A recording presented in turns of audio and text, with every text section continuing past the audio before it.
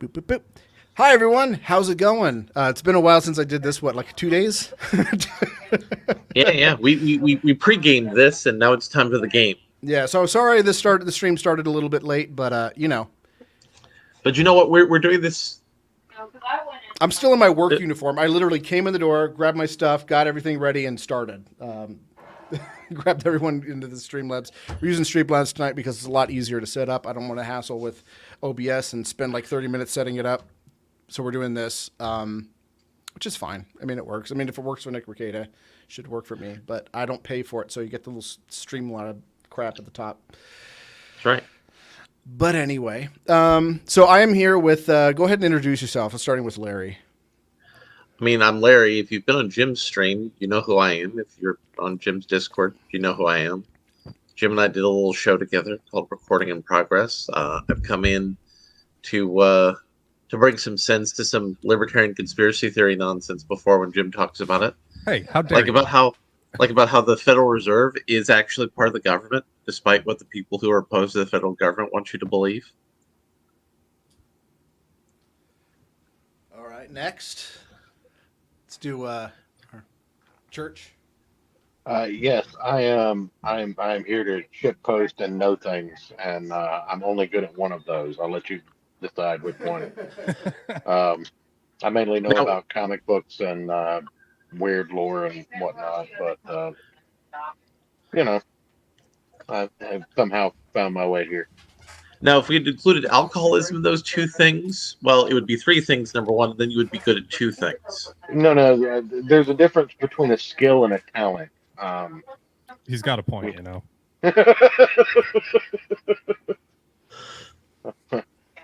I'm just talented like the alcoholism, Larry. Very good, very good. All right, and potato. That's all you need to say. His intro's done. Yeah. No, I'm Ayrton McCartney. I'm Church's co-host over on the Gospel of Comics. I guess I don't know why I'm here. Is it because I'm also a libertarian anarchist, Larry? Maybe Well, Michigan, probably. I think. well, part of it's about Michigan. Okay. Part of it's about all four of our love for shit posting. Oh, and a huge 2A absolutist. So if any gun debates come up tonight, you know I'll be the asshole in the chat. And also, it's possible that the Gretsch that stole Michigan might be going down tonight. It's one of my hopes. Which would be incredible. No, Because, thanks to you. well, no, I wouldn't have voted for Tudor Dixon anyways. I would have voted for the libertarian candidate. Jim also was briefly involved with the LP in an unofficial official capacity to assist with the Mises Caucus kicking out the CLC. Sort of, not really. That's a long story. The too long didn't read version of it is I was like, hey, LP, let's check this out. Okay, there's some decent people here. Joined the Mises Caucus because I hated the old regime. Found out everyone there kind of sucks. Well, not everybody. There's a lot of really cool people in the Mises Caucus, but like a lot of them sucked. And then a friend of mine was like, hey, you should check out the Classical Liberal Caucus instead. And so I did, and they're like, wow, you're like the worst. The worst thing I have ever seen. I'm gone. And because I did that and was okay with some shit posting from the Libertarian Party, I was defooed. I was, what do they call it? Religious excommunication. Yes. So I just want to make it clear. I'm a small L libertarian. So like Ron Paul, Austin Peterson, like those people Ew. are kind of the people. Austin Well, Peterson was the hold best was the best candidate in the last election. Hold up. Vermin In fairness- Supreme. Hold up. Jim's Vermin actually, Supreme is a communist. He is. But he He's a wears shit a boot poster, on his though. head. He is a shit poster. Yeah. Yeah, you have to respect his shit posting. But Oh yeah. Jim, you actually interviewed Austin. No, I I did not. believe. No. He backed out of that? Because I thought you were gonna. No, it was the guy who was running for the vice chair of the Libertarian Party in I think 2016, who was I forget his name. It's Averland something or I can't remember. but he had made a series of Facebook posts where he was saying, if I had a daughter, I'd rather her, and she was 14, I'd rather her date a 31-year-old than another 14-year-old. And there's nothing wrong with banging 14-year-old girls, and 13 is okay by me. And I was just like, oh. And he was sending out like to any podcaster, like, hey, do you want to interview me? And I got one of those messages, and I was like, yeah, come on the show. And I think he may have seen me talk about him on Twitter and never responded. So unfortunately, that never happened. The guy I did have the interview was a guy, which I like. I think I disagree with him on a lot of stuff. But he was the guy that wears the big yellow hat that says taxation is theft, Dan Berman. Yes. Yeah. Oh, okay. Okay, yeah. So I interviewed him. So he's a cool guy. Which, by the way, my second favorite Lolbert. is he? Yeah.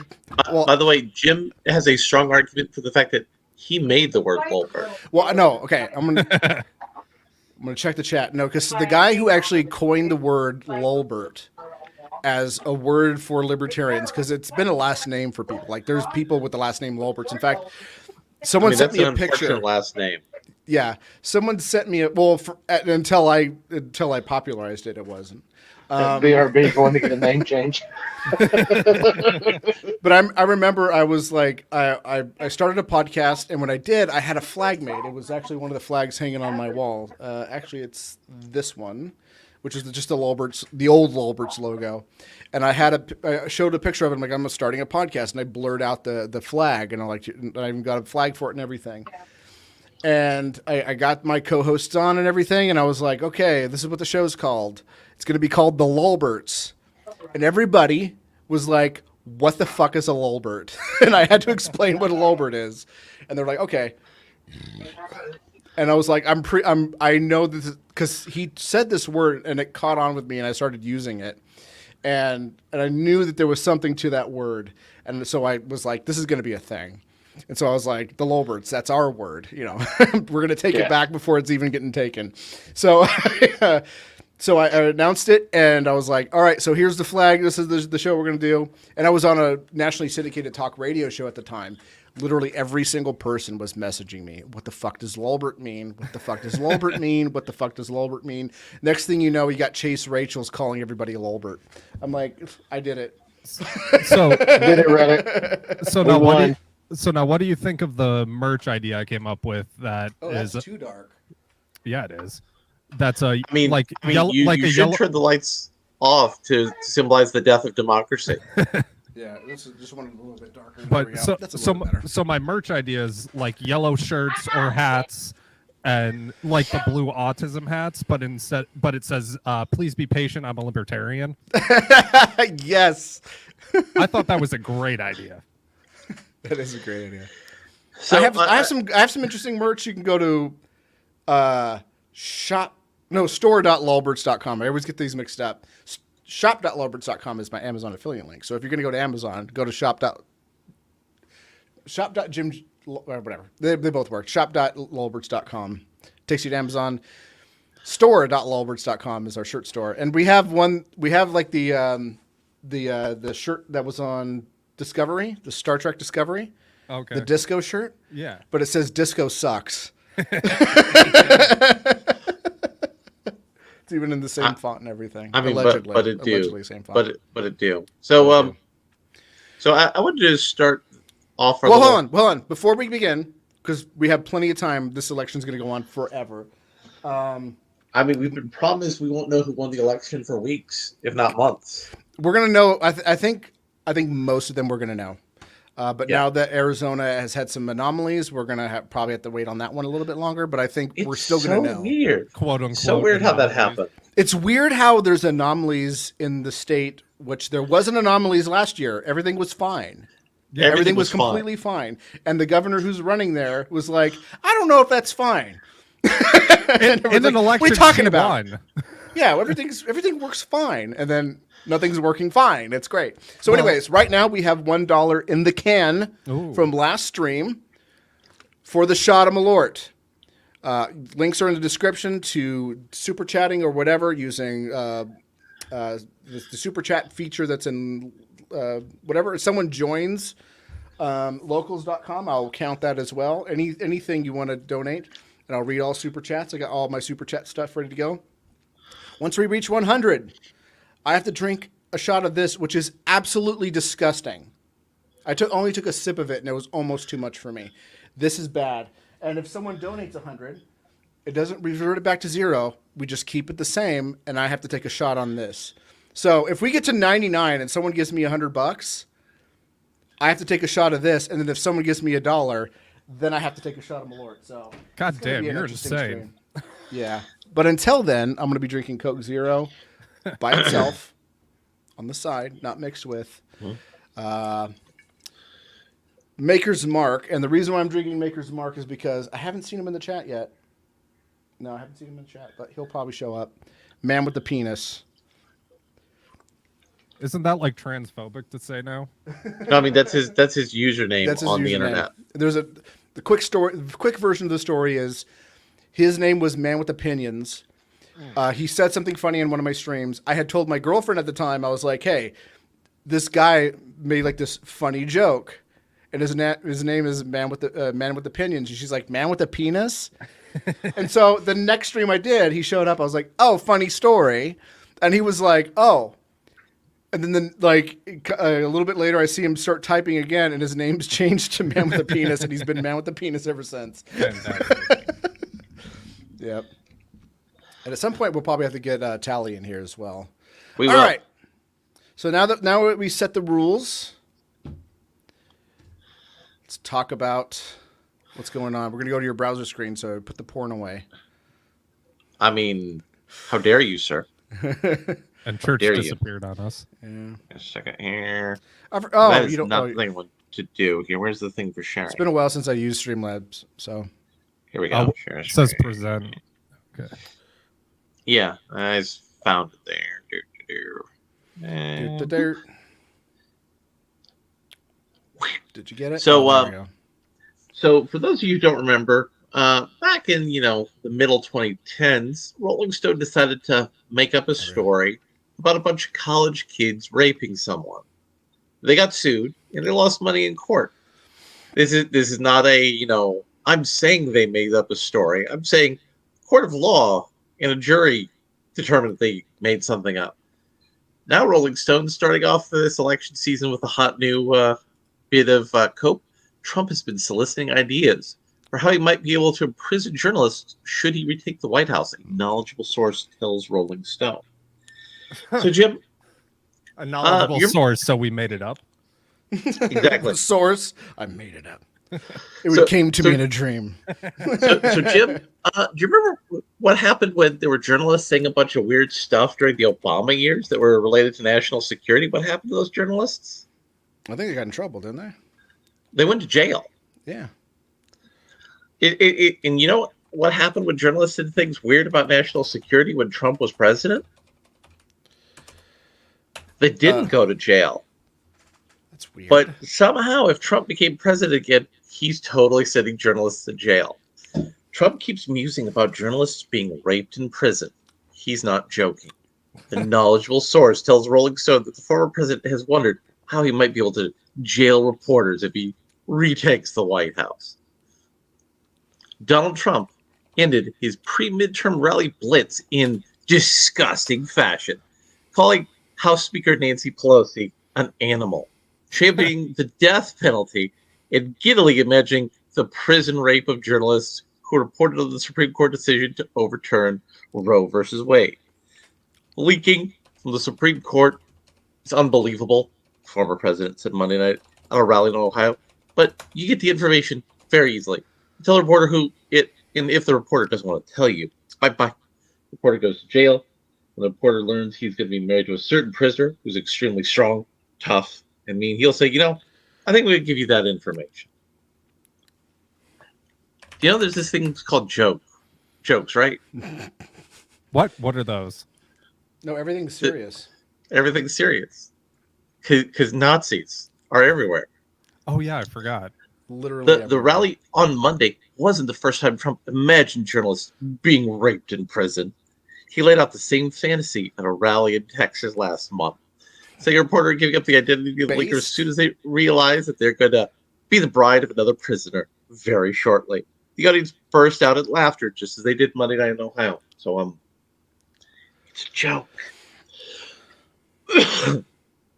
This year, as Trump has privately strategized about a second term, potentially starting in 2025, can look like he's begun occasionally soliciting ideas from conservative allies for how the U.S. government and Justice Department could go about turning his desires for brutally imprisoning a significant number of reporters into reality. Well, you should ask Obama, because Obama did that. Obama Did that already. So that's the answer. Just do what Obama did. Several months ago, the former president briefly asked a small gathering of his allies and at least one of his attorneys about what would have to be done to make the authoritarian First Amendment shredding vision a norm. According to the source who was present, he said other countries do it, the implication being, why not here? The source recounts. I mean, we did it when Obama was president, and I cannot stress that enough. The other countries here are unfree authoritarian states. I mean, the British do it. The kind of for which Trump has long showed admiration. North Korea doesn't tolerate free expression.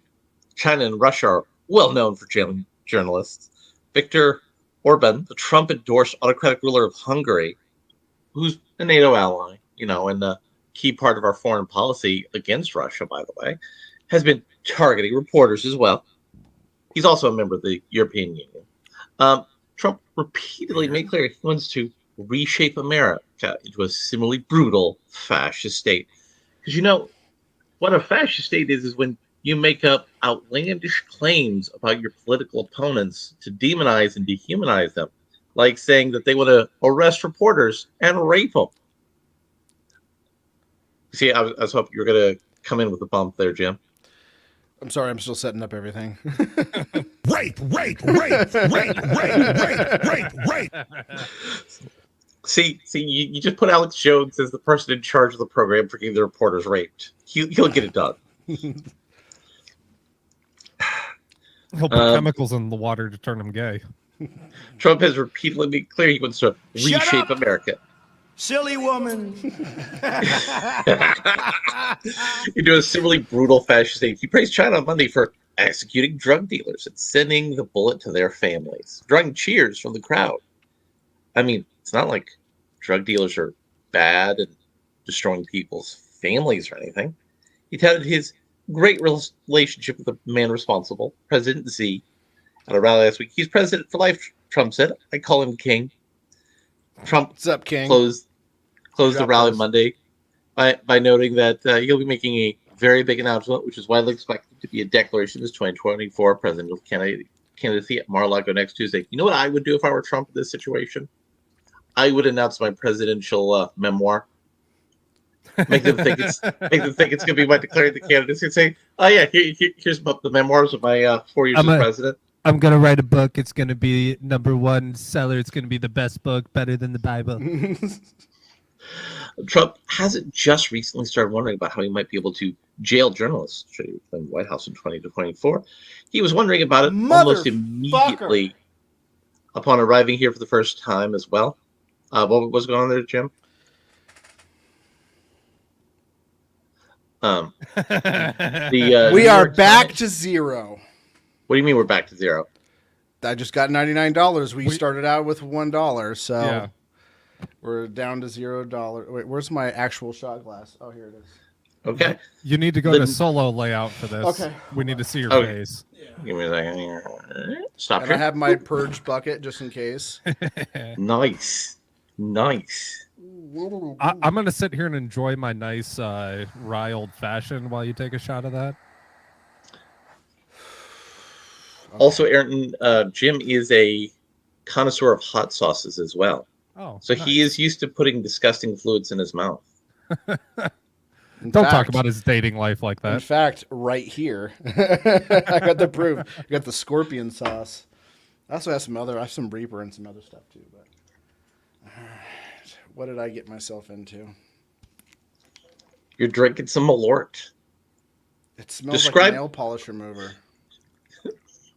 I'm pretty sure it is. No, I'm like Okay, so I know people say like, oh, this whiskey has like an acetone, like there's like a little acetone. There's a little acetone in this, but when I say acetone, it's like vaguely reminiscent of nail polish remover, but it's not quite. But it's enough to make you go, ooh, okay. It's. I nail mean, polish you, right? you've drank Ardbeg though, Jim, which has been advertised as like licking Satan's taint. No. That's Lefroy. That's Lefroy. Yeah, They have Lefroy. advertised themselves that.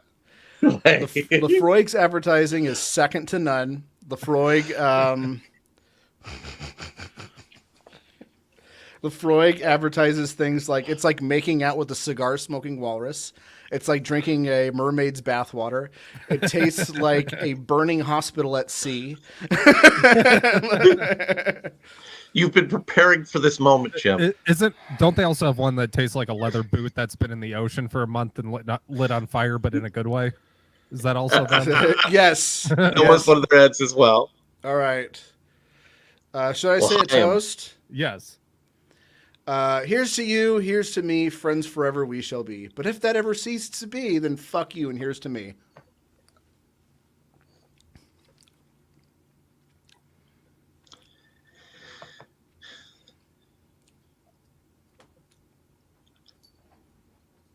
Oh, this sucks. That's the same face my first high school girlfriend made when I came in her mouth for the first time. Oh, and the worst part about this stuff is it just keeps getting worse. It like at first it's like it's not bad. At first it's like a little sweet. It's a little herbal, and then it just gets bitter, and then bitter, and then more bitter, and then more bitter. It's still getting worse. Thanks for describing my old marriage. Oof. Oh, God. So I need to recover. So go ahead. So I'm going to want to take a moment This was not worth $100. So you're saying you should have priced this at like $500? No, it's fair.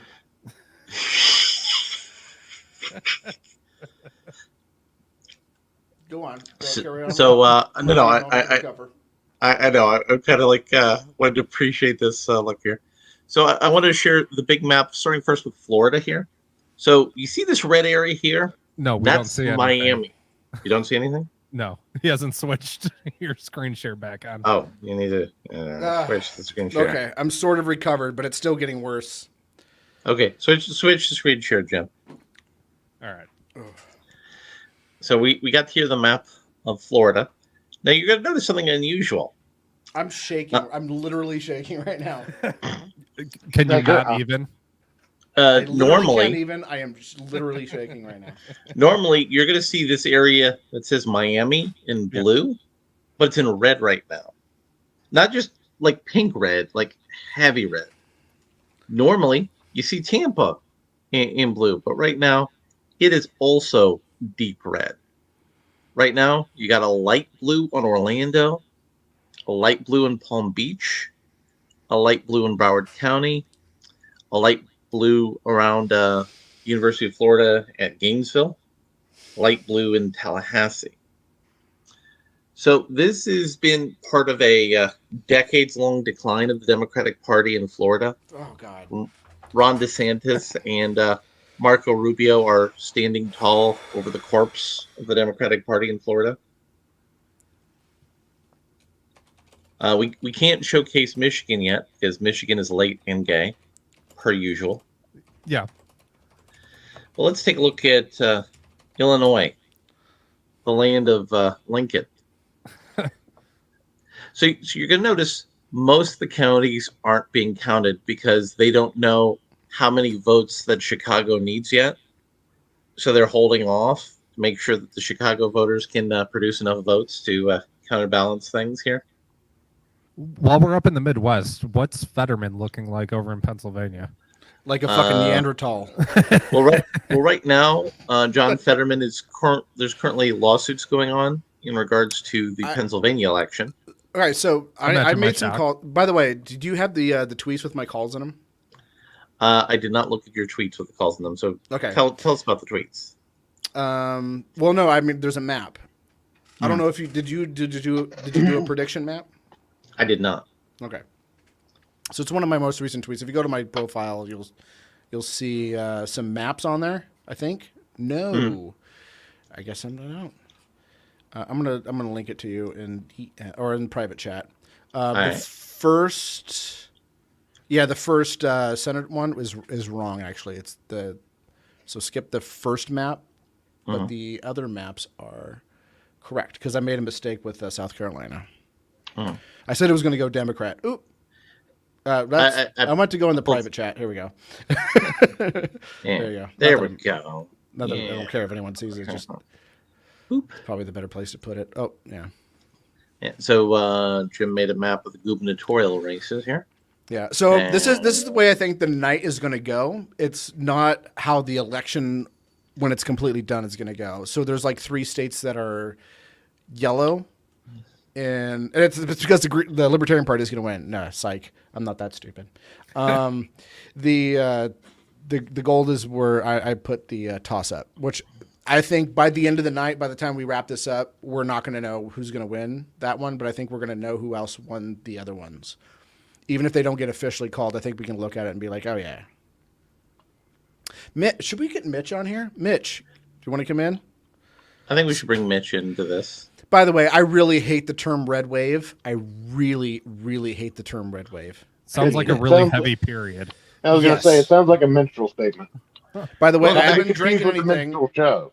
I still haven't drank anything since the shot of Malort, and I still taste it, and it's strong. Is this like a one-chip challenge kind of thing where you drink the Malort and then you just suffer for as long as you can? Yeah, I did a review of it on my liquor review channel, which I'm gonna end up doing a bunch of other things. But The Malort or the one chip challenge? we're gonna do the one chip challenge soon. But the problem I have with the one chip challenge is I have to check the nutritional facts because I am in ketosis and I don't want to get sick.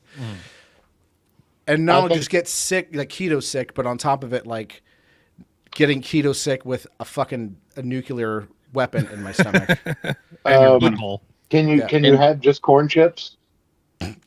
No, I can't just have just corn chips. Then But you can't have the chip. But one corn chip, I might fit it in if I'm really careful with the rest of my day, depending on what it is. I need to double check.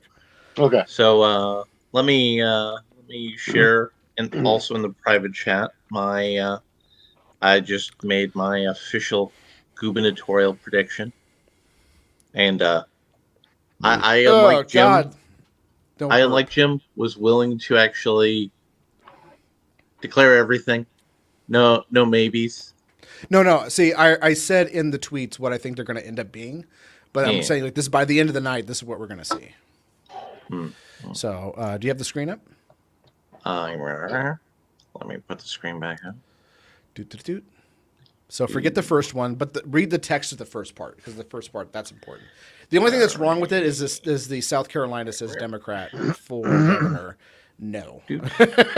Oh no, that's definitely gonna happen.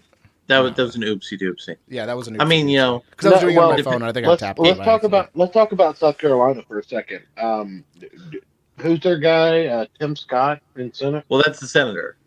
No, but who's their guy? Tim Scott in Senate. I mean, this is the reason it's going to go Democratic because Tim Scott, in one lifetime, went from cotton to Congress, guys.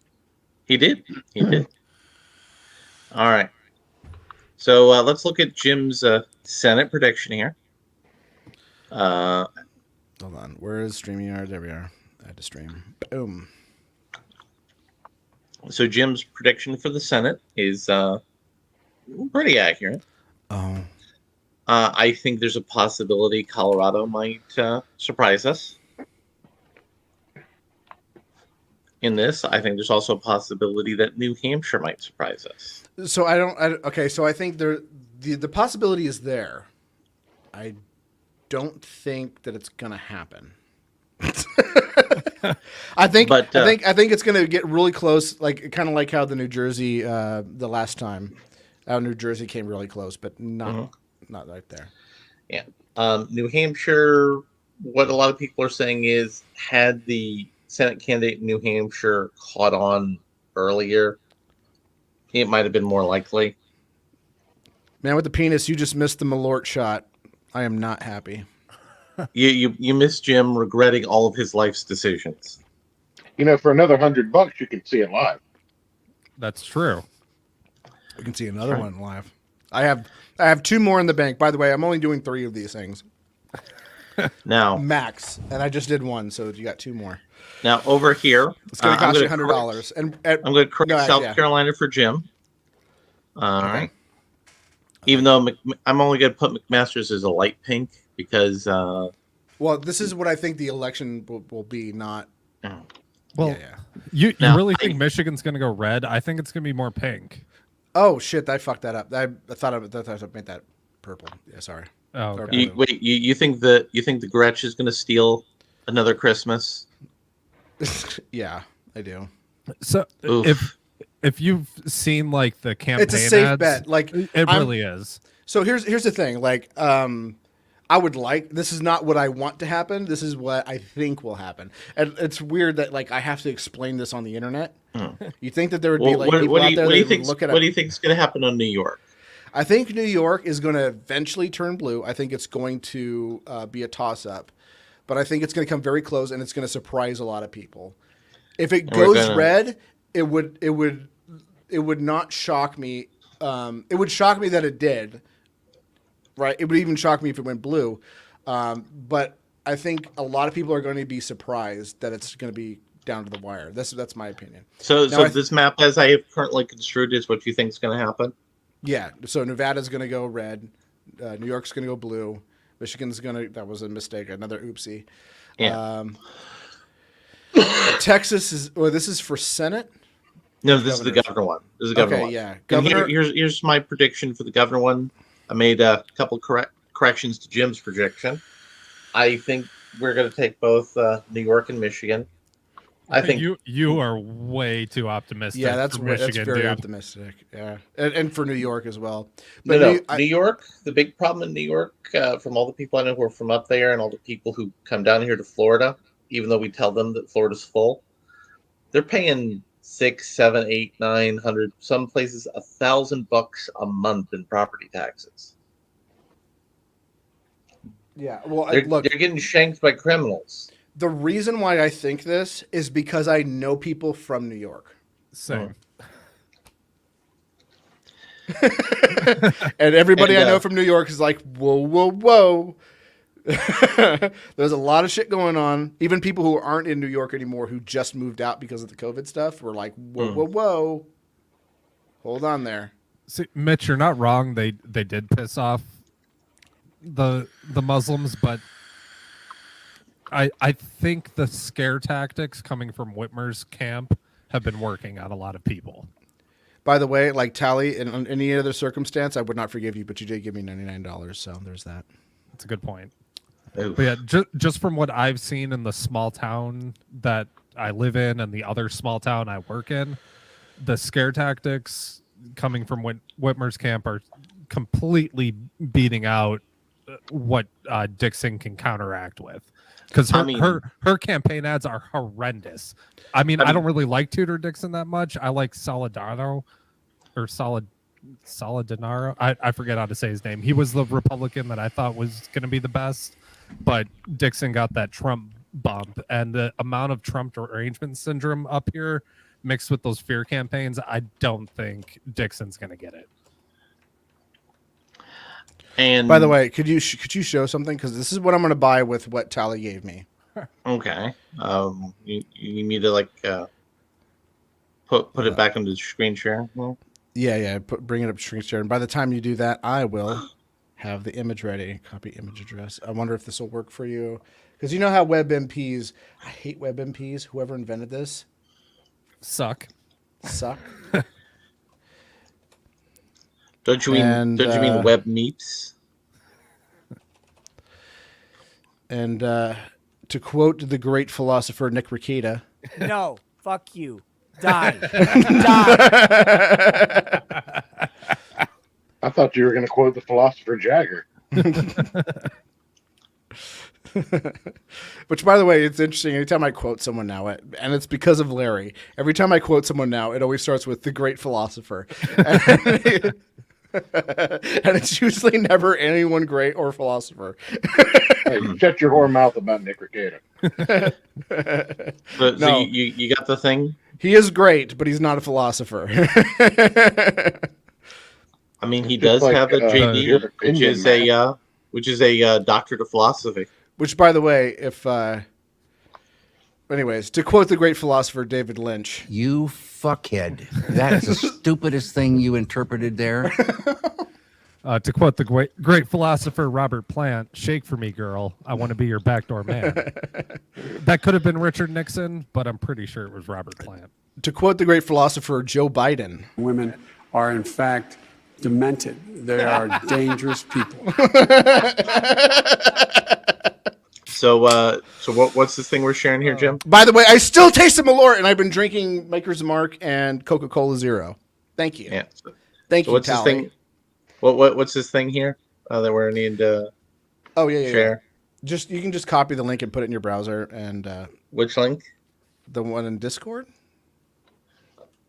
Good. Should deem it. Maybe I should use private chat like Probably. a normal person, but here we are. You should have. Ooh, this There we go. delicious Lagavulin.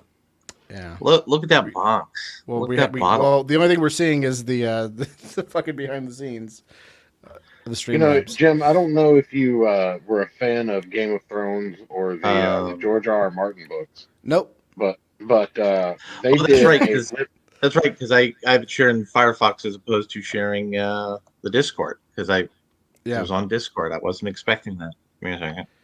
No, just click the link. It's right there. It's in the private chat. It's right there. Okay, fine. I'll click the link. Anyway, Yeah. They There did you It go. is delicious Lagavulin. Yeah. We're The, professionals Nick here, folks. Offerman edition. Nick Offerman Charred Cast edition. Well, You know who Nick Offerman is, right? I do. Okay. I just thought that was like some old like Argentinian guy. No, or old that's Scottish guy. No, that's Ron Swanson himself. Oh. So thank you, Tally. Thank you, Tally. So let me. I did see we're starting to get some traction on Georgia. Right now, Raphael Warnock and Herschel Walker are both below 50% of the vote, which means that there's going to be a runoff. That means Chase Oliver is going to be going away.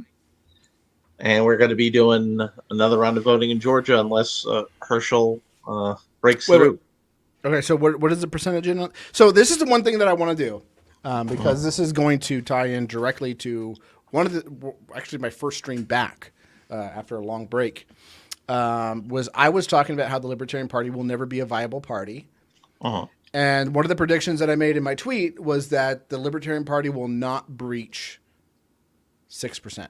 I think they're going to, at best, they're going to hit 5%. And right now we're looking at this. I think it's pretty safe to say that Chase Oliver is probably not going to hit 2%. It's Probably not. Yeah, probably not. And only by the way, 46% of the votes are reporting. Chase did a great job in the debate, but I really don't like the guy. He is one of these people who defend taking kids to drag shows. So fuck him. And to quote the great philosopher Nick Rekieta, you go against the fucking wall. Oof. Oof. I mean, we could check Alabama out. See what's going on in Alabama. I'm sorry. When you start fucking with kids, that's where I draw the line. Sorry. Yeah. So I think Georgia, like if my prediction for Georgia does not come true, I am not going to be surprised because that is a tight race. So what will happen in Georgia is if neither candidate gets 50%, you'll go to a runoff where there'll only be 2 candidates. And let's say the Republicans get 51 votes without Georgia, for sake of argument. There's a possibility Republicans don't show up to vote, and Raphael Warnock somehow sneaks back in. That said, excuse me. Again, we're very professional here. That said, that Chuck Schumer told Joe Biden that he pretty much thought they've lost the whole thing in Georgia. So, you think Stacey Abrams is still going to be spicy about it 3 years from now? Oh no. Stacey Abrams is already building the case on how they suppressed the black votes and she really won. She was Even also though they're saying out- that it's black males' fault for not voting correctly. It is. And she also said that the sheriffs wanted to arrest all the black people and put them in jail. But again, remember, 9 elections is bad and is a threat to democracy. Right. As opposed to telling people, hey, the cops want to put all the black people in jail. Corrupt. No, that's not true. They want to put everyone in jail, but they know that Right. things that are happening in black communities are easy targets. So it's 9:01. Michigan is still late and gay. Of course. Because again, you should be able to just report it. Because they have it. Like, I have such a raging hard on to find out what's going on in Arizona right now. Oh, you don't even understand. Like, those are the 2 races that I'm the most interested in. That one and Pennsylvania Senate. So Fetterman and Oz, which, by the way, like, Fetterman is awful. I mean, they're both awful. Mm-hmm. So is Oz. But like, yeah, like, it's so weird because I'll go on there and be like, fucking Mohammed Oz is a fucking retard. And I'll get people like, well, Fetterman's worse. I'm like, I know. Yeah, I Jim agree. doesn't want Strokey McGee to win the election. Here, I am fine either way. Because on one hand, like, Oz is probably going to vote on things closer to what I would want him to vote on. He's not going to be 100%. He's probably going to be like 51% things that I like. Whereas Fetterman is going to vote for approximately like 5% of things that I want him to vote on. But he's an idiot. And so and he can't talk. And Hi, he's a good night, stroke everybody. victim. Hi, good night, everybody. You said that you're against, or that you're for fracking, but in an interview you said, "quote I hate fracking. I've always been against fracking, and I'll always be against fracking." What do you have to say about that? I was against fracking. I stand. I'm against fracking. Yeah, and I've always been against fracking. Or I'm I always love for fracking. I love fracking. I always love it. I've always been for it, and I stand for it. It's like, but never mind. But that's not what you said, buddy. Not what you said, buddy. Dude, he looks like Uncle Lester if you shrunk his head. No, I'm going to show you what he looks like. And I'm going to send the link to Larry in the private chat this time because I'm doing it right. You're doing it right. I don't remember what the character's name was exactly. Oh, no, the movie. Not the... Here we go. Are you talking about the Minions? No. Even better. So I have an old picture of Fetterman and Oz meeting for the first time. And I'm going to link it to you in the private chat. And the right one this time. No, I want to copy the link, not the actual picture. Thank you. Copy image address, not copy image. There you go, Larry. Go ahead and click that. I mean, wouldn't that be Donald Mario. Trump? Wouldn't that be Donald Trump meeting Fetterman for the first time? Yeah, probably, yeah. Yeah. Which one? But I mean, a reptilian overlord of a dystopian city full of crime and degradation. There you go. Comparison. Here's the comparison image in private chat. It's unremarkably true. Did you see that guy It's on not Twitter? that far off. Did you see that guy on Twitter that said for every 100 likes this tweet gets, he'll shrink Fetterman's head? I mean, I'm just saying, looking at his body proportions, I'm not really surprised he had a stroke. You know, when your body's like that, you're gonna have some blood vessel problems. And that's one of the reasons why I started dieting. In fact, I actually started my diet the first stream that I was on, and I've already lost 12 pounds. But granted, when you do keto, that first burst of weight loss is all water weight. So Mhm. And next to him is his formerly illegal alien wife, who's betting her husband's going to have another stroke and die so she can become the new senator. Yep. And talking to the United States Senate about how swimming's racist. What? Swimming is racist. I mean, it probably is, but It definitely is. She said that she took the lieutenant governor's pool and made it a place where poor children of color could have swimming classes to break down the institutional privilege of white people in swimming. is that because poor kids are just as smart and capable as white kids? That's correct. Mm-hmm. Just they don't have access to swimming pools. So, Church popularly tells everybody he's from the great city of Toadsuck, Arkansas. Which, by the way, I just sent you another image link. All right. You can talk on top of it. So, Church, what was it you were telling me about? Oh, yeah, the Malort face. I'm going to retweet that. I'm going to like that too. Because that is not a good look at all. So when we were talking about the great metropolis of Toadsuck, Arkansas, we were talking about what's going on in Arkansas. John Boozman is running away so far with the election, and he's already been confirmed to win because, I mean, it's Arkansas. And he's a Republican. The Booze Man's going to win. But what's interesting is Arkansas actually has a lot of dry counties in it. That's why the Booze Man's going to win. You didn't see. Man with the penis. Sorry, I'm not paying attention to chat that often because I'm focused on the other chats. So, Maker's Mark, I wouldn't have told you to buy this. I didn't think that it was good. I just happened to have some. And Sarah Huckabee Sanders. By the way, I can still taste that fucking Malort. I can still taste it. If you ever want to punish somebody at a bar, Jim, order them a half and half shot of Malort and vermouth. Oh, God. Why would you do that?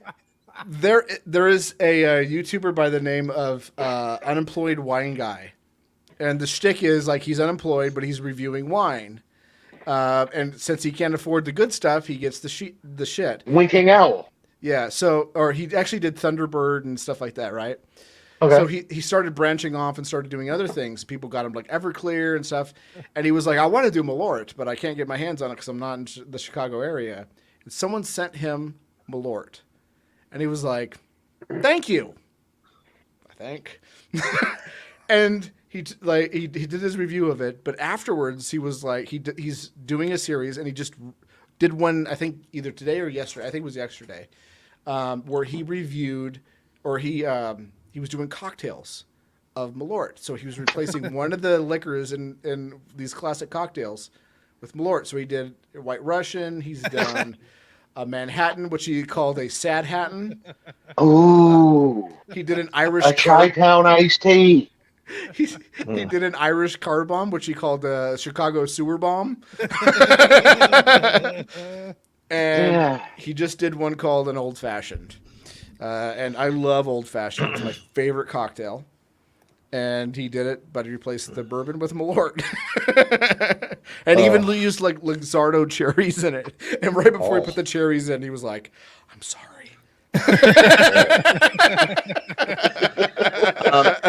So the Oklahoma governor's race has an interesting little element in it. The Democratic candidate used to be the Republican, used to be the commissioner of education, left the Republican Party because she wanted to defend CRT. Don't we all assume Stitt is going to win in a landslide there? Well, we're going to see if the sitting governor is going to win or not. They also have a Senate special election, so the Senate candidates might change the formula. Look, I'm calling it now. Texas is turning blue tonight, boys. It better fucking not, as I'm getting ready to move there. It's never going to happen. Forget it. So, stop. So, Beto, there's 1.5 million people in Texas that are actually willing to vote for Beto. Can we stop calling him Beto? His name's Francis. I mean, Jim, it's a it's a shame we didn't save that meme image of Alex Jones yelling at a piece of poop and calling it Robert Francis O'Rourke. Oh, I have a better image now. You got a better one? It's on my phone. Or is it? No. Hold on. So Texas has no ballot measures currently for the offering. Where does the name Beto come from when your name is Robert Francis? Like, are you just such a beta bitch that people just start calling that to your face? He's trying to sound more ethnic. Yeah. Oof. They're at 86%. From what I understand, that he said, this could be wrong, but he's alleged that was a nickname. Why not go with something like Jamal O'Rourke then? So I think he actually has Mexicans in his family. He may not be actually descended from his Mexicans, but the Mexicans in his family had called him Beto. But that's weird. I'm familiar with a lot of Mexicans. Never heard one called Beto. So hold up. I would check private chat for a second. Check chat first. Check private chat first. The latest link.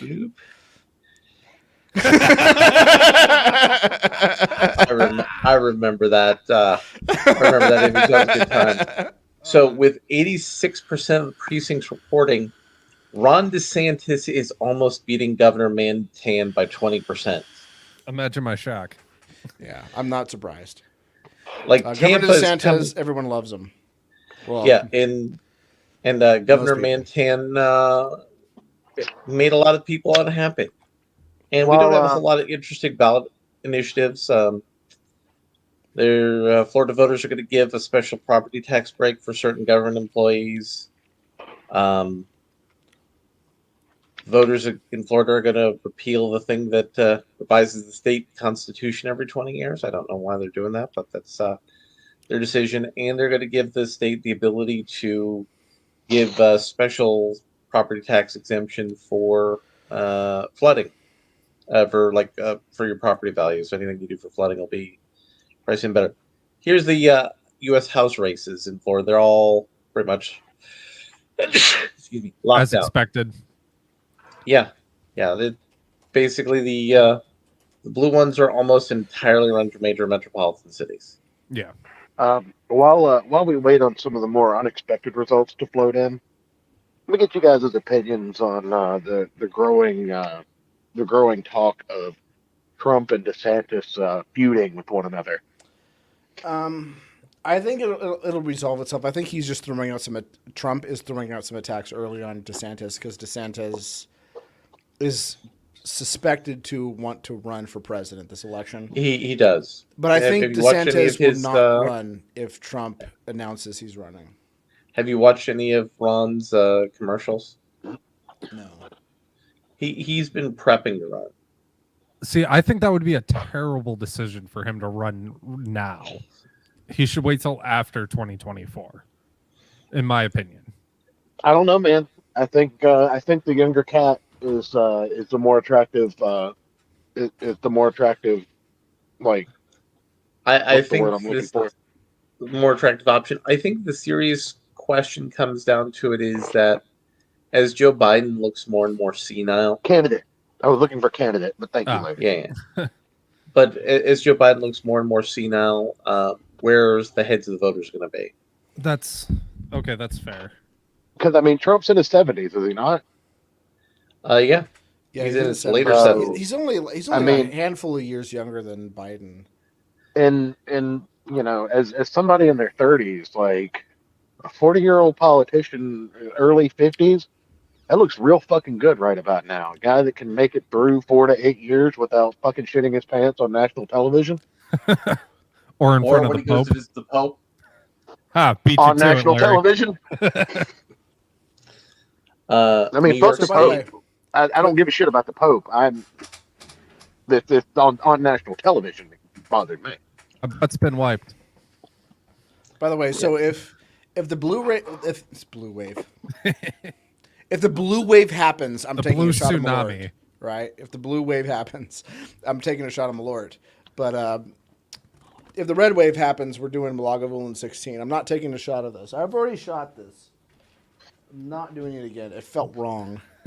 It is. It is wrong to shoot good scotch. Yeah, I did it once. Well, because someone paid me to do it. Oh, hey. Vermont has decided to ban slavery. Good. Finally, good. They finally got around to that. I mean, I like how it's only 88%. And I mean, I would be tempted to vote no just as a shit post. Yeah, I would too. The other side because of the it's thing completely pointless. what I like is the other shoe is adds the right to personal reproductive autonomy to the state constitution. So slavery's banned, but if you're not born, sucks to be you. So let's see. Is there any good ballot measures going on in New Hampshire? what about indentured servitude? Is that still okay? Yeah. That's called the IRS and income tax. Shit, I thought it was just called being employed. Now, there have been some interesting talk about. No, doesn't look like the Rhode Island U.S. House seats are coming in yet, because there was talk that one of the Rhode Island House seats might come in for a Republican. What's the current House and Senate seat update? Like just overall. Let me see. NBC has a pretty good live coverage of everything, and they've got those numbers right at the top. By the way, can I just say, Larry and Church, I don't know if you disagree or not. I think this is the most intelligent I've ever been on a show. It is. No, It is. no, James Bond. Oh, yeah, that's right. Oh, yeah. The James Bond that came in. Retarded? So I know you're not retarded. So 9/11. What are you? You know that tragedy that happened? So they've currently only called 67 seats, which is a gain of 3. Hey, Larry. 9/11.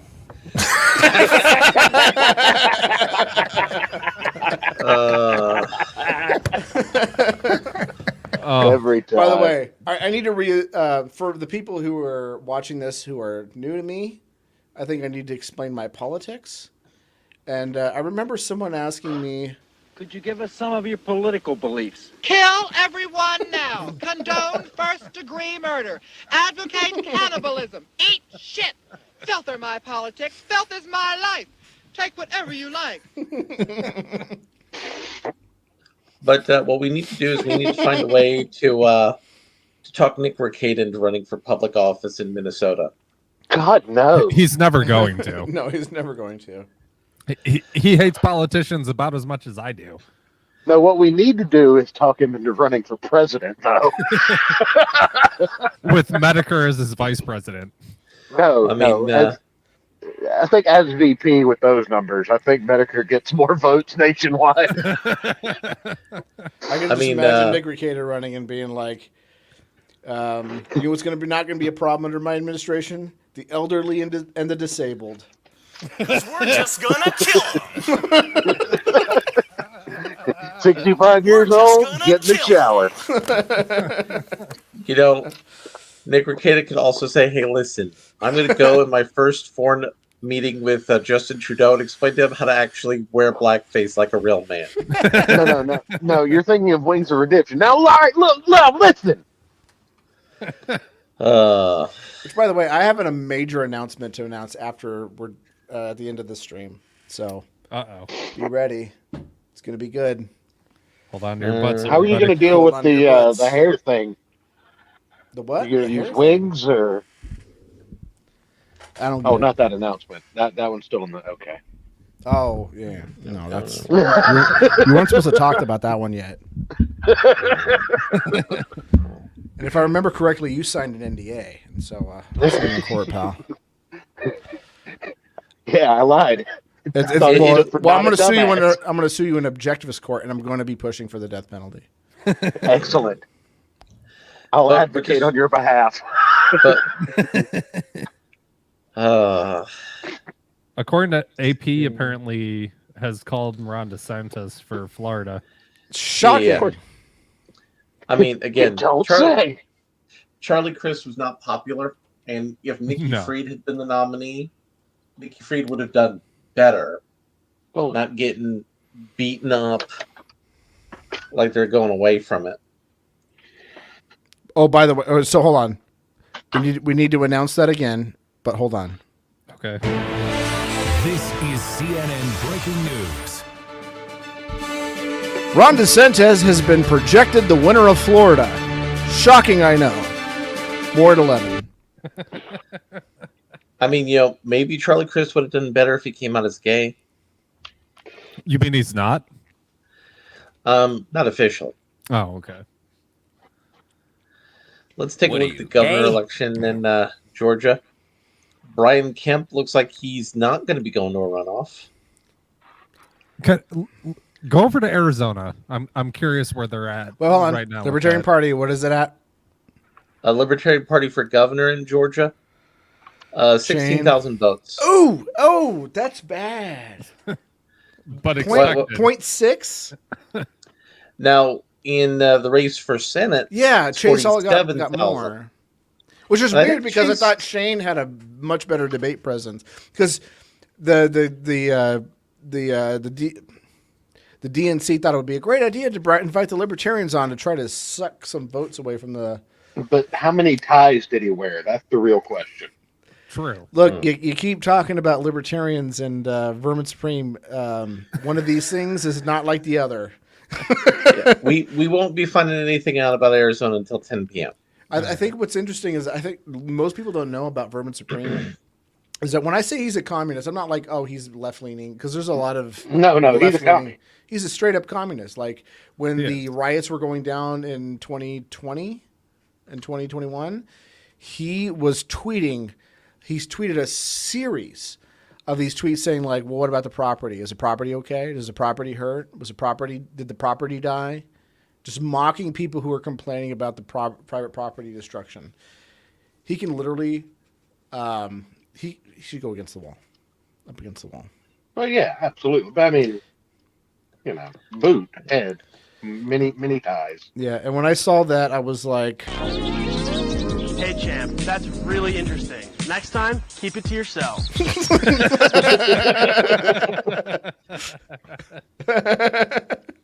If you could, please, just do me a favor and shut right the fuck up. So it's still not a lot of turnout in New York. Now I want to talk about this thing that's become a meme this election cycle. There's been many memes. How we're not going to know who's going to win for weeks, and that's going to be normal. What was the first time you remembered not knowing who's winning multiple elections for weeks? Biden. Yeah. Isn't that weird? Isn't it weird how the people who want us to be, confident in democracy and standing up for democracy keep making democracy look really shitty? Democracy's fake and gay. I agree. This is why I invited you on this stream, Aaron, because you and Jim have similar opinions about democracy. I like this guy. He seems pretty cool. He's on the level. Well, I mean, you're both potatoes. Wait until he says cool beans. You'll hate him then. No, I mean, like you're both descendant of the potato Degenerates people. like you belong on a cross. I mean, you're not wrong. And Ayrton also is a man of musical taste. He is a blues man. Oh, so you got musical taste and you're a blues man. Yeah. Hold that thought. Okay. I'm a bit nervous. If I swear to God, if I see a penis show up on the screen, I'm gonna be pissed. Well, I mean, this is being live streamed on YouTube, so that would be a terms of service violation. True. Well, we can pull him over to Rumble if we need to. So, do you want to take a wild guess what my favorite album of all time is, and nothing comes even close to it? Let Them Talk by Hugh Laurie. No, not even close. Frampton Comes Alive. No. All right, what is it?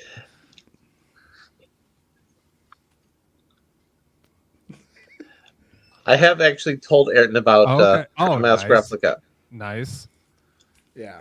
This is my vinyl version of it that I waited outside of a record store, and I do mean all night. Like, I was there when the store opened. or when the store was open, I went and I bought like was it Marty Robbins? Because I saw it in the used section. Hell yeah. Big iron. I got the big iron. Everybody loves Marty Robbins. I bought it for $2. Still have it. Fuck yeah. And the store closed, and I waited outside all night for it to open in the next morning for Record Store Day. And I got that, and I also got Green Jello Serial Killer and Tiny Tim live at the Albert Hall. Nice. Yeah, that was a good haul. Nice.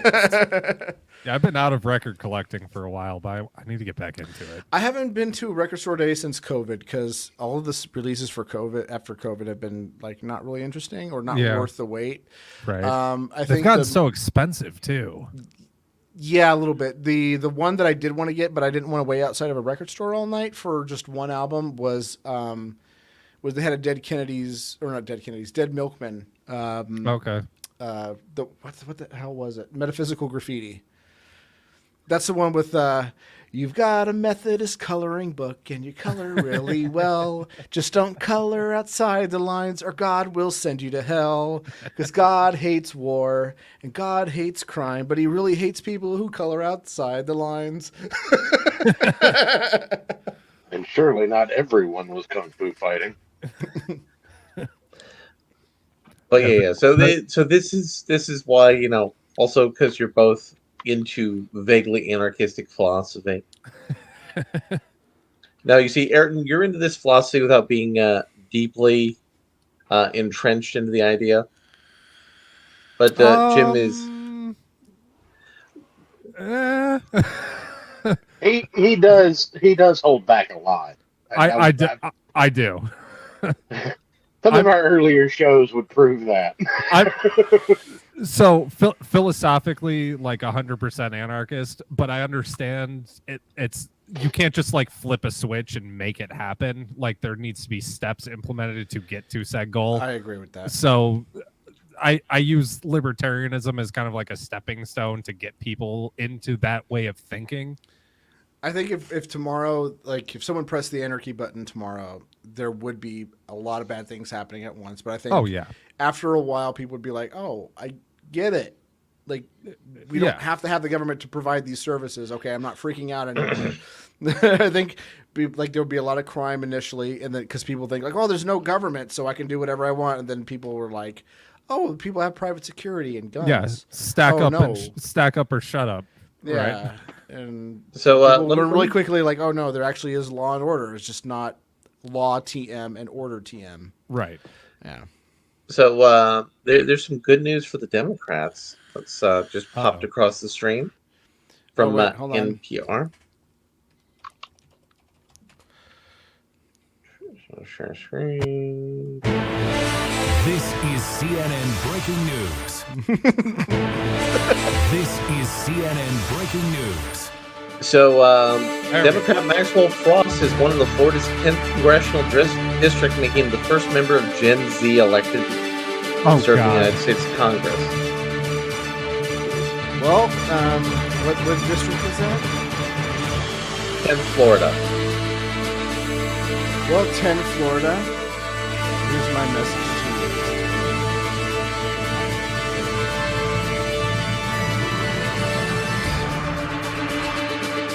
Go ahead. You doubled down and got double retarded. You got super stupid on your own. I'm gonna go start a shotgun. I don't think that's gonna work out for you. But anyways, after they pulled the lever, this sound started appearing in everyone's head. Let's see. Mayor Bowser has won her third term in Washington, D.C. Did she also steal a princess? No. And the thing about what the fuck? Mayor Bowser. What kind of name? The thing about her name is Muriel Bowser. Of course.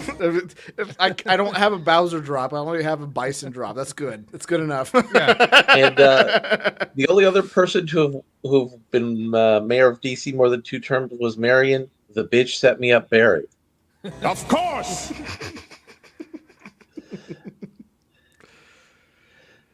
Stay off social media, people, if you're trying to figure out that there's really issues in voting. Trust your local officials. Everything is fine. Trust us here, according to CNN. Pay no attention to the man behind the curtain.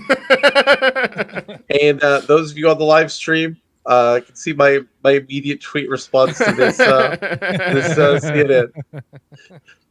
Not so much that I think there are serious problems, but that I think I would trust people on Twitter, of all places, over CNN. Dear CNN. Nobody asked for your opinion. Now, and should we do a meme review of all the My Ballot and Democracy memes that have been going around Twitter? Because hold up. Good. Hold up. There is only one that's exceptional that I found, and Okay. I would have shared that one once I get to it. Please tell me it's the one I'm thinking of. Let me find it here. Here we go. This one was a deep cut right here. Okay, that's a good one. That's for Mitch if he's still in the chat, which, by the way, I have not been paying attention to chat. Sorry. Oh, yeah, Mitch went to bed, I think. Well, I mean, he is in the UK, so... yeah, we double check him on chat. Did you not see... Did you not see... Well, sorry, did you not see the OJ one, though, Larry? That one I was did. good. Oh, dude, I still one. love ripping on OJ. Every once in a while, I'll check in to see how OJ's doing, and I'll retweet his latest thing. And I'll make like a stabbing or murder joke about it. So, like, we got Joe Pesci here. This one is good because it references the WKRP Thanksgiving episode, which is one of my Thanksgiving traditions. Detroit killing democracy, because I mean, it's Detroit. All right. Sean Bean. Okay, that one's fantastic. Here's another great one. All right.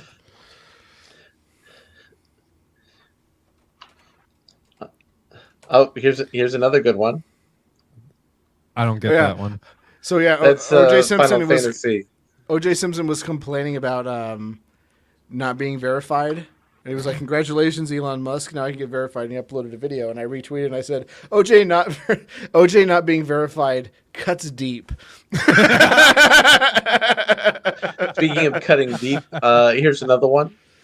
Oh, fantastic! All right, let me catch up on chat again.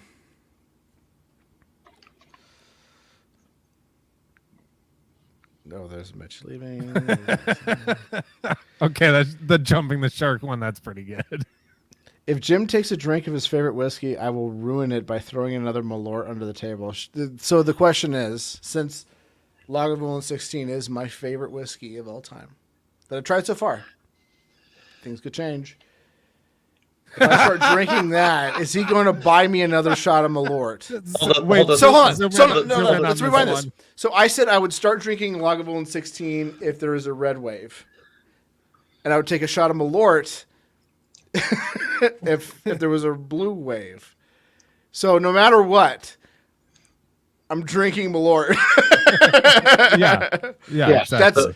That's actually the truth. Like, that's actually like a good symbolism for what's going to happen. Like, oh, I'm going to be so happy if Republicans are outbeat all of the Democrats. But then once they you actually realize doing it's policy, still a politician. They're still terrible, yeah, and it's going to be bitter. But Jim, take a look at this. But at least the thrill of victory is going to be a little bit sweet. But Jim, take a look at this. Rather than the thrill of defeat. Yeah. So take a look at this latest My Ballot Democracy meme here.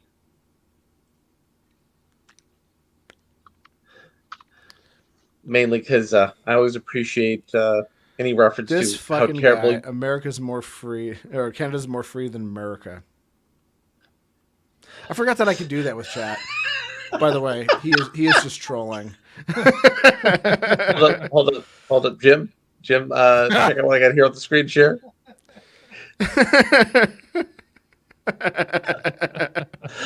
Yeah.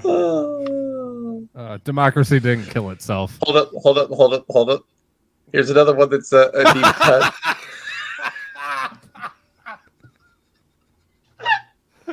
Accurate. I still need to buy one of those shirts that says "Save the dogs, but ban the ATF." So there we go. I'm going to leave that there for a little bit. Go ahead. That was pretty good. Just I'm remember, sorta guys, tempted. if you want this face again, Sort of tempted to bring out the Glen donate another $100. We definitely bring need out the another Glen $100. Karen and enjoy my favorite malts. But I know if I do, I'm going to be enjoying my least favorite liqueur. Don't try and make it sound fancy.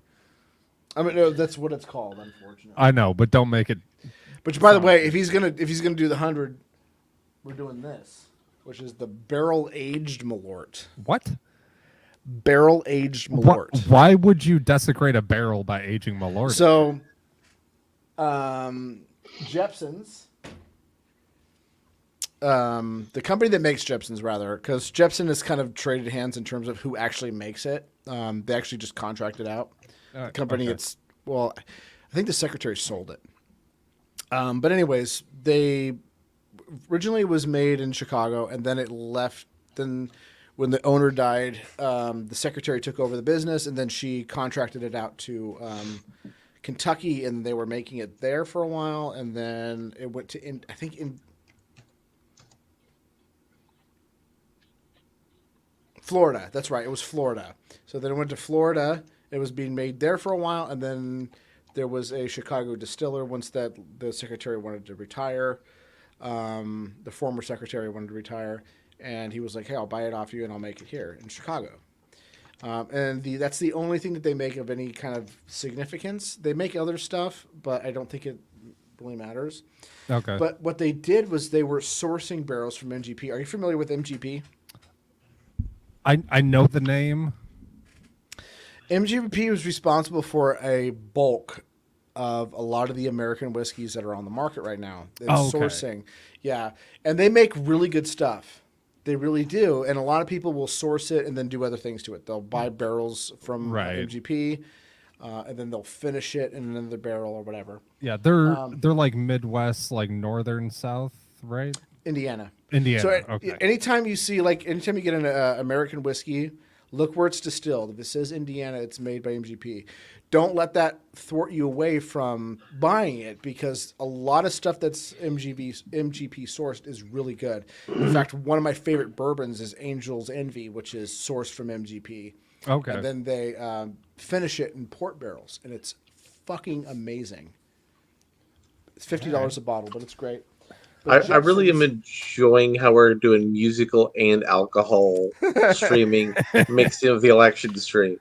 We got to keep it interesting, because politics is boring as fuck. Right. Also, it's kind of slow waiting for results to come in. So, what Jepson's did is they bought it, right? Or they bought barrels from MGP, dumped the whiskey out. Excuse me. Still recovering from that Malort shot, getting indigestion. Anyways, so I was at the liquor store, and I was buying some stuff. I think I don't remember what I bought. I bought something good. Then I was going to buy something budget, and I was like looking for like a good budget bourbon. And when I was looking towards like the bottom rungs of the bourbon stuff, they had Jepson's bourbon. And I was like, what? I thought they only sell Jepson stuff in Chicago. They don't sell it outside of. Do you have? And I went up to the lady. I was like, you sell Jepson's bourbon, but do you sell the Malort? And she was like, I've never heard of that. And she looked up at the computer. She's like, oh, it's in our system. And I was like, oh shit, maybe you have it here. So she was like, it's maybe here. It doesn't say like. There's like a few stores that that are owned by the same company. It's, but just a handful. They're not a big store. They're just in town. I think they have like 3. And she went and we were looking for them, and we couldn't find them in the liqueurs. And she was like, I'll tell you what, like, I'm going to have to, tonight I'm restocking at one of the other stores, like the main big store. When I'm there, I will look for it and see if they know anything about it and see it, because it's in our system. This means that we sell it. It means that we bought it and it's in our system somewhere. So I was like, cool. And so she was like, gave her my number. And then I got a call, like, after I get home. She's like, we had it here the whole time. It just wasn't in the liqueur section. We had it, like, in a little display of, like, kind of, like, exotic stuff from other places. And I was like, cool. She was like, not only do we have that, we also have barrel-aged Malort. So what they do is they source whiskey from MGP. They sell the whiskey that comes out of it in their own, they call it Jepson's bourbon. Then they take those barrels and they age Malort in the barrels.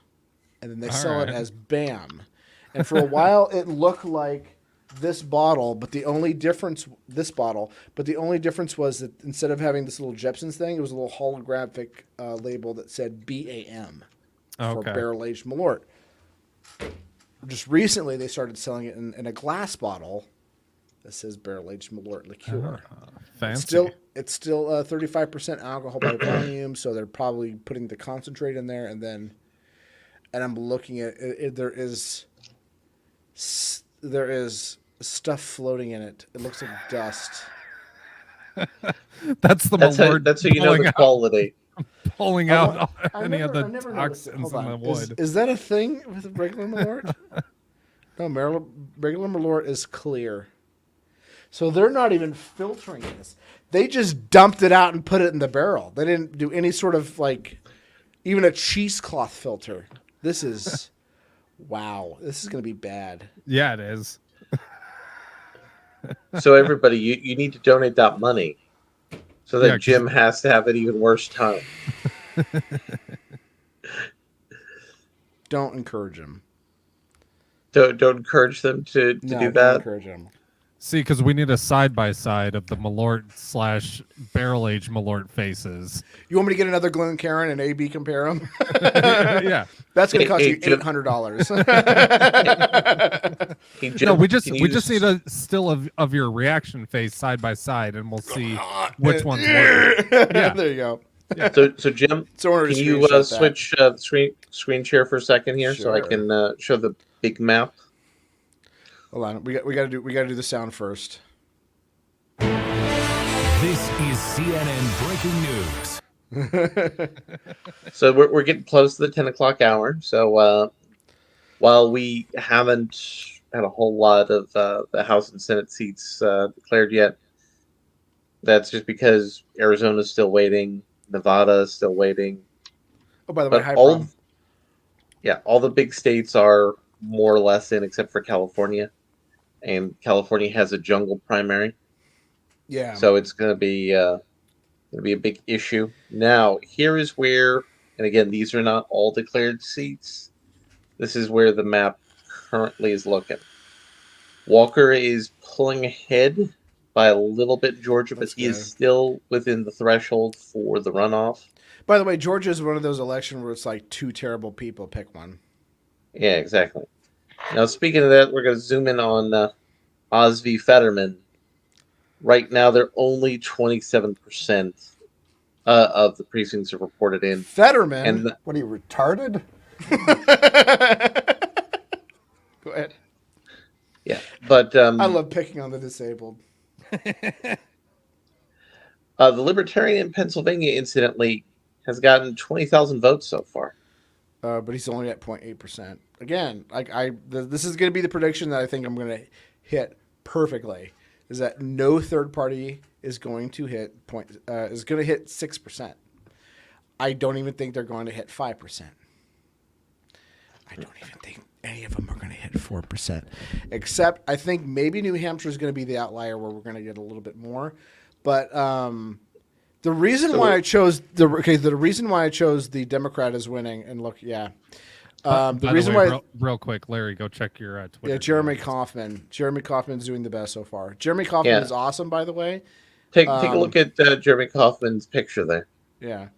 Jeremy, by the way, like, people think that Jeremy Kaufman, like a lot of the kind of the dipshit fucking libertarian kind of movement in the Libertarian Party, they think he's a Nazi and awful. But if you ever like know who he is, he's like a dude that's like like free love, man. Like, well, I think he has a family, but you would expect him, like, if you actually knew him outside of politics and see the kind of hobbies that he's into like fucking frisbee golf, and he's like a fucking hippie. He's like super into crypto, and like he's like, oh yeah, like whatever. Like his personal politics are really kind of down the middle. Like not his politics, but his kind of like personal views of things is very kind of down the middle, kind of centrist. It's not really either way. Yeah, like people think he's like an evil Nazi who hates people, but he's like, nah, dude, I'm just gonna go play. I'm gonna go smoke some weed and fucking play some frisbee golf. And so far, there's not a whole lot of votes counted in Maine yet. Paul LePage, who once famously talked about how all the problems from Maine are coming from blacks and Hispanics coming from Massachusetts with drugs, anything on the welfare. So the Democrats look. Oh, that's unfortunate. So wasn't the governor of Maine for a while like a really hardcore like Trump guy? Yeah, no, that's the guy who's the current Republican nominee who's running again. Oh, okay, Paul LePage. Yeah, he left office and now he's possibly coming back. One of my favorite skits. It's not even. It wasn't. No, it was a Dana Carvey skit. Remember the Dana Carvey show skits? I do. Dana Carvey's show was a fantastic show that died unfairly because of the very first skit on the very first episode had Dana Carvey as Bill Clinton and he takes his shirt off and he has like a bunch of like animal nipples and he's like feeding like a bunch of babies and like animals with it. And people were so repulsed by that they changed the channel. And anytime it ever came on, they didn't watch it again. But Dave Chappelle was on there. Steve Colbert was on there when he was still funny. Steve Carell was on there. I mean, there was just a lot of great people that we look at today. Like, holy fuck, these are like some of the greatest comics ever. They were all fucking cast members of the Dana Carvey show. And one of the skits that they did was Skinheads from Maine. And it was like two guys sitting down, they're wearing flannel shirts and they were like whittling. And they were like, saw a queer the other night. Thought I'd give them a bashing. That's okay. So, not a fan of the Jews. Yeah. Yeah. Oh. That was a great skit. Oof. Oof.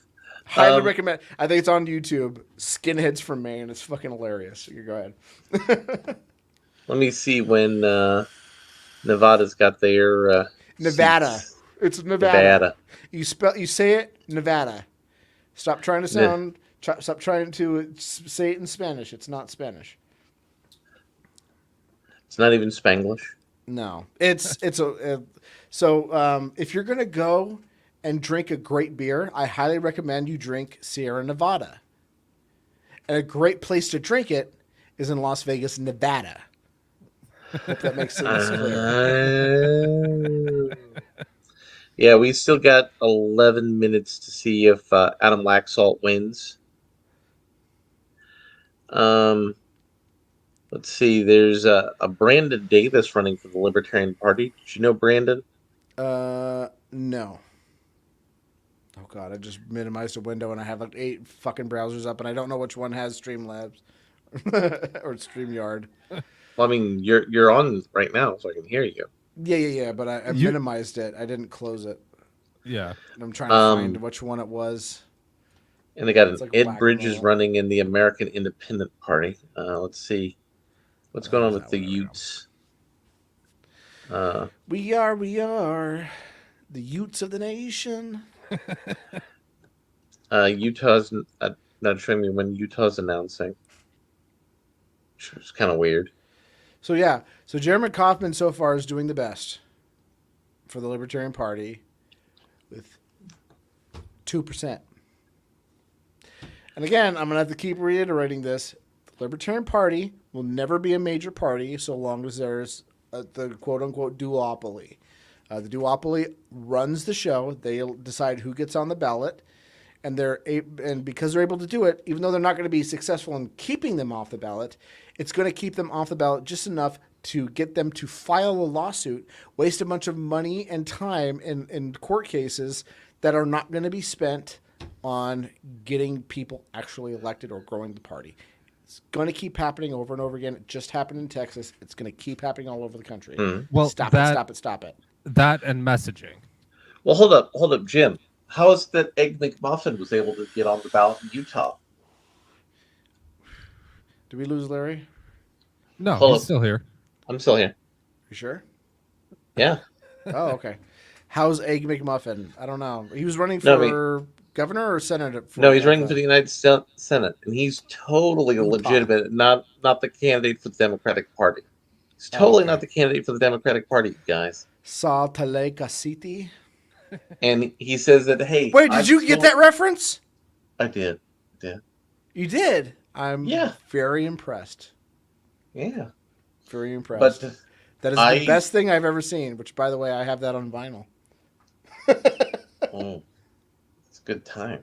Dude, that's the most expensive vinyl I ever bought. It was $70 for the Book of Mormon soundtrack. I'm gonna show you that's worth it. I'm gonna prove it. My So most expensive was either Led Zeppelin 1 or The Wall, I think I spent quite a bit of money on. Oh, dude, I got the Wall for like $5 used. Anyways. Yeah. So what I was saying is also part of the Libertarian Party's problem is messaging. I remember having a conversation with an older regular customer of mine years ago about this stuff, and she's like, "Well, libertarians want to get rid of Social Security." I was like, "Yeah, incrementally, because I'm not going to see it anyways." Well, I'm sorry. What are you not going to see? Social Security. I'm talking about Libertarian Party messaging. So this is the Book of Mormon soundtrack. How familiar with the Mormon religion are you? Which of us? Any of us? Anyone? I'm extensively familiar with it. A friend of mine was Mormon, so. All right, I had multiple friends from high school who were Mormon. My best friend became Mormon to marry his current wife, and I believe they are still technically Mormon. It is a trifold. It has all of the stages that they use for the show. Fantastic. But wait, there's more. It comes with. I think it's in the other sleeve. It comes with a set of. Which for some reason, there we go. It's kind of sticking. It comes with a set of stickers. But wait, there's more. If we can get this back in, this is always a pain in the ass to get in. By the way, I'm not even going to try to get it back in the plastic because it's always been a pain in the ass because it just barely fits. So here's the record sleeve. All right. Nothing really too special about it other than it has printing on it. Well, that's at the top. There you go. They're golden plates. It's actually gold colored. That's amazing. I was like, yeah, shut up and take my money. You win. Uncle, I'll pay $70 for it. It's more than worth it. And I don't think you can get this anymore, so it probably has jumped in price. Hopefully. So. Well, I don't ever plan on selling my records. My vinyl records are actually going to pay for my funeral. Hell yeah. Whoever's going to be responsible for it. I'll buy some of them. Because I actually have a will already written. It's already been notarized and everything. It's legit. What I'm going to do when I die is I'm going to be cremated and then pressed into 10 vinyl records, and I have the 10 people already listed. Hell yeah. That will get a copy of that record. And it's the first song on there is going to be "Do You Realize" by the Flaming Lips. Nice.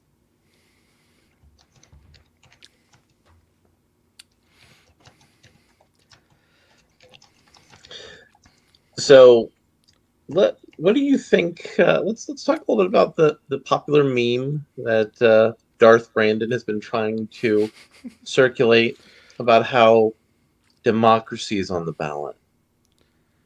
You mean this one? Let me start off with 2 words. Made in America. Made in America. That one? No, not that one. Was it this one? Women are, in fact, demented. They are dangerous people. I mean, technically it is that one because we did let women suffrage, and they're suffraging all over this country.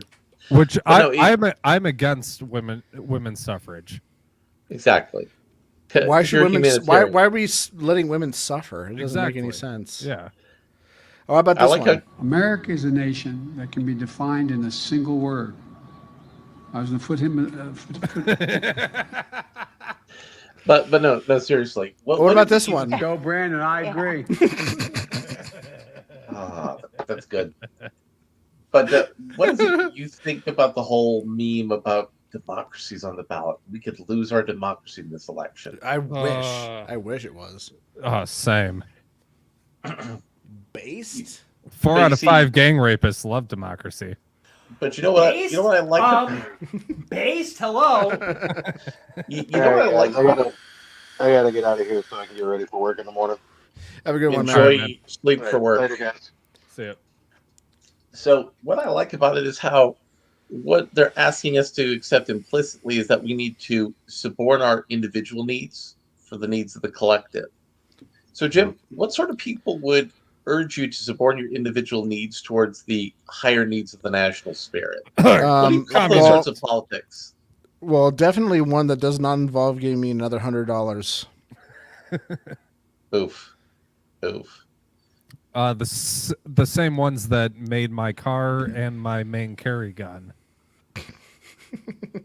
Is your car made by Germans? My Volkswagen Beetle.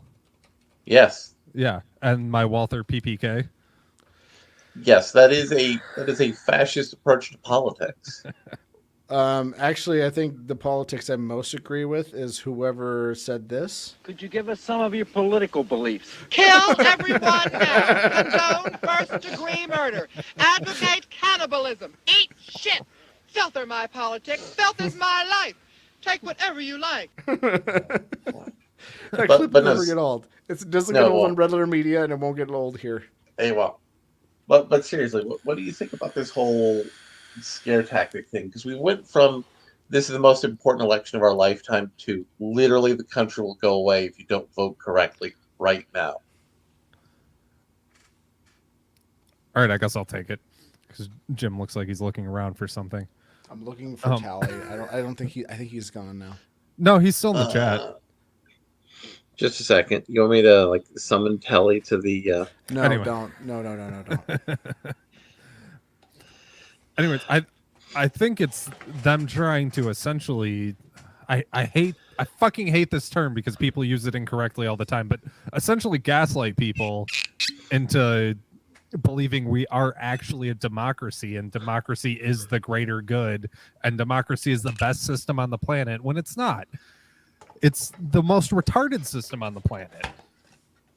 And I think that's what they're doing. They're banking on low educated people that have been told for the past 20 years that we live in a democracy. And then if you don't get your way, then democracy failed you. And that's what democracy is. It fails you without having checks and balances like we do here in our republic. So this is democracy's reaction to this election. What are you, retarded? Wait, no! So No! he- God damn I know you're not it! retarded. Wrong one. Sorry. Oh, that was still good. I'm retarded?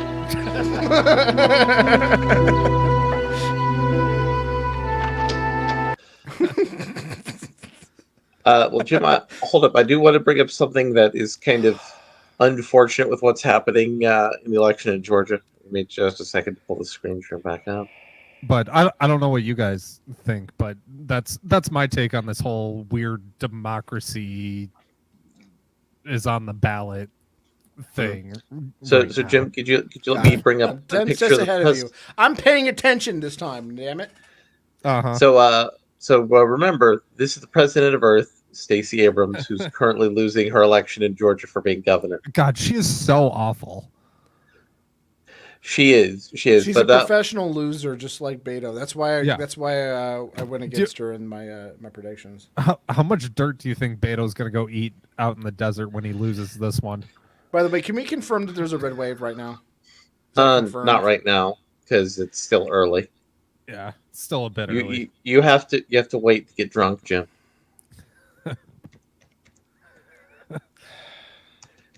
His nose is growing 3 sizes that night. Yeah, we still only have 82 Republican seats confirmed and 47 Democrat seats confirmed. Because again, we're waiting for all those states that turn on.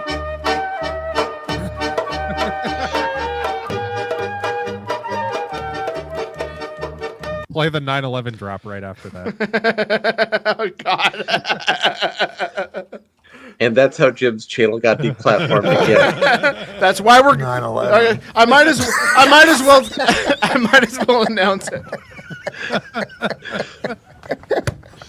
I'm gonna put a lid on this. Actually, I'm not gonna do it just yet. I'm not gonna wait until we're confirmed. We're gonna wait until like it looks like it's gonna happen. Yeah. So I put a little cap on it. Not yet, Tally. Not yet. I know you're looking at it. I know you're looking at your Cash App. Don't do it. It's not yet. I forgot where I was going with that. What was I saying? What was I going to? We were talking about democracy. No. Well, I mean, I don't know then. Oh no, the announcement. So I'll make the announcement now, and then I'll make it again. So I'm moving off of YouTube entirely. I'm thinking I'm gonna make like video essays. I'm gonna go back to making video essays. I have a couple ideas. But in terms of streaming, I think I'm going to go over to Odyssey for a bit, and then I'll check out Rumble. But I'm going to try to get people to subscribe to my Rumble so that way I don't have to pay for Rumble, because if I have 100 subscribers, it's free. So they're both at Jim Jesus. That's where I'm going to be doing it. I know I said I was going to do at Jim Lolbert Jesus, but what's the point? I'm not going to use my other channel. I'm not going to use this channel, so I'll just throw it on there. So at Jim Jesus. So are you going to be doing regular Super Mario streams on Twitch? No, not on Twitch. It's either going to be Rumble, or it's going to be Odyssey, and then eventually Rumble. So both of them will be going. So that's where I'm going to be streaming from now on. I'm going to announce it on YouTube. Do like a little short video where I'm just like, hey, I'm going to be streaming over on Odyssey. Check me out. And then I'm going to stream over on Odyssey. Hey, you guys, remember back when YouTube was fun and we could have a good time? Well, we could do that on Rumble and Odyssey. Yeah. Come see me over there. Look, like, I really hate this, like, well, YouTube. So, I mean, okay. I'm not going to say libertarians say this. Libertarians do it's a private company. They can do whatever they want. Well, we know that's not entirely true. But the thing that really like bugs me is when people kind of have this attitude of, it's better this way because, we're not platforming these terrible ideas and they'll resonate with terrible people. And if people get access to it, they're going to believe it. The perfect counter argument to that is the Westboro Baptist Church. The Westboro Baptist Church had a YouTube channel, and it had a lot of subscribers. And the reason why people watched it was because they wanted to see stupid people doing stupid things and saying stupid things because they thought it was funny. Nobody joined that fucking cult. Like, I think they had at their peak. You couldn't join the cult. I think you could. There actually were some people who joined. They're all part of the same family. Like, they had 70 members, and the vast majority of them were family members, but there were a couple of converts. There were a few people who were like, "Oh, that's right," but it's so stupid. Like no one. Well, I mean, you've heard the law firm conspiracy theory, right? What is this? That the Westboro Baptist Church was not a real religion. It was formed for the express purpose of doing civil rights lawsuits and getting them settled out in court. Yeah, I know that a lot of them worked in law or had law degrees and were past the bar. Blah blah blah. I think. But back to this whole meme about democracy. But I will say that there has been a couple of them that have left and have talked out about no, they're legitimately a cult. So that kind of throws a wrench in that theory. I mean, the cults are out for grifting too. I mean, isn't that like rule number one of a cult is figure out how to grift? It's not to say that they did it for publicity for their law firm, but it seems as though they truly believed what they were saying. Also, there's like 12 members and 3 of them have flippers. So yeah, it's more like they did something stupid, they profited from it, and then they were like, "Hey, we can actually use this as a grift," but we still actually believe all the things that we do, that we say. We're stupid. What's up? By the way, if you want to hop in the chat, let me know. You got my stuff.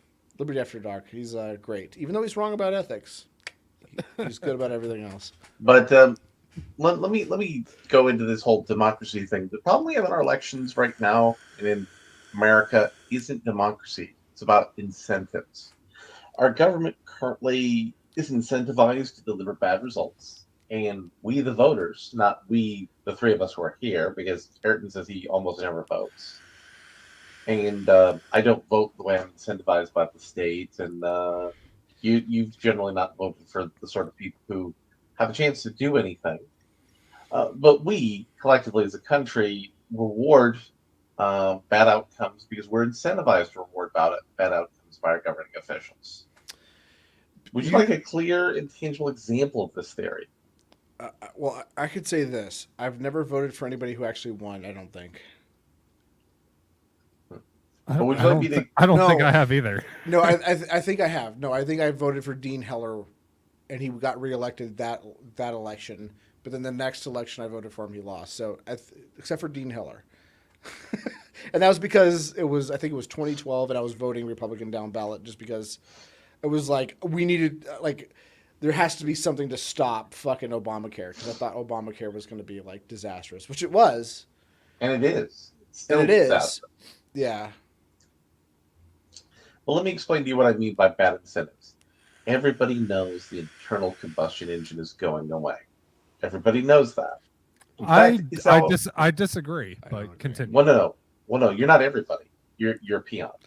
Everybody who's important and matters knows the internal combustion engine is going away. In fact, it's the express policy of the United States government, the express policy of the European Union. I see where you're going with this. It's also the law of the land in California that by 2035, no more internal combustion engine vehicles. Great. We've known this since the 1970s, by the way. The internal combustion engine is going away. So governments are disincentivized to invest in infrastructure. Because if we're getting rid of the gasoline engines, we have to change out the entire network for our logistics and infrastructure. Right. Where the gas stations are, the whole shebang of that. Sorry, I saw a tweet. Retweeting. Hey, Tally. So that's how we're encouraged to do environmental things. So we're disincentivizing getting new road infrastructure, which we need for our economy to function properly, for our cars to function properly, for us not to have hellish 2 to 3 hour commutes. Because everybody knows internal combustion engines going away. And I mean, how's that working out for people right now? Terrible. Oh, so well. The thing that sucks about it is I drive a car with the V6. It's a sports car, so it doesn't get good gas mileage. And, tell me about it. And I have to buy premium because if I put in regular or medium, it'll fuck my engine up. Dude, I drive a Mini Cooper S as my daily driver. I know. I think people get the wrong impression about Mini Coopers. They think they're like tiny little cars that are shit. Oh, no, dude, they are so nice much cars. fun. They're BMWs. Yeah. Do you know who drives them exclusively? Except I think he has a Leaf now. Who? Penn Jillette.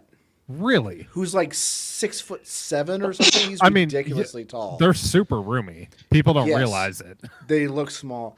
And I remember the first time I ever saw his car because I lived in Vegas, and it was a whole mix-up thing. But it ended up like I went to the blood bank to donate blood, and he was there.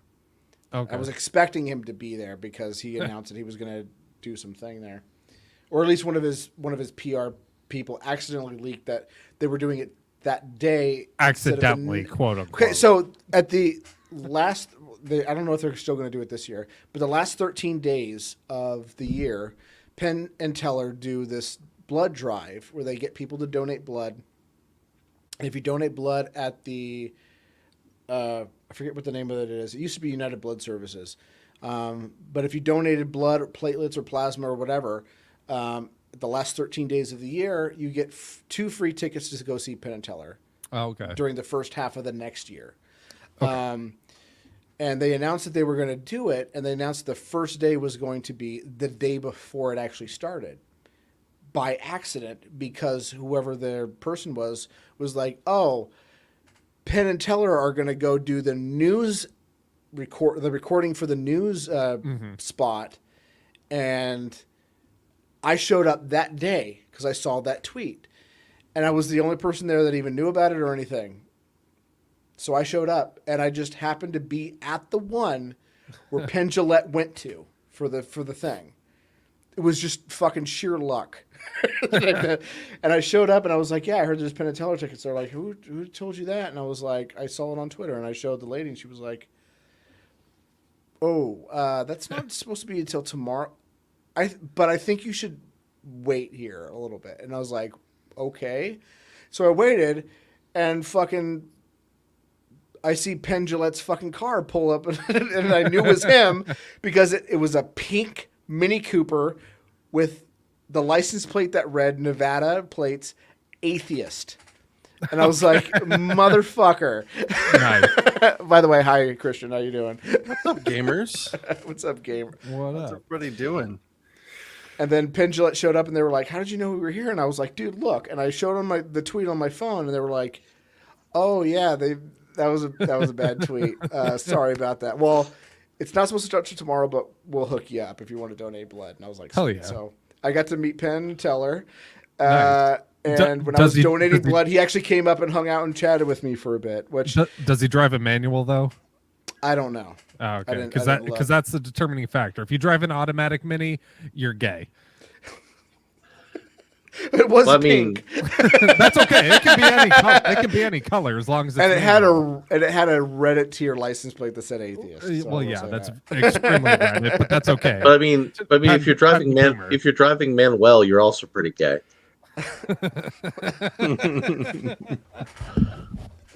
I see what you did there. So, do you want to introduce yourself, Christian, since you just popped in?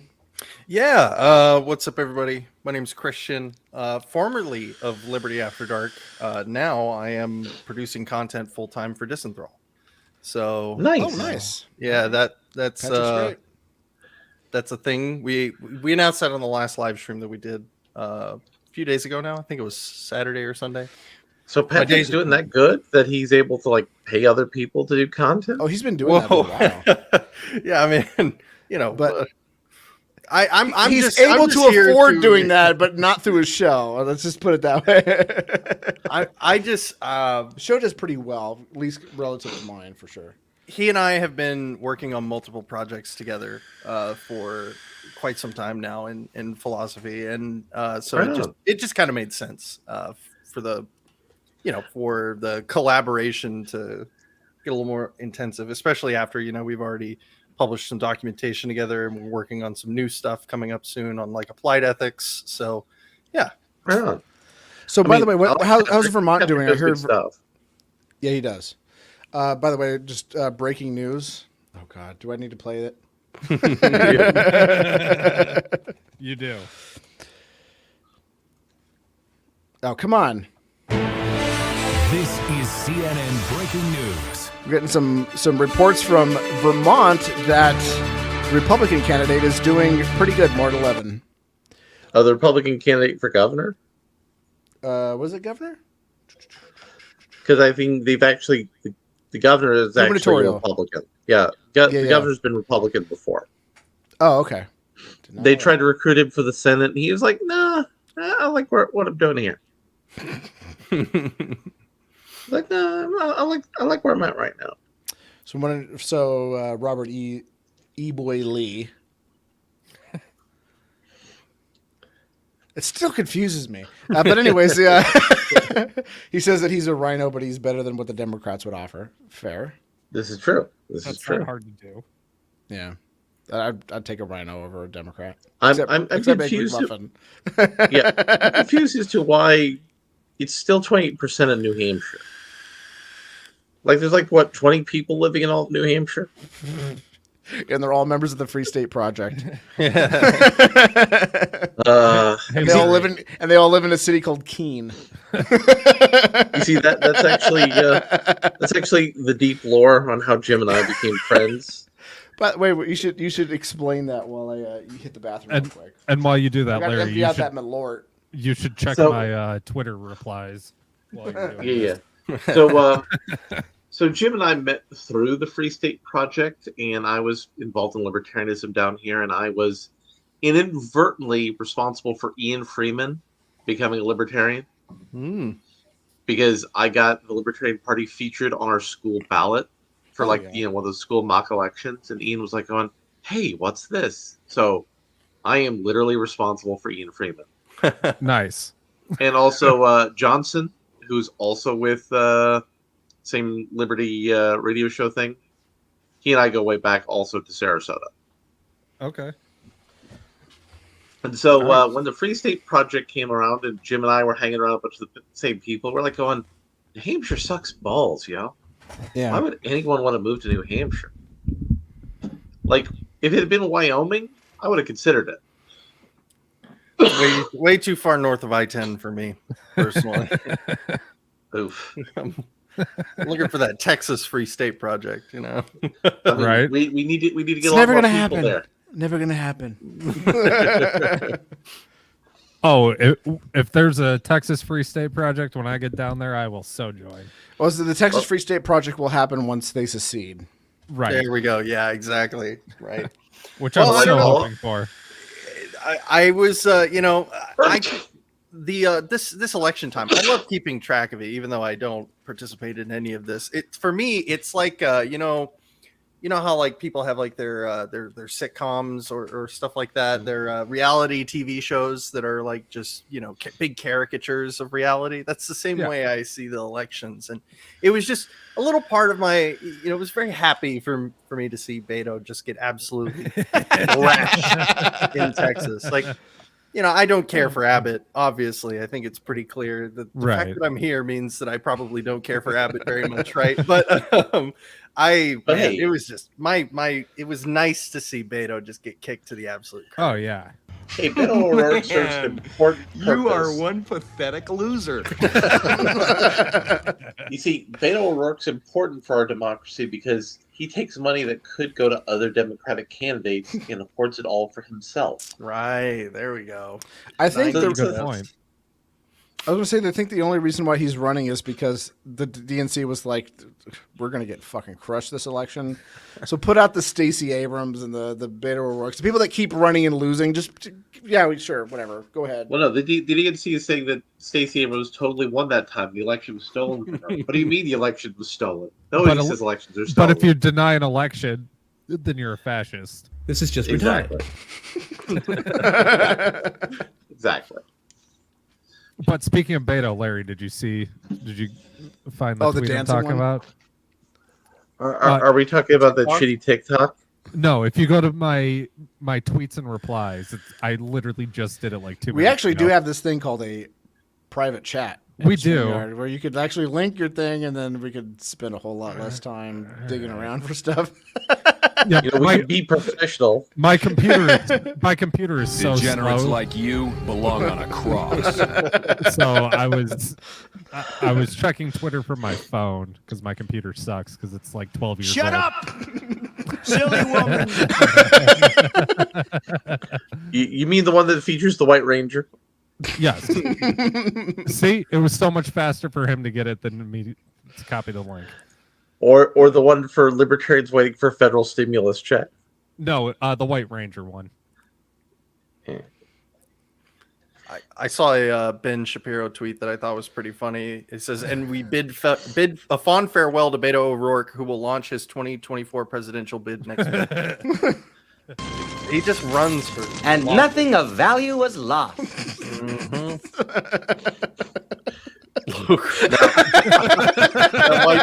That White Ranger one is good. Now, the key thing of concern is going to be if Biden loses by more than the historical average, this shellacking that's coming, will he get pressured to leave? Will the donors all say, listen, we're not going to give money to the National Committee if Biden's the nominee? I could see a fresh Democratic candidate with a DeSantis Republican ticket. I think that's in the possible outcomes of reality. Yeah, but Joe's selling everybody on the fact that he's the only one who could beat Trump. Yeah, I mean, depends on what happens in Maricopa County tonight. I'm pretty convinced that they could like put a rotisserie chicken on the election and just get Democrats to vote for that and say it's not Trump. Vote for this. It's not Trump. Ooh. But speaking of, they're showing Mark Kelly. Oh wait, hold on. Mark Kelly's got 56.4%, but with only 38% reporting, and the reporting's not particularly strong.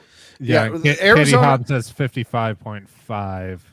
Yeah, I think we're not going to hear like a lot about Arizona until tomorrow at least, because of the there's like 20% of the ballot machines aren't working. Yeah, weird, in Maricopa right? County. In Maricopa, weird. Yeah, weird that the state that has a candidate running who was complaining about the election results in Arizona is the same state that there's election issues in that same state. Oh, and everyone was giving shit to the person who was running for governor for complaining about there might have been some shenanigans happening at the election. Well, it would be fascist to say that Weird. there was something wrong with the election. So also, and again, something wrong in the election. She won. It's and also only the bad to other question candidate- elections that Democrats win. Oh, okay. Every single presidential election, without exception, in probably my lifetime, they have always questioned it. The 2000 election, there was even a big section. 2004. 2004. That was Ohio. They stole it. 2016. 2016 was a Russian. Russian bots. Yeah, the Russian bots and the. Even though there's no evidence that it was Russian bots. Well, actually, there was. Did you actually see this? No, there isn't evidence that. No, there was. If it's what I think you're talking about, I saw this. Yeah, what it was a Facebook ad. No, 2 Facebook ads. And if you ever saw them, you'd be like, "This is the craziest shit I've ever seen in my life." And they had almost no engagement.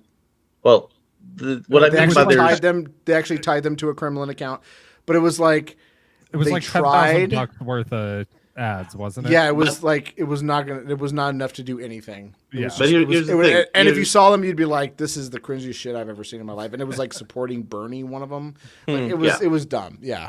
So here's the thing. What I mean by no proof, as in the areas where those ads went, there's no discernible increase for any candidate. Right. Yeah, I agree with that. And also, when they did that, but they did try to meddle. To be fair, they did try to meddle. It was just very ineffective. But you know who else meddles in elections in other countries? Hitler. I'm sorry. Yeah. Yes, he does. The United States of America regularly meddles in the elections in other countries. If I remember seeing. That's different. That's them. Who cares about their elections? Their elections, no big deal, right? But you know the real solution. What was that? What was that meme template with like all the people going like it was like America was like Russia interfered with our election. He's like, and then they showed Russia. It was like you interfere in our elections all the time, and then like it showed like Latin American countries are like, you do it every single election, and then China's like, you guys have elections. Yeah, like I saw that. Bill Clinton personally sent his people over to help the Labor Party in Israel win elections. He sent his own people over there and said, "Listen, make sure these Israelis do it right."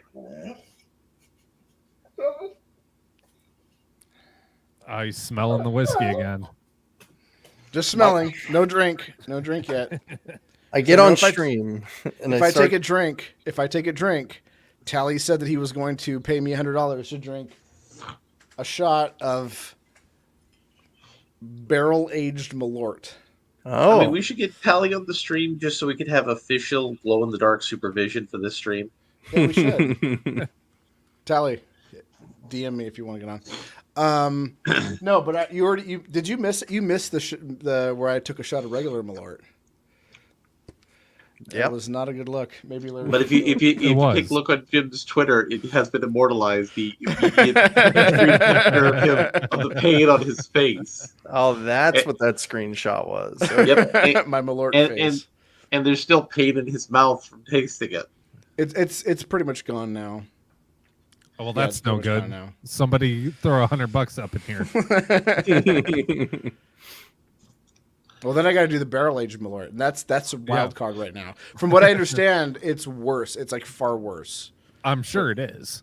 There's probably carcinogens in it. That's all the particulates floating in there. It's just straight carcinogens. Yeah, it's not going to pick it up. But when I hold it against the light, there's stuff floating in it. That's the good stuff. Puts hair on your chest. Either that or it's so old the cork is disintegrating into it. Well, dude, this is Malort. Okay, this is a screw cap. That's my point. There used to be a cork there. It all dissolved into the Malort because it was sitting so long. And the funny thing about corks in wine bottles, that was just something people said thousands of years ago. Hey, this is a good idea. We should do that. And no one said, we could probably do something better than cork for wine bottles. Well, no, they have. It's called a bag. So here's the thing, and it drives me. This is a problem in whiskey. It's a different problem in wine. So there's still wine producers, and it's usually like the fancier wines that they'll still use like real cork. But there is a bacteria that naturally occurs in some cork. Goddamn fucking Malort. Cork. That will do this thing called corking a wine, which it makes it smell and taste like a wet dog. And it's in the cork, and once it comes in contact with the wine, it's a bacteria, and it just like destroys the wine.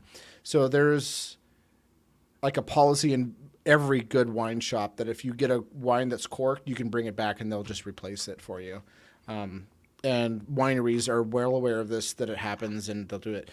But there are artificial corks now that they make for wine, and they don't use them in good wine. They still use a regular cork, and sometimes you get corked wines, and it sucks because you could steam them, couldn't you? Couldn't you throw them in a pressure cooker or something? It's pretty porous. I mean, I think that's probably the problem, is that it is so porous. Yeah. There's lots of crevices for that stuff to hide in. So whiskey, that sounds gross. Yeah, whiskey has corks, but they also have synthetic corks too. And one of the problems that I run into with whiskey sometimes is I'll pop the cork and the cork stays in there. Mm-hmm. Or you get the little bit. Or you get God damn it! The little bits of cork stuck on the rim. Hold up! That happens to me all the time. We got some news finally. They've made the 50%. Hold on! Wait! This is CNN breaking news. So go ahead. With 50% of the precincts reporting in, Dr. Oz has pulled to within 4.5% of the vote of John. I'm a walking cadaver Fetterman. I have houses in New Jersey. I mean, Oz has houses in New Jersey. We're going to go to New Jersey. I mean, Washington. Do you have a Young Frankenstein drop? Because I feel like that's no, unfortunately, I don't. Damn. Does anybody think there's going to be a scenario where Georgia doesn't end in a runoff? It's pretty close. Walker's right now at 49.4 with 71% reporting. Yeah, so it's probably it's going to be close. He would have to get the overwhelming majority of the remaining votes to break the 50 threshold. Now, Brian Kemp is at 54.1% of the vote. So Brian Kemp has 1.8 million, and Herschel has 1.64 million. Raphael Warnock has 1.617 million. The president of Earth, Stacey Abrams, has 1.5 million. So Stacey Abrams is somehow less popular than a man who runs a tenement house where people get shanked in, and that there's homeless sex offenders living in the hallways. Man, you are one pathetic loser.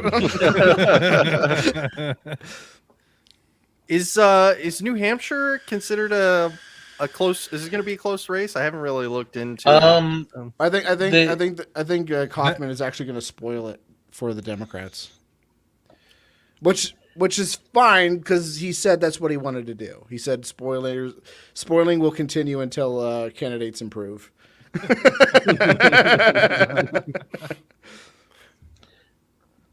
The big question is Bulldog. Nobody thought he had a chance until late in the election. It all really just depends on which way the wind blows. But only a third of the votes have been counted in New Hampshire. And there's 12 people in New Hampshire. Yeah, I mean something like that. Yeah, they've almost got 200,000 so far, and it looks like I thought that was the population of New Hampshire. So I mean, I don't know Exactly.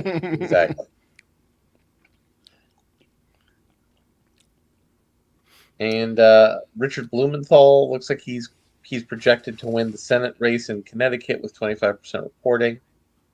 Wisconsin's almost dead even. Yeah, but I think Wisconsin's going to be a pullout. Connecticut could be a surprise, mainly because things are bad everywhere, and people are looking at some serious increases on their fuel costs. So Connecticut Brandon, I agree. So Connecticut's voting to legalize early voting, and you weren't here earlier. We looked over some of the ballot measures in Vermont. Man, somebody's glowing in the dark really bad. There's a ballot measure in Vermont to ban slavery that 88.8% of the people have voted yes. So here's a question. Who are the people who are voting no on that? I mean, if I voted, I would have voted no, just because it would have been hilarious. What kind of a ridiculous vote is that? By the way, how much you want to bet that Tally's not wearing pants? I mean, he's like, oh shit, he wants me on. I better put the shirt and the jacket on. Oh shit, I forgot the pants. Whatever, it's fine. Tally, I will bet a shot of Popov that he's not wearing pants. Look, Tally has become a Florida man now. You can't contain him with pants. Or maybe they're jeans, jorts. Is Tally's mic not working? His mic's not working. Where's my Simpsons working Go out? sound? Now it's working out. So Okay. as I was saying, you've become a Florida man, so you can't be contained with pants. Yeah, it's between either wearing no pants or rocking the Hawaiian shirts. It's one or the other. See, why not both? Here's the thing for I know you and Larry are both in Florida, but everywhere else in the world, we live in a and we wear pants. Well, no. You see, the problem is we're working on transcending society and becoming an actual state again. Like, you're not even into it being a society; you're in a community. Yeah, except it's still Florida, so showing up to court with your flip flops on is perfectly fine. Please clap.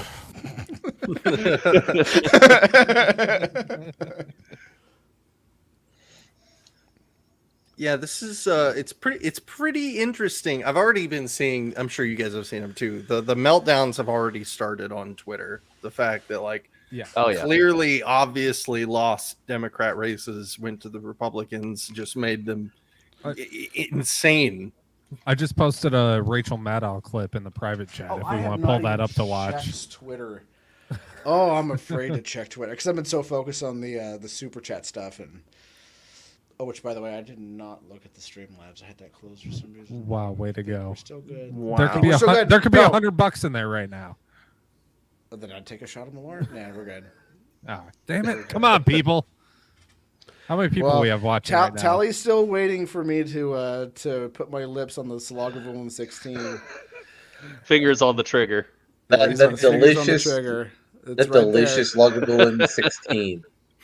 I don't have a challenge coin to put on top of it, so That's unfortunate. You know, we were talking about Florida a little bit earlier, and to the I guess we have two Floridites in here, Floridians, whatever you guys call each other. Floridians. What I mean, talk about the DeSantis fever. Like, this was a state like historically heading purple. Well, that's a misconception that other people brought in who aren't from Florida. Let me explain the ethnography of how Florida's gotten to where it is. Patrick, I don't believe you. Sorry, continue. So in the 1980s, Florida was your typical Southern Democratic state. We did have Bob Martinez as the governor, who was made famous from the Two Live Crew song, Fuck Martinez, Fuck Martinez, because he was trying to ban Two Live Crew, and Uncle Luther and the boys made this track about him. By the way, does this have subject comment jurisdiction? I'd like you to prove that. Well, I would, but you have to demonstrate that the fringes on the flag aren't actually golden fringes. Is this an Admiralty? Is this an Admiralty stream or a civil stream? It's definitely not civil. That's for sure. So the last great Southern Democratic governor in Florida was Lawton Chiles, and he ran against Jeb Bush, and he beat Jeb because Jeb was a Yankee, a transplant who didn't really know the game in Florida. And so Jeb hunkered down, made some alliances in communities, built up his stuff. But the Democrats made a fatal error before the next election. They're going to have the first black speaker of the Florida State House. And instead of doing that, the Democrats removed all the seniority of all the black people in the State House. Wait, to quote the great philosopher Nick Fuentes. Oh, God. Based? For some reason, black voters I didn't have the femboy one, sorry. Damn. For some reason, black voters didn't want to show up and vote for the Democrats. And then Jeb said, hey, what if I give you guys some scholarships to go to schools that aren't trash? And so Jeb got some good black votes, and he was the beginning of the current path towards greatness that the Florida Republicans are on. The state Democratic Party didn't invest in local party organizations, didn't invest in local party leaders. And the Republican Party of Florida chose to invest in local party organizations. Wait, he's and gone. local party leaders. I should take a sip while he's gone. Do it. We no, won't tell, I you're going to be a promise. snitch. Shut up, you're a snitch. And then the next little bump that happened as, the And I've Democrats never were fading said away. this unironically, but I think this will be the first time I actually say it unironically and mean it. Kill yourself. As Southern Democrats were moving over, things were in transition. The next big step up was the 2010 election with Governor Mantan Charlie Crist, who got beat like a government mule by Ron DeSantis, and well deserved because he's an awful human being. So he was trying to run that middle, trying to be a purple Republican, and we all hated him. We hated him. And he planned to run his own slate of candidates. And Rick Scott said, listen, I'm rich. I'm rich because I defrauded the government, and my company paid me a ton of money to leave and shut up. So I'm going to run for governor. And Marco Rubio said, listen, Charlie, I'm going to run for Senate anyway because Charlie tried to screw over Jeb. And Jeb sent his boy Marco to run against him. So what Charlie tried to do was he tried to use the David Duke rule to basically say anybody who I haven't authorized is so extreme that the National Party allows me to prevent them from having access to any Republican Party resources. That was a huge backfire. I can actually see Tally now because it's not just a glowing bright screen anymore. Go ahead. Exactly. So that was a huge backfire, and that combined with the Tea Party led to Marco Rubio winning his first election. led to Rick Scott becoming a 2-term governor, and led to the needle moving more towards the right. Charlie Crist failed to beat Rick Scott.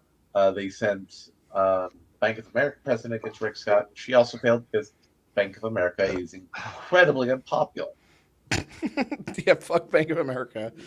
So the Democratic Party's silver bullet was Andrew Gillum. He was young, he was articulate, he was the mayor of Tallahassee. He was starting to lead the Democratic Party to making the right Oh, I'm decisions. jealous. I want He also was embezzling money. He was taking bribes. He was also doing meth, and he was doing what the gay people like to refer to as party and play. So Trump endorsed DeSantis. DeSantis narrowly won. We found out 6 months later about Gillum's other lifestyle, and the needle moved over. We also got Jim, a lot of Venezuelan. Was that you sipping your delicious whiskey there? No, this was Maker's Mark. Oh, okay. So the bourbon glass, the bourbon trail glass. Okay. I thought you were trying to bourbon. sneak one past me there. I'm like, No, why would I do that? I never even thought of it. We also had lots of Venezuelan Still got it. refugees who have relocated to Florida and have taken up places in the Republican Party. Lots of Hispanic people have been moving to working class areas of Florida and voting Republican, and that's why Florida's going to be a red state. I'm glad you Fair did. Now, There's just Ron made good decisions during the year of COVID, and it's made him a hero. That's part of why he was able to beat Charlie Crist like his gay dominatrix. Well, isn't Charlie Crist awful? He is awful. I think I saw like one debate between them, and it was like painful. God, my camera is being shit tonight. Hey, shout outs to H. Roos, though, for the Libertarian Party, pulling 19,000 total votes with 93% reporting. That guy, God damn it! Ah, there we go. What the fuck is this? Fuck yeah. oh no. did they put like 2 extra zeros on or something? Where's my mad face? There we go. Okay, so we all have to fixate on Jim as he's about to have a bad time. Yep. The worst time. I mean, he could have just done Schrodinger's Malort, just never looked at it. True. It's his fault. And to be fair, I'm going to take out my spearmint nicotine pouch. Just don't throw up on stream, okay? Oh, please do. I make no promises. And by the way, there's still a little regular Malort that's kind of still in there and kind of dried against the wall. Clean it out first, you know? Nah. No. Anything, to quote the great philosopher Hunter S. Thompson, anything worth doing is worth doing right. Listen. Fuck yeah. Not going to take it off the screen. I'm going to do like Shoe Nice.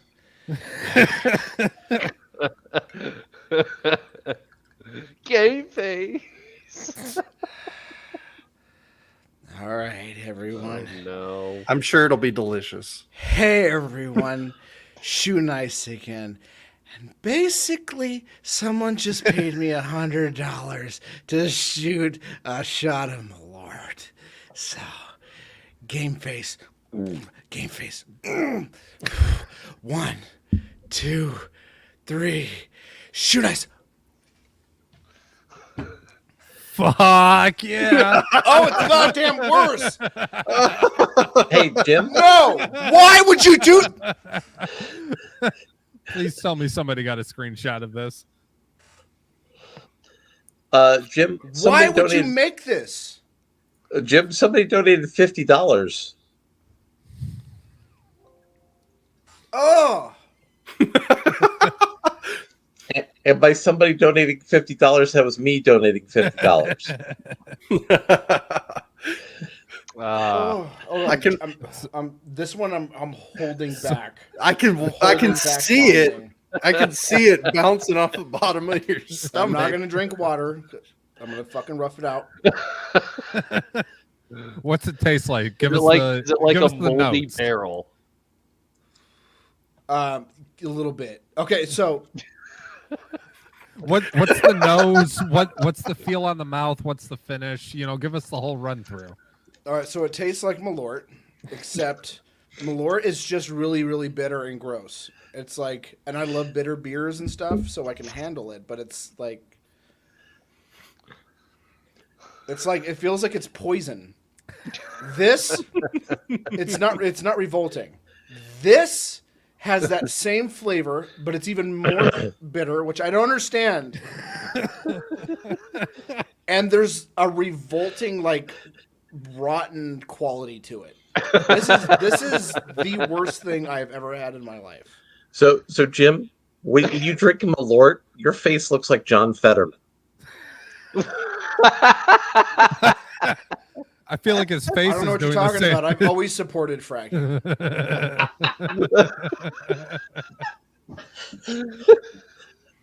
Oh no.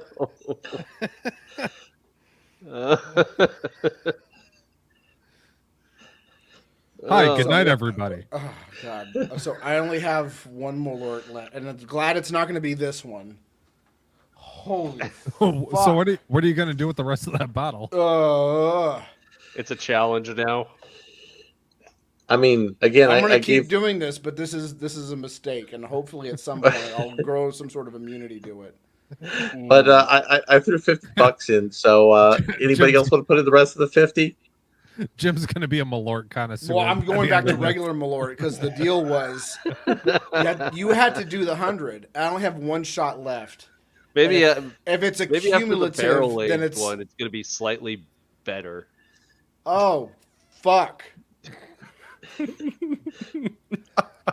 Why? There's got to be at least one person out there who that's their favorite drink. Here's one the guy. thing. Probably. Here's the thing, Jim. What if you try to cut one Malort with the other Malort? There you go. Do a half and half. Just Half-aged Malort. It's hard for me to read this because it's reminding me that I drank it.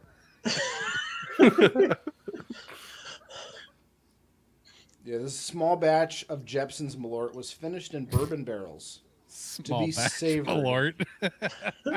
To be savored by two-fisted drinkers only. So Jim, I need you after the stream. I guess this is me now. I need you after the stream to post a review on Amazon and other fine review websites. Still have to about redo Malort. it. I still have to review this. I have to drink that again.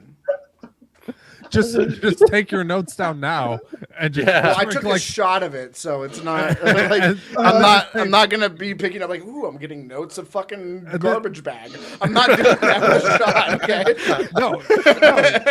no. Just write down some bullshit and take a drink of apple juice next time. Just and gonna it'll look be at fine. the bottle. He's like, "What is floating in this thing?" It's still man, it's probably those brain-eating amoebas is what's floating. This could be the last live stream under the Malort rule. No, we're still doing it. Again, to quote the great He's a philosopher man of honor. Hunter S. Thompson, anything worth doing is worth doing right. Can I put the spearmint back in, please? Sure.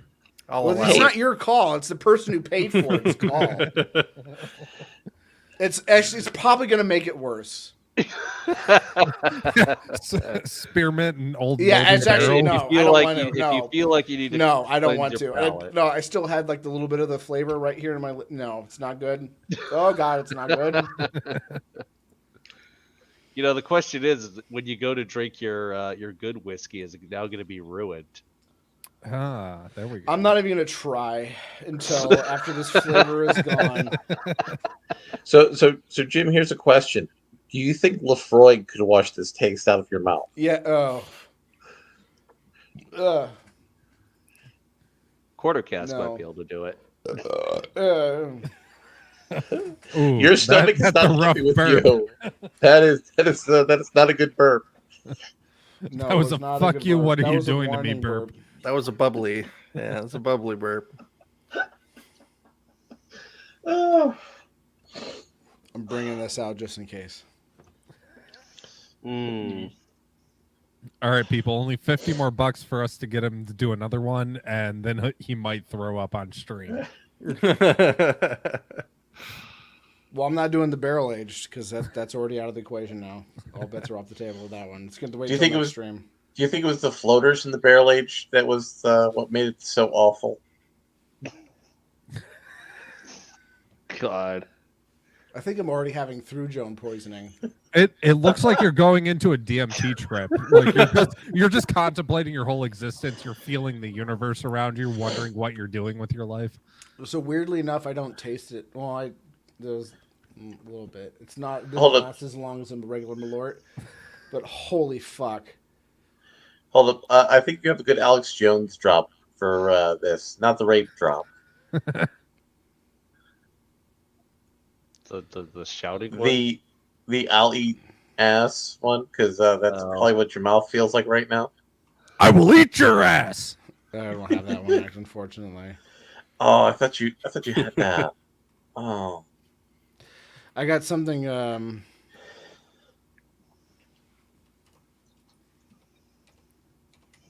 have something good. Nonetheless, not that one. That one's way too. That one's like almost 3 minutes long. There we go.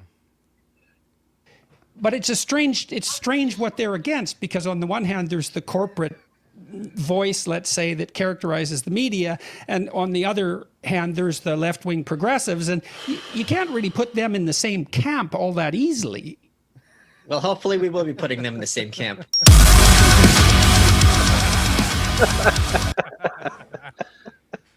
I think I'm safe from puking, but I don't know. I'm so scared to put the they bucket got down. they got 62% reporting in Pennsylvania, and Fetterman's under 50% now, and Oz is at 47.8%. You want to show the map?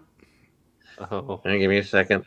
I'll show the map, and it's not the kind of map that we have to put against the wall. Well, that's good. I mean, I can find a picture of Keffels if you want.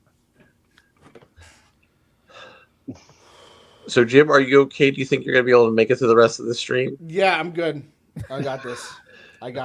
This is just insurance now. It's not. All right. Switch over. Fetterman, are you okay? Switch over to my screen here.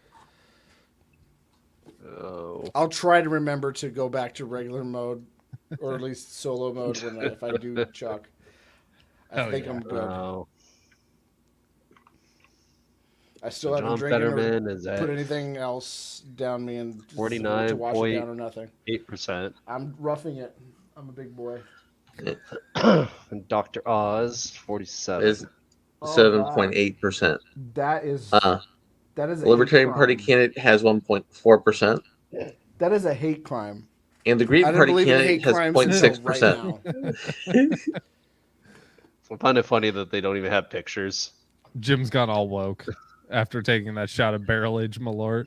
Now, if we flip over to the governor's race, Shapiro is at 55.1% versus Mastrino. This is systematic racism. It's transphobic. It literally 100%. Is transphobic. I'm literally shaking. But I'm Jim, not are you literally shaking? Are you literally shaking because you feel like you're about to have a stroke? The Malort had me shaking. This does not have me shaking. I'm just nauseous. I'm still nauseous, but it's like not as strong as it was. His liver's going into immediate like my stomach is after drinking a it. little bit. And Bulldog is pulling in close on Hassan. They still only have 37% of the vote, even though those are like 9 people in New Hampshire. Tally, can I drink water now? Yeah, that's fine. I feel bad. Jim, I think you should try drinking charcoal water because I feel like your mouth would need that. Just get it all out of your system. Shiny, however you feel about Lagavulin 16, which is wrong. So however your brain interpreted that flavor going in your mouth, imagine that times 1 trillion in badness. So that's what barrel-aged Malort was. Edgelord Holy 420 is fuck. asking in the chat, how's Michigan? I voted Tudor Dixon, and I hope we read up Michigan into the ultra mega agenda. I don't think you're getting that, buddy. By the way, give me a second. Hey, Kate, Come on, how Google. you doing? I am not doing well before you ask. Give me a second. My Firefox is. This rye old fashioned. It's so good, by the way, Jim. I hate you. Please It's die nice. in fire. I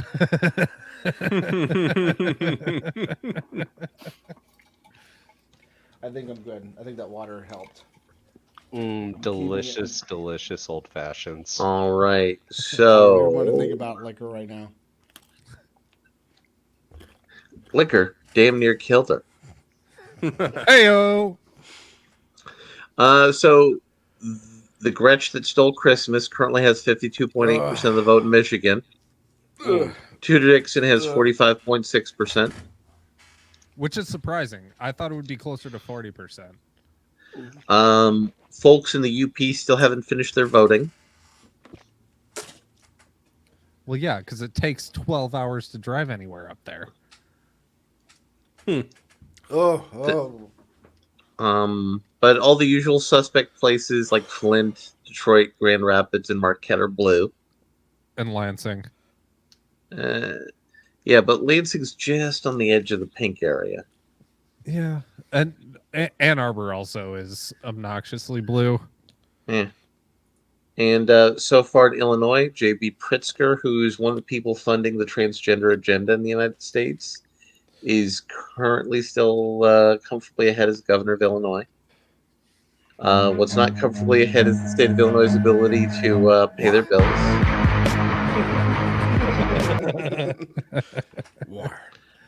You know, actually, up here in Michigan, I just remembered this.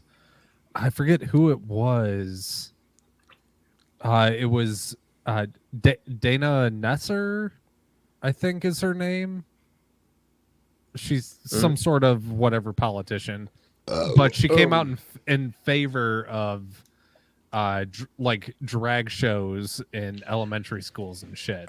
Yeah, the Attorney General candidate. Yeah, Attorney General. Thank you. All right, I think I can do it now. Achievement unlocked. Fucking, I did Malort barrel aged. Okay, so Edgelord,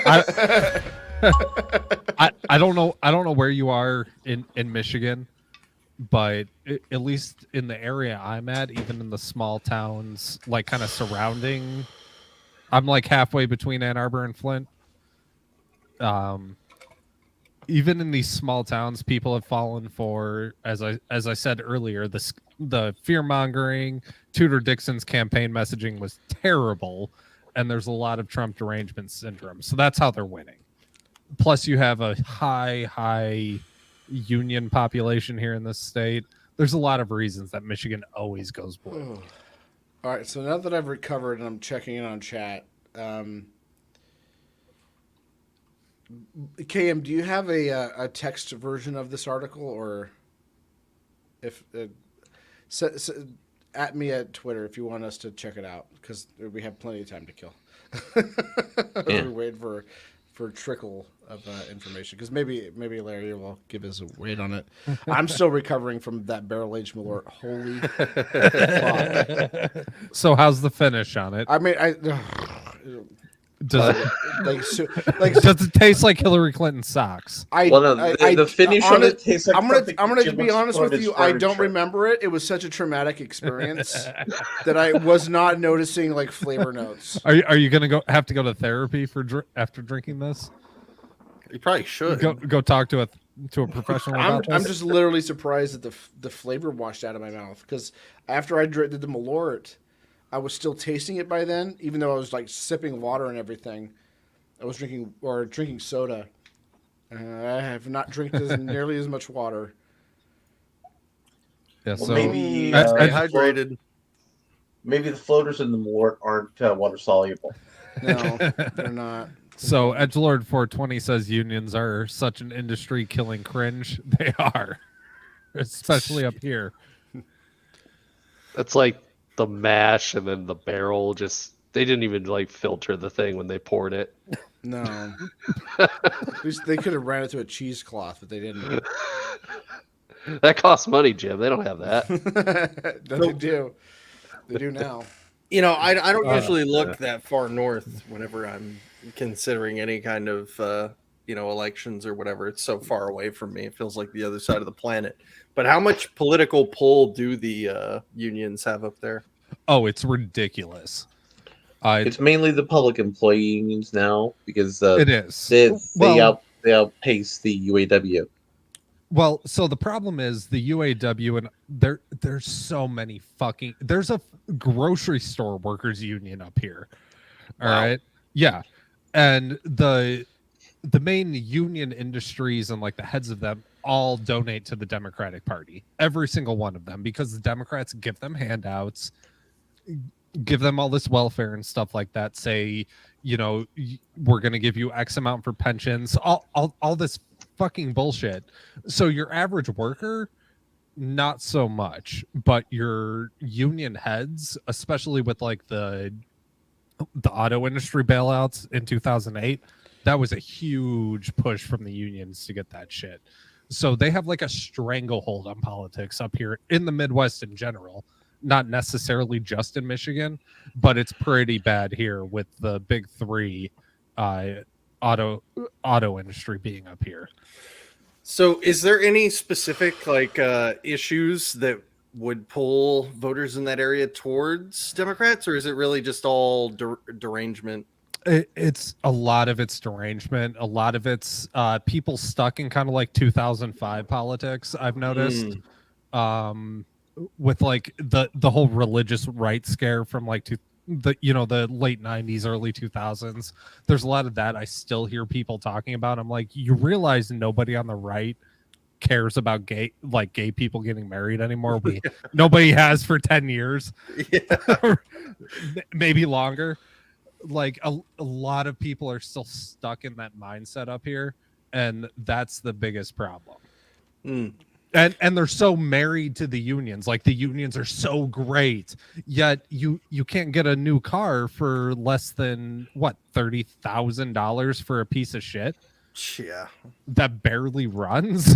With 1% of the vote reporting in for Utah, Egg McMuffin only has 16.5% of the vote. I still love that name. It's so good. I think I'm good. Are you? I think I'm good. That's interesting though, because like I know Texas, coming back to like the whole voters issues for Michigan specifically, Texas is like a big issue based state. Usually, it's some kind of like policy platform that whatever candidate is running on. Like, I think there is a universe where a Democrat could do like significantly less horrible in Texas if they were like more lax on stuff like guns, because even the Democrats that I know in Texas are all avid gun owners. Right. But they did that, they couldn't get any money from their money donors. Exactly. So they've like kind of boxed themselves into this weird place where they've like basically thrown away the chance of ever winning Texas. Not that I want them to or anything, but it's like they're kind of shooting themselves in the foot, Right. It's a strange place. So I think part of it, and I may be entirely off base, but just a theory. So up here in Michigan, a game theory. So in Michigan, we have some of the worst sports teams in the country, right? Lions suck. The Tigers are okay. The Red Wings are pretty good as far as hockey goes, but people up here are like married to those sports teams. You have the big feuds between like U of M and Michigan State, and then versus Ohio State. And I think there's this weird tribalism team mentality that if you voted one party for so long, you just kind of are stuck here, whether the policy makes sense or anything. Because I never hear anybody, like any candidate, talking about policy up here. it's very, very rare for me to hear something like that. It's always attack ads. It's always scare tactics. It's always, I'm not this person. Like that's all it ever is. I don't know like the actual platform or policy of any of the candidates up here in Michigan right now. That's part of why I don't vote, to be honest. The other part is my votes are always just shit posts anyways, so you know, I don't want to stand in line for 3 hours just to write Richard Nixon in on a ballot for like who's going to be the next county sheriff. Like that's the biggest reason, but I think that kind of plays into it. There's this weird culture of I don't know if it gets much out of Michigan, but the Detroit versus everybody sort of thing, like the Detroit Detroit pride, even though Detroit's like the worst city in the country. Like I lived in Chicago for a bit, like South Side Chicago, and I would rather be there than go to downtown Detroit. Wow. Yet people are still like, yeah, Detroit, it's coming back. Detroit's strong. It's like, fuck off with that shit. All right. So let me segue into this for a moment. I was in the Costco parking lot. The guy was coming down as a snowbird from Baltimore, and I said, you should probably just stay here and not go back. He said, oh, come on, Baltimore's got some nice areas. It's not like it's Detroit or Chicago. Yeah, exactly. Exactly. And so I think that's mainly what it is.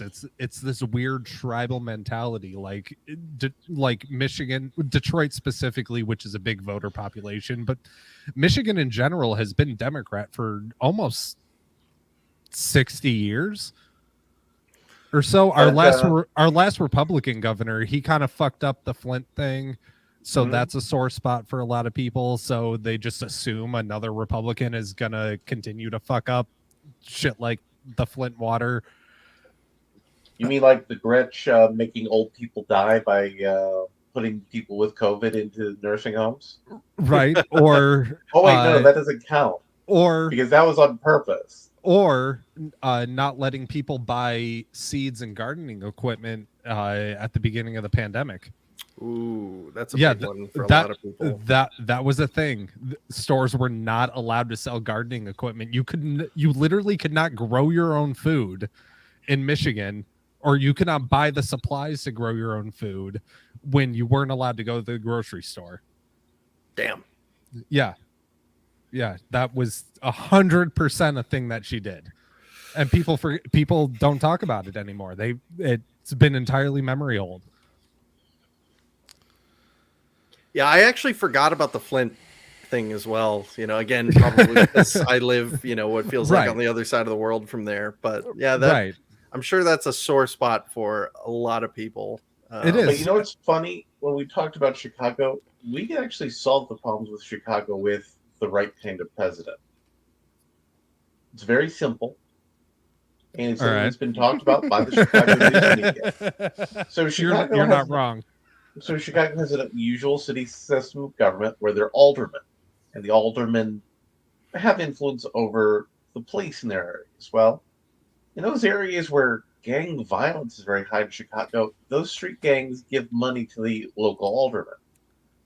This is well known, been well known for years. That's a crime. You have the U.S. attorney go in there, arrest all those aldermen, take them to jail. Then you tell the police, hey, go take care of it. It would be amazing how quickly that would go on. But the city of Chicago, instead of doing that, would rather steal people's cars. Because that makes a lot of money for the city. It does. Are you familiar with that, Jim? I can't think right now. You should break saying, Jim, you made me drink Malort. Why did you do that to me? So there's also a little bit of a white pill in Chicago. I know this is weird to say. So a industry colleague of mine lives in Chicago. He's also a gun guy, fairly liberty oriented, and his concealed carry lapsed, through the pandemic. He was driving through the city, had his gun on him because it's Chicago, and he lives in the South Side, actually, not too far from where I used to live. And he got pulled over, and so he told the cop, like, "Hey, I have a gun. My concealed carry has expired. My stuff sent in. They haven't processed it yet. Yada. The cop was like, "Yeah, you're good. We know that this is bullshit. Just you're good. Fix your taillight," or whatever it was. So as much as I am not a fan of police, officers like that in the inner cities are actually doing a fairly good job of knowing the difference between somebody who's just trying to protect themselves and understands they live in a shit area versus like a gangbanger drug lord who's running illegal guns or something like that. So there is a bit of a white pill as far as law enforcement in Chicago. Even in Detroit, for the most part, if you do run into a cop, they can kind of tell if you are doing something wrong or up to something, and they'll kind of let you go. Like last time I was down in the city, I don't know, 5 or 6 years ago, I was visiting a buddy who lived down there, and I rode my motorcycle down, and I was leaving at night. I didn't stop at a red light. I basically treated it like a stop sign. I kind of rolled through it a little bit and just kept going. They don't fuck with you, especially a white dude in the middle of the hood at like 11 o'clock at night. They're gonna leave you alone. They know you're just trying to get home. You're trying to be safe. They tend to leave you alone in these like real shit Midwestern cities, as long as you're not doing something obscenely horrible. So there is a bit of that's kind of good if we could expand that out a little bit better. But yeah, overall, the whole Midwest Rust Belt, as far as large city goes, are pretty shit right now. Yep, that seems to be the consensus. Yeah.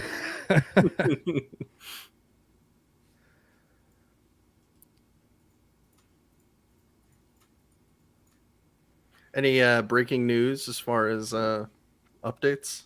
Oh, let's. Google News.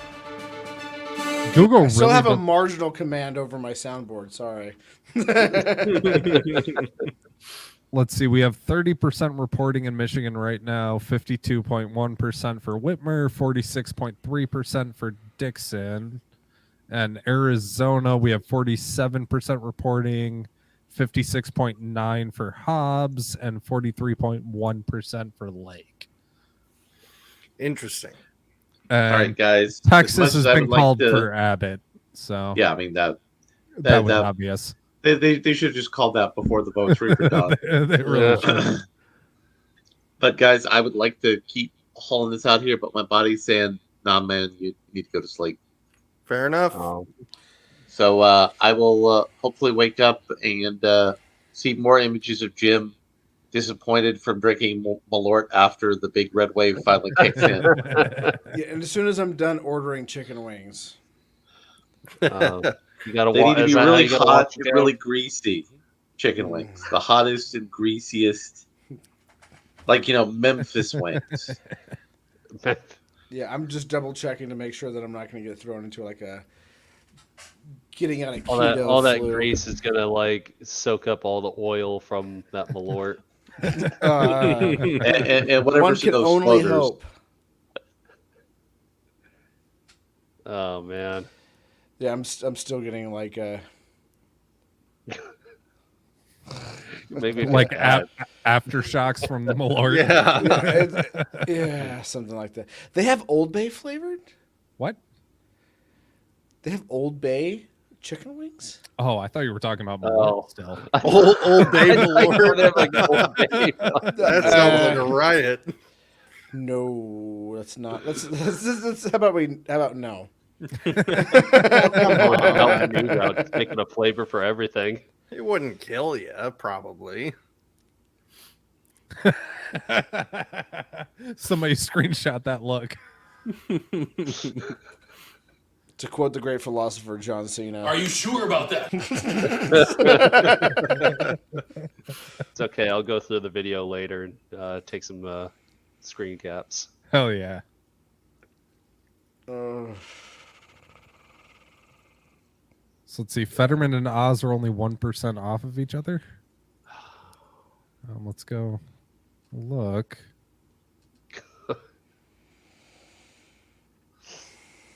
I support fracking, Fetterman. Oh shit! They are so I have close. to buy ranch in order to get it delivered. This is literally Hitler. Literally. I'm getting a small blue cheese just to spite you. You can't. You can't even. I literally cannot even.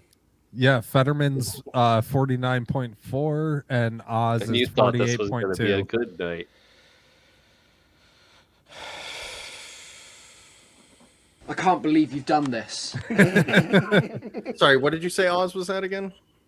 Oz was at All right, let me 48.2. I'm probably not going to be able to pull up. What's going on stream? Okay, we're still. Are we?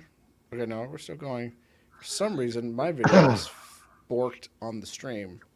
I don't know why. How is President of the United Everybody else is Earth, fine. Stacey Abrams, doing in Georgia? Let's see. Actually, let me. This oh, Spudhouse just joined the locals chat, which, by the way, that's probably the best place if you want to Hell yeah. indulge in super chats is locals, which is lolberts.locals.com. I believe it may not work, but locals.lolberts.com also works. So Stacey Probably Abrams is 45.2. Brian Okay. Kemp is 54.1. Okay. So she's gonna lose again. She needs to lose. Yeah. And Promethium Oxide says, "Let's go Whitmer." Woo. I feel like you should ban this person. Let's go. Well, no, to be fair, I mean, he did save Tally $1 on getting me to drink Malort, so there's that. It wasn't him that gave the dollar donation. Which, by the way, I realized something, and I'm not going to say it out loud. If you think about it, about what's going on with the Malort, you could probably figure it out, but I'm not going to say it. I'm not going to say it. That we only need $50 more for you to do it again. Well, yeah, that's what I want you to think. That's what I now want you to think. It's only $50. So it's less than $50. Oh. It's like $30. Oh, yeah, even better. Even better. Yes, it's only less than $50, and I don't have to take Malort. Great. Brilliant. Beautiful. I'm not even going to make any more hints because it's going to get me in trouble. Is it at the dollar mark? I told you I'm not going to give you any more hints because it's going to get me in trouble. All right, it's $5, and then you have to do another Malort. All right, so let's see. I haven't done not share screen. But do I share screen? Yeah, so go to present and then share screen, and then you can choose tab or window. Got it. There we go. Share. So there we go. So which ones are solid? Oklahoma, easy. Kansas. I was right about Kansas. They actually had. This is for the Senate. What about the House? Or where's it? New York Times. You fucking this up.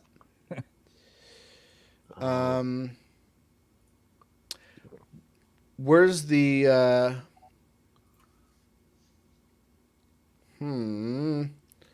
So Maybe I'm just on Google.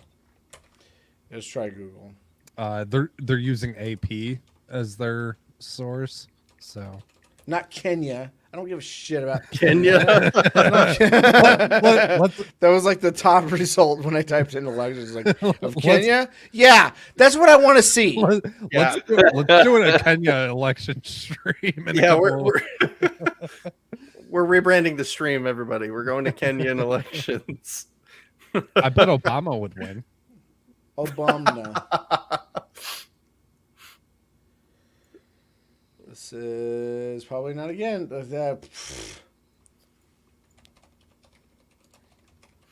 Obama. Obama. Oh no. All right, so here we go. Governor. Kansas.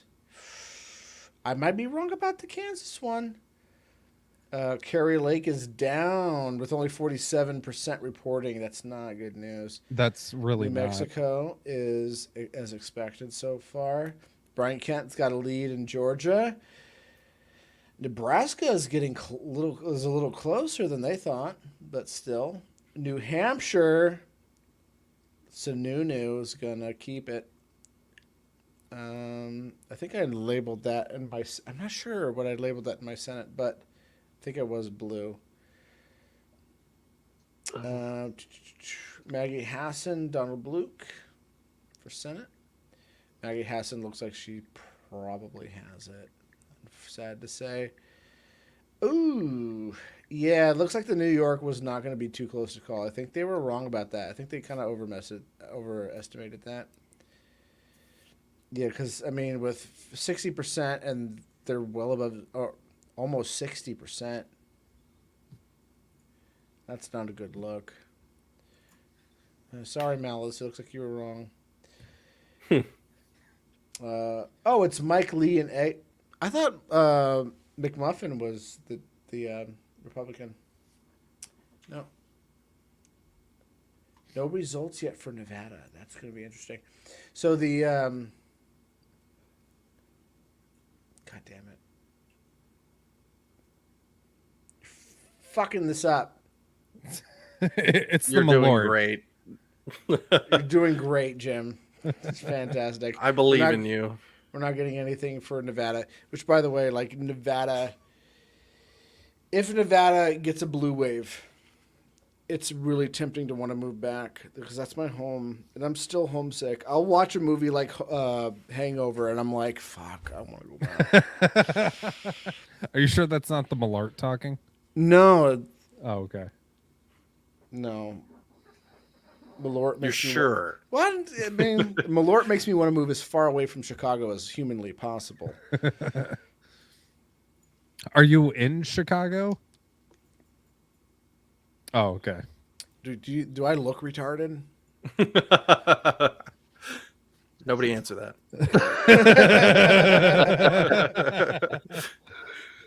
I was just checking. Oh gosh, what the heck?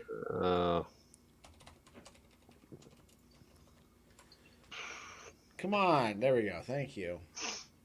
Oh, the ballot measures. I don't care about ballot measures. Let's see. Colorado.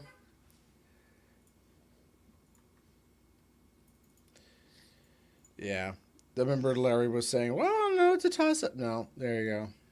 It's not going to happen. Colorado's always going to go blue. I think for the same reason that Michigan always is going to go blue. The late 90s, early 2000s politics of the Democrats wanting weed to be decriminalized and legalized. Yeah, it's a state full of juggalos. Yeah. So that's not going to happen. Pennsylvania. Well, what's going on with the Senate? It's close. It's you have a snake oil salesman versus a guy who's suffering from the effects from a severe stroke, and they still can't decide. That sounds about right. Yeah, I mean, to be fair, like if that was a choice for me and I was in the ballot box, which I can't vote, and it's because of fucking. I swear to God, Abbott's fucking with me because he thinks like, oh, you moved in from out of state and you want to get a new license. We're gonna make that really hard for you just to make sure that you win the election. Yeah, I've been trying to get a driver's license in Texas since I moved here in August of last year. It was like August, like middle of Augest. Really? It's supposed to be really easy. No. So here's what happens. In order for you to get a new license, if you're from out of state, you need to apply for a new license. Right. But because of the COVID restrictions, which by the way have been lifted everywhere, including in hospitals. So even in hospitals, I can walk around so long as I have my flu vaccine. I can walk around without a mask. Okay. But the Department of Transportation, I think it's the DOT, is where you get your driver's license from. If you're a new resident, you have to get an appointment. It says on their website, oh, we allow walk-ins. But if you do walk-ins, which I've tried twice, they do this. Check the computer to see if there's any open slots. And I would be there the first in line. And they go, nope, there's nothing. It's like, what do you mean there's nothing? I'm the first one here. Nothing. So that's not true. But the anytime you check, it's anywhere from 3 to 4 months, depending on which one you go to, of a wait time. So you set your appointment. The next one is at least 3 to 4 months that you can do. Now, in my line of work, anything can happen in 3 to 4 months. Anything can happen. You can get injured. You can need to get a new job. Anything. So one of the first times I did was I was working in manufacturing because I wanted to try it because I was still waiting for my CNA license to get transferred to Texas. Mm-hmm. And so I was just like, oh, Tower is hiring. I'll just work there. And then I was like, fuck this. And then I got a new job. And in that span, I had a job interview. They offered me, like, hey, do you want to do a job interview at this time? And it was roughly about the same time that I had to get my thing, which I couldn't have made the trip from the DMV to there, let alone the time that it would take to do everything at the DMV in order to get my license and then go to my job interview. And of course, if you got a job interview and it's going to pay you better money and it's in the line of work that you want to work in, you're not going to be like, actually, can you wait? No, you're going to be like, I'll take whatever you got, right. Whatever time. So couldn't make that appointment. The next appointment, I had like a really long stretch of work, and then it was the next morning, and I didn't have my job scheduled when I scheduled it. So I was just like, I guess, and then I couldn't make it. I was just so exhausted by the end of that night. I was just like, I can't make it. So I made another schedule. Couldn't make that one because I got another job interview. And I had to work a brand new schedule, and I didn't know what the schedule was. And by the time I got my schedule, it was like, oh shit, that's right. I have my fucking job. I have my fucking DMV list. Whatever. I'll reschedule it. Next one was 9/11. It's a good day. What? Play the drop. 9/11.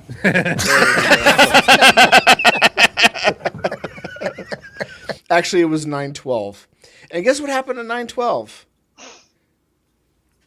Your cat got sick. So the week before, I broke my foot. I didn't know my foot was broken, but I had to go to the ER because I had been we had to do a takedown of this guy. And in the process, I ended up getting bit, headbutted, and broke my foot. Jeez. I lucked out because there was another tech who got punched so hard that it cracked his jaw and he had to get surgery. So I lucked out. He is now facing serious jail time. He's going to go to trial soon and probably going to have to testify. But anyways, he wasn't psychotic. It was all behavioral.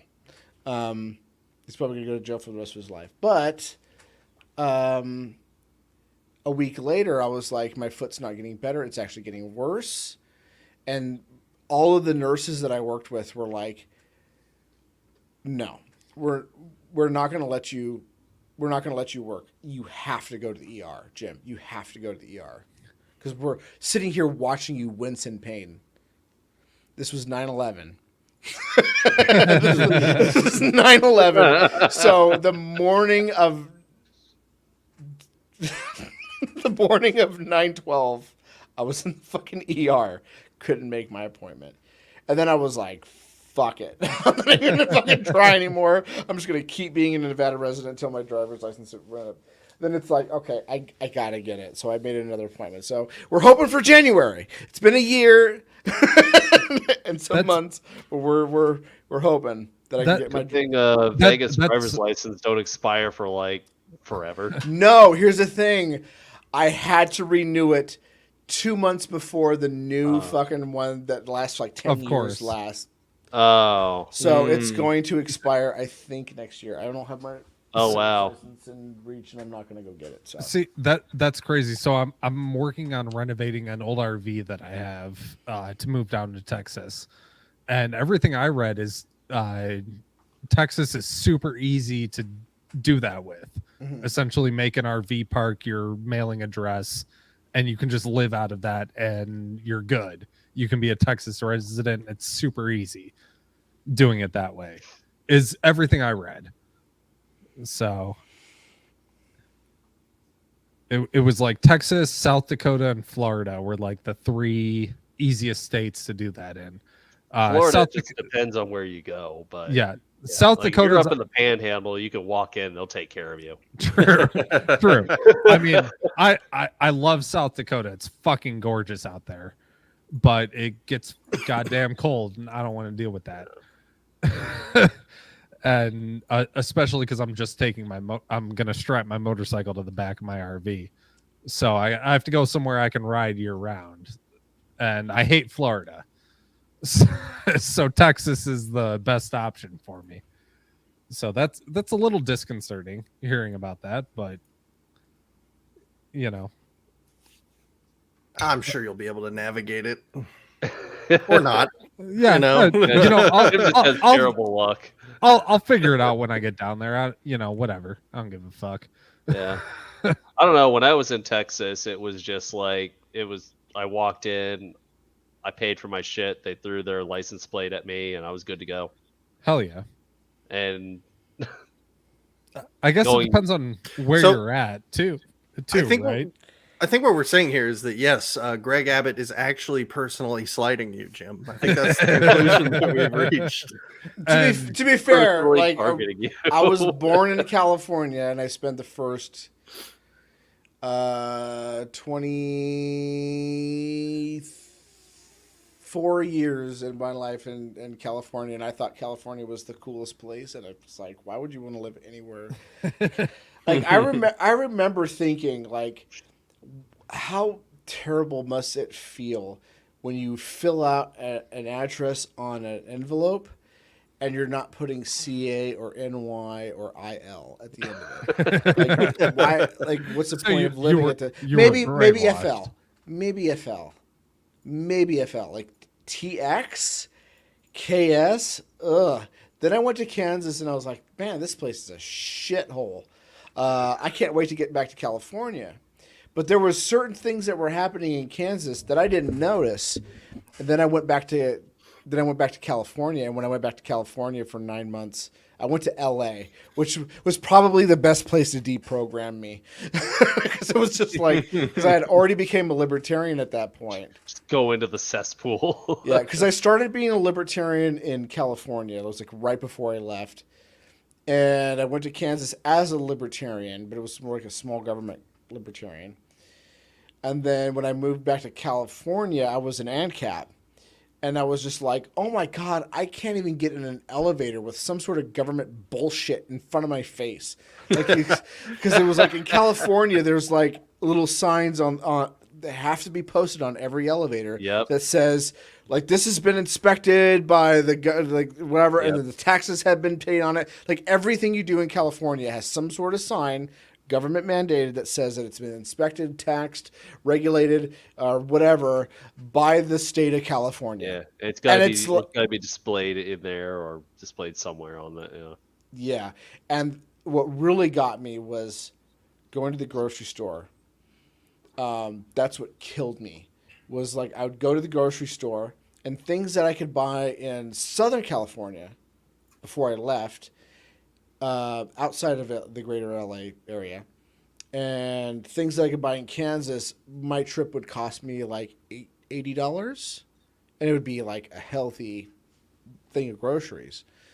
In LA, it was like $210. Jeez. It was just like, Yikes. what the fuck happened?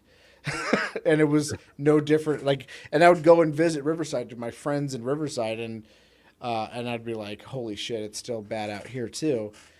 And then I had like how I got to Vegas was what happened was like we went on a trip with a few of my friends to Vegas. They were like, like, hey, like, you can crash with us and hang out with us and whatever. So I was like, oh, sure, whatever. I don't gamble anyway, so I'm not going to spend too much money out there. So I went out there and I was like, this is fun, whatever. And then I looked outside and there was like a whole city out there. And I was like, hold on a second. How much is an apartment out there? And I found and I was like looking around and stuff and I was like, holy shit. And this says that in a good area, I can get an apartment for $410 a month. And I have a sweetheart deal living in in Hollywood Hills,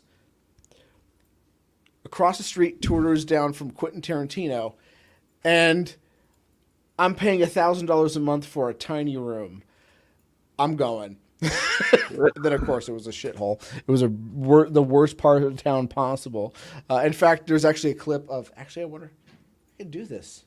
I hope I don't get copyright striked. But I can do this.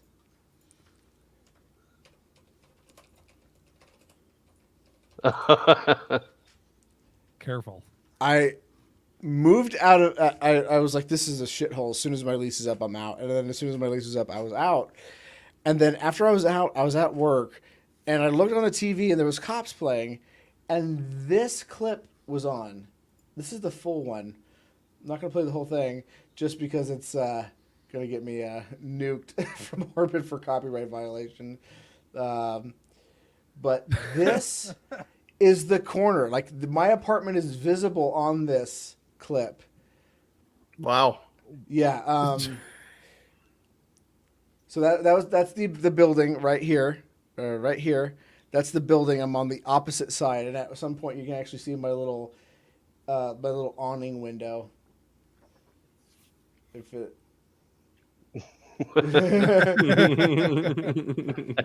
But what's important with this is almost a meme.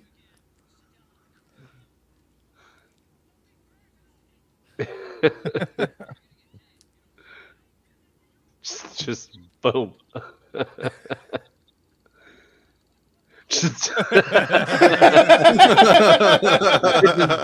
So that's my apartment. It's not this one, but it's the one on the other side.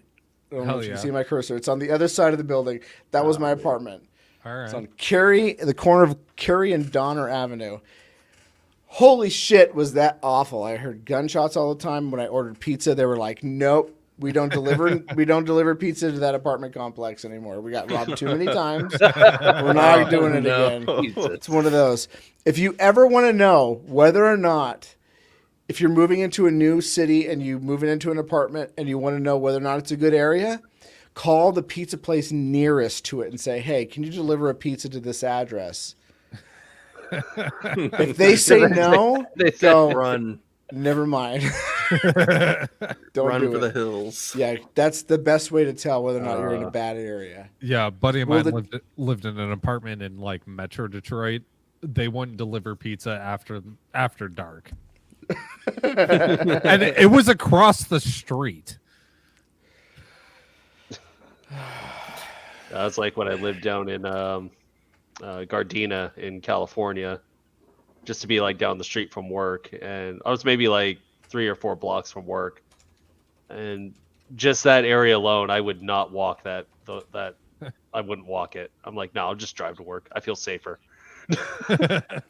Jeez, man. I can pull it up. It was bad over there. My car had gotten broken into like 4 times, and I'm like, nah, I'm gonna get the fuck out of here. I'm done. Hell yeah. And Yeah, then hard I pass went on that. overseas So for like right a while. here. I won't even drop it here so you could be like, holy shit, that is the church. So yeah, there was my apartment right there. And Kitty Wopolis, rest in peace. She used to lay right there on the little awning. Just look out the window all night and all day. Rest in peace, Meffy. And there's the corner. There's a little church right there. So where I used to live in Chicago, 2 blocks to the west was a Popeye's Chicken with the bulletproof glass and the little like carousel. Holy shit! And hold on, and a payphone where the receiver was chained to the box and the cord was cut. Then if I walked like 3 or 4 blocks to the east, there was a grocery store that was all Mexican. Everything was in Spanish. I didn't realize that. I bought like, I don't know, Hot Pockets or something. And I went to like put it in the microwave and check the time. Everything was in Spanish. I don't speak Spanish, so I just looked for numbers and crossed my fingers and hoped. And then I'm gonna see if I can't find the house that I used to live in, because I feel safe doing this now because you don't live there.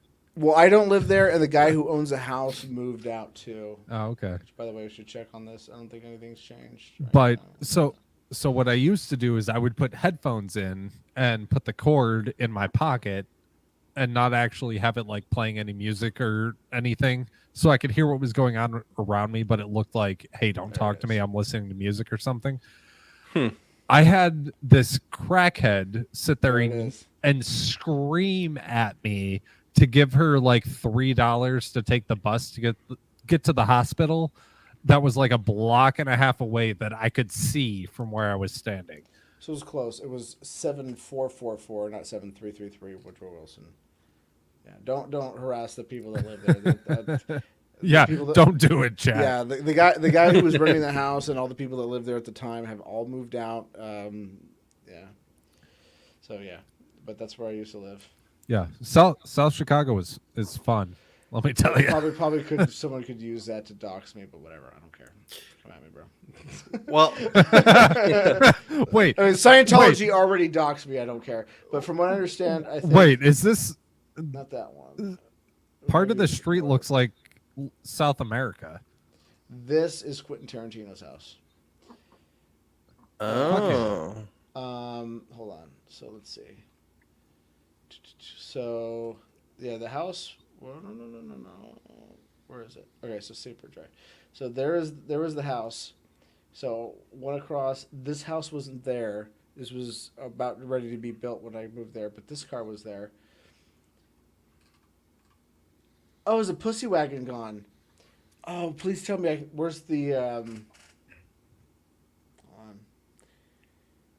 How do you do the go back in time?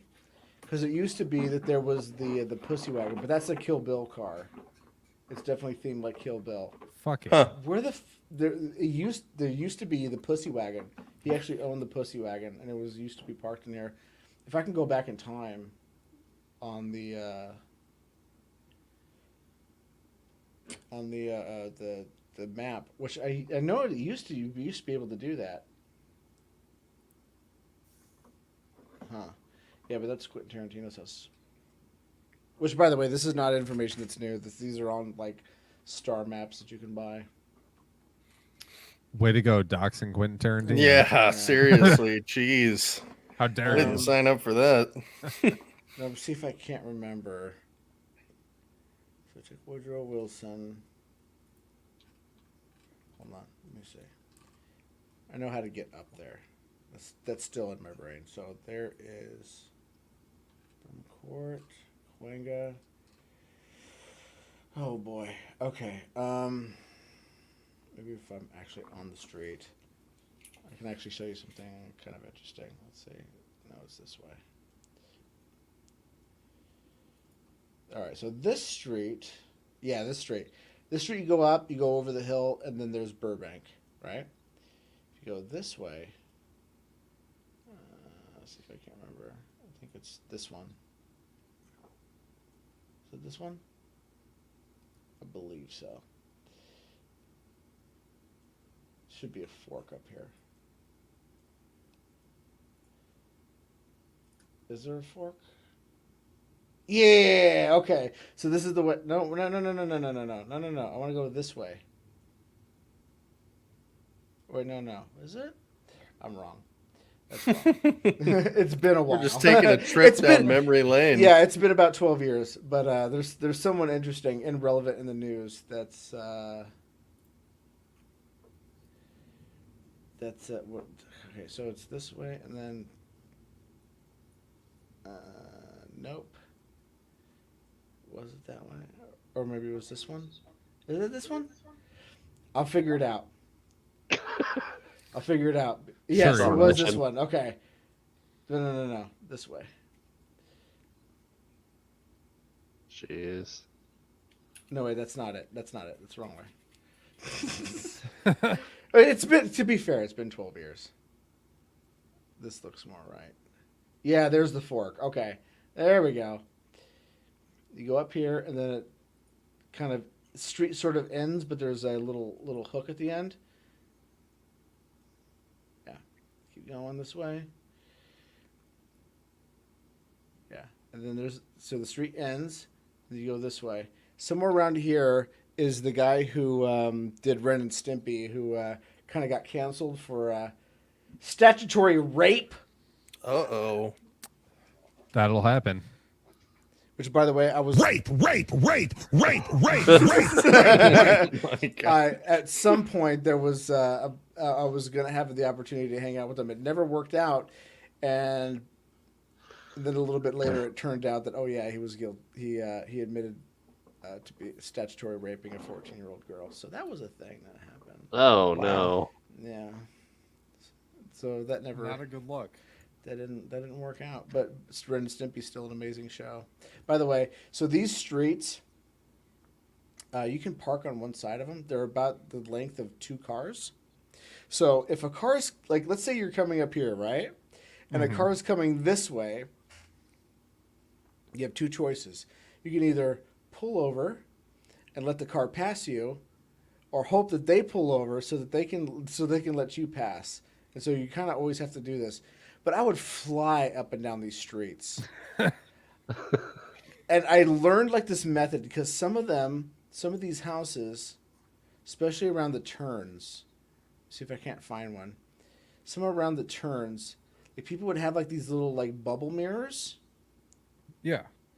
So that it would help them back out of their place.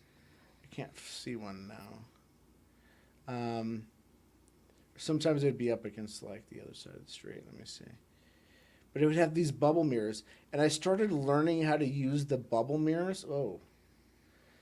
To see what was around the corner. I could tell if there was another car coming around the corner, and I got really good at it. And I would fly up and down these streets, going really fast. And at some point, this crazy lady who lives at this house, who I won't mention by name,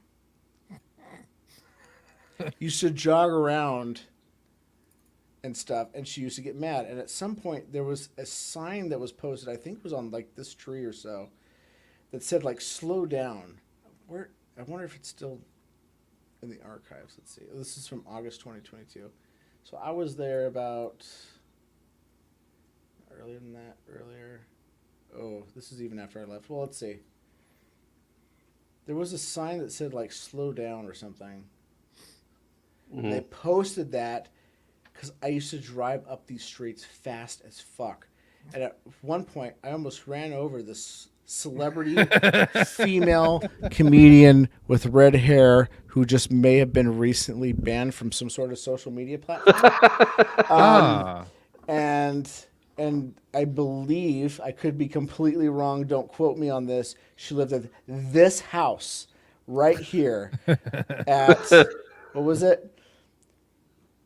2955. You can see it better from the other side. Yeah, so, yeah. I may have almost ran her over a couple times coming up to, and it was both times I almost did, was over here while she was jogging. Go up. There's like a crosswalk over here. It was over like this kind of area. Well, not a crosswalk, but there was like she would cross this way.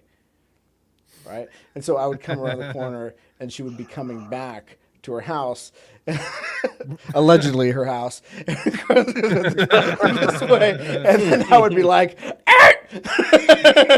that's crazy. Wave, Almost Carrot and then, Top. yeah, it was. I think it was Carrot Top. I think Carrot Top actually lives there, and not in Vegas where he has a resident show there. So then we come up here. And I remember one time I was coming home and I had some food and I was starving. I went to Carl's Jr. And by the way, you had to make this drive if you wanted to go anywhere. These tiny little streets with 1-lane road. And I remember one time I was starving, and actually it was kind of back here a little bit. Or no, it was up here. It was over here. And I came up here, and there was a tour bus for like people who wanted to see where all the celebrities live. Yeah. And they decided to turn around, and they were like doing the Austin Powers thing where they're back, forth, back, forth, back. Forth. I'm like, come on, I'm fucking starving. Anyways, you go up here, Oh, by the way, let's go out. Let's go to the current year, and then I'm almost there. I swear. I actually have a video on my old channel. It's unlisted. It's called White Knuckle Drive. Someone told me that Megan Fox lived here. I don't believe it. What? Am I still on the intro? Yeah. Patrick Smith says he thinks your super chat thing is broken. Oh, because I don't think it takes PayPal anymore. Which one is it?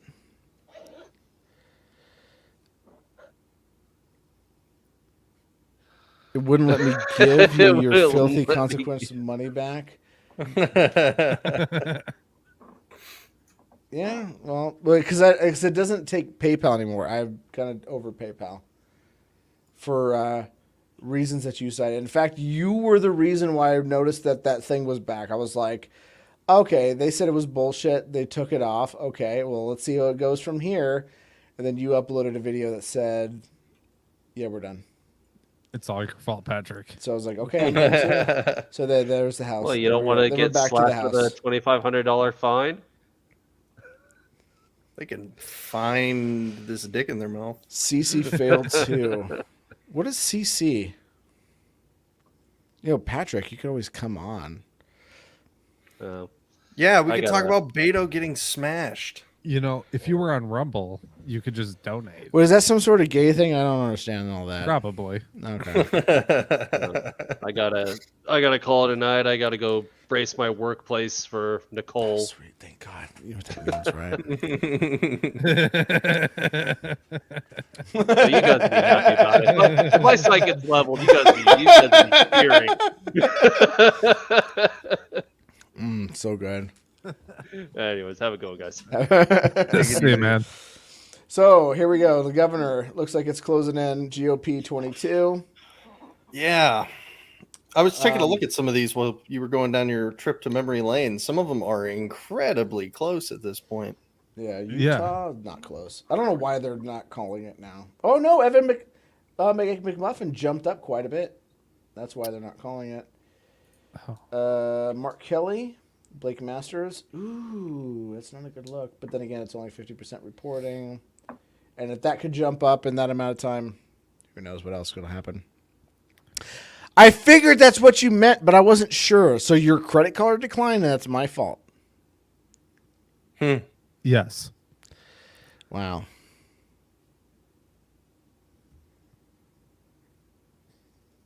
Man, you are one pathetic loser. Oh my God. How about this? That's been confirmed. How about this Oliver guy in Georgia? He's pulled 73,000 votes, 2% in a very contentious race. Oh, Chase? Oliver is I believe this is for the Senate. Yeah. Chase Oliver. There we go. Oh, Libertarian Party, 2%. Which, by the way, my prediction, I think that's the one that's going to be the nail on the head. Let's check New Hampshire, because I think that's going to be the... I don't know if Kaufman spoiled that one. I'm going to be honest with you. Oh, no, it's not that about the spoilage. Excuse me. It's about whether or not they can meet 6%. Yeah. He's at 2%.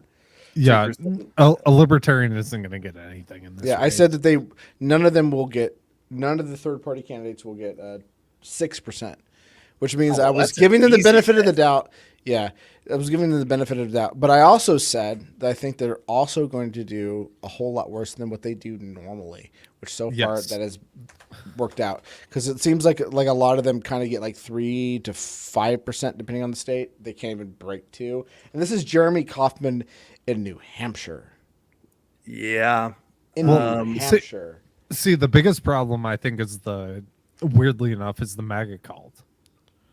right? Because most of the time, the Libertarian Party draws from Republicans. I said most of the time, not always. Most I would of the say time.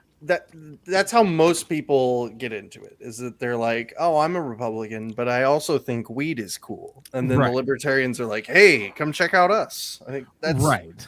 Yeah.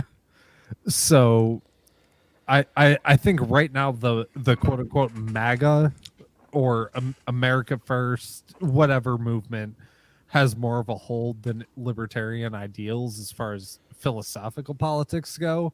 So I think that's why we're seeing so much lower polling for libertarians than we do typically. I think a Seems lot like of an it oxymoron. Philosophical politics. I know a lot of I know a lot of libertarians who would normally vote libertarian who are like, the Democrats are so terrible right now. Yeah. They are so bad that I'm willing to hold my nose and vote Republican. And if I could have voted, I probably would have done the same. Which is fair. That I don't agree with it, but I understand it. Well, here's my case for it. I'm gonna give you the argument because I sort of agree with that.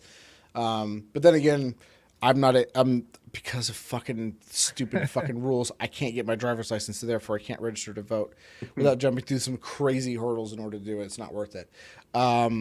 I don't mind like going down to the polling station because it gets me out of the house. It gets me to walk a little bit, especially with the broken foot. I have to do some physical therapy. It's all good. It's all good for me. It gets me. But if I was to vote, I probably would have voted just Republican down ballot. And my rationale would be like, normally Democrats are just like, oh, we're just going to start spending your money. Oh, we're going to like impose some new gun regulation. Ukraine. Yeah, we're gonna post some new gun law that's gonna be overturned by the courts in like 2 years down the line. Who cares? So it's kind of like, yeah, it's bad, and then it's like my biggest concern 10 years ago, 2012. Shit, 10 years ago was like Obamacare. Like, oh my God, this is disastrous, which it was. Right. Not to be fair, but my standards today would be like Obamacare, whatever, I don't care. This is another stupid government policy, whatever. But now we're talking about like jailing parents for not giving their kids castration and hysterectomies. Right. Because they wore a skirt during dress-up hour at school. Right. Like this is fuck. Too far. I wore a kilt just a few weeks ago when I went to the Renaissance Fair. Does that mean I should chop my cock and balls off? Well, it depends. Did you wear underwear underneath it? I did because I like everything being in place then and not swinging around. Then actually, yes, you deserve it.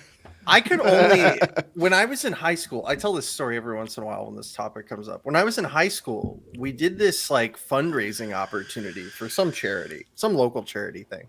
And it was called the Guy Pageant. And it was about 50-50 whether or not people did it. But traditionally, all the men wore dresses and shit and dressed like women and wore wigs and things like that.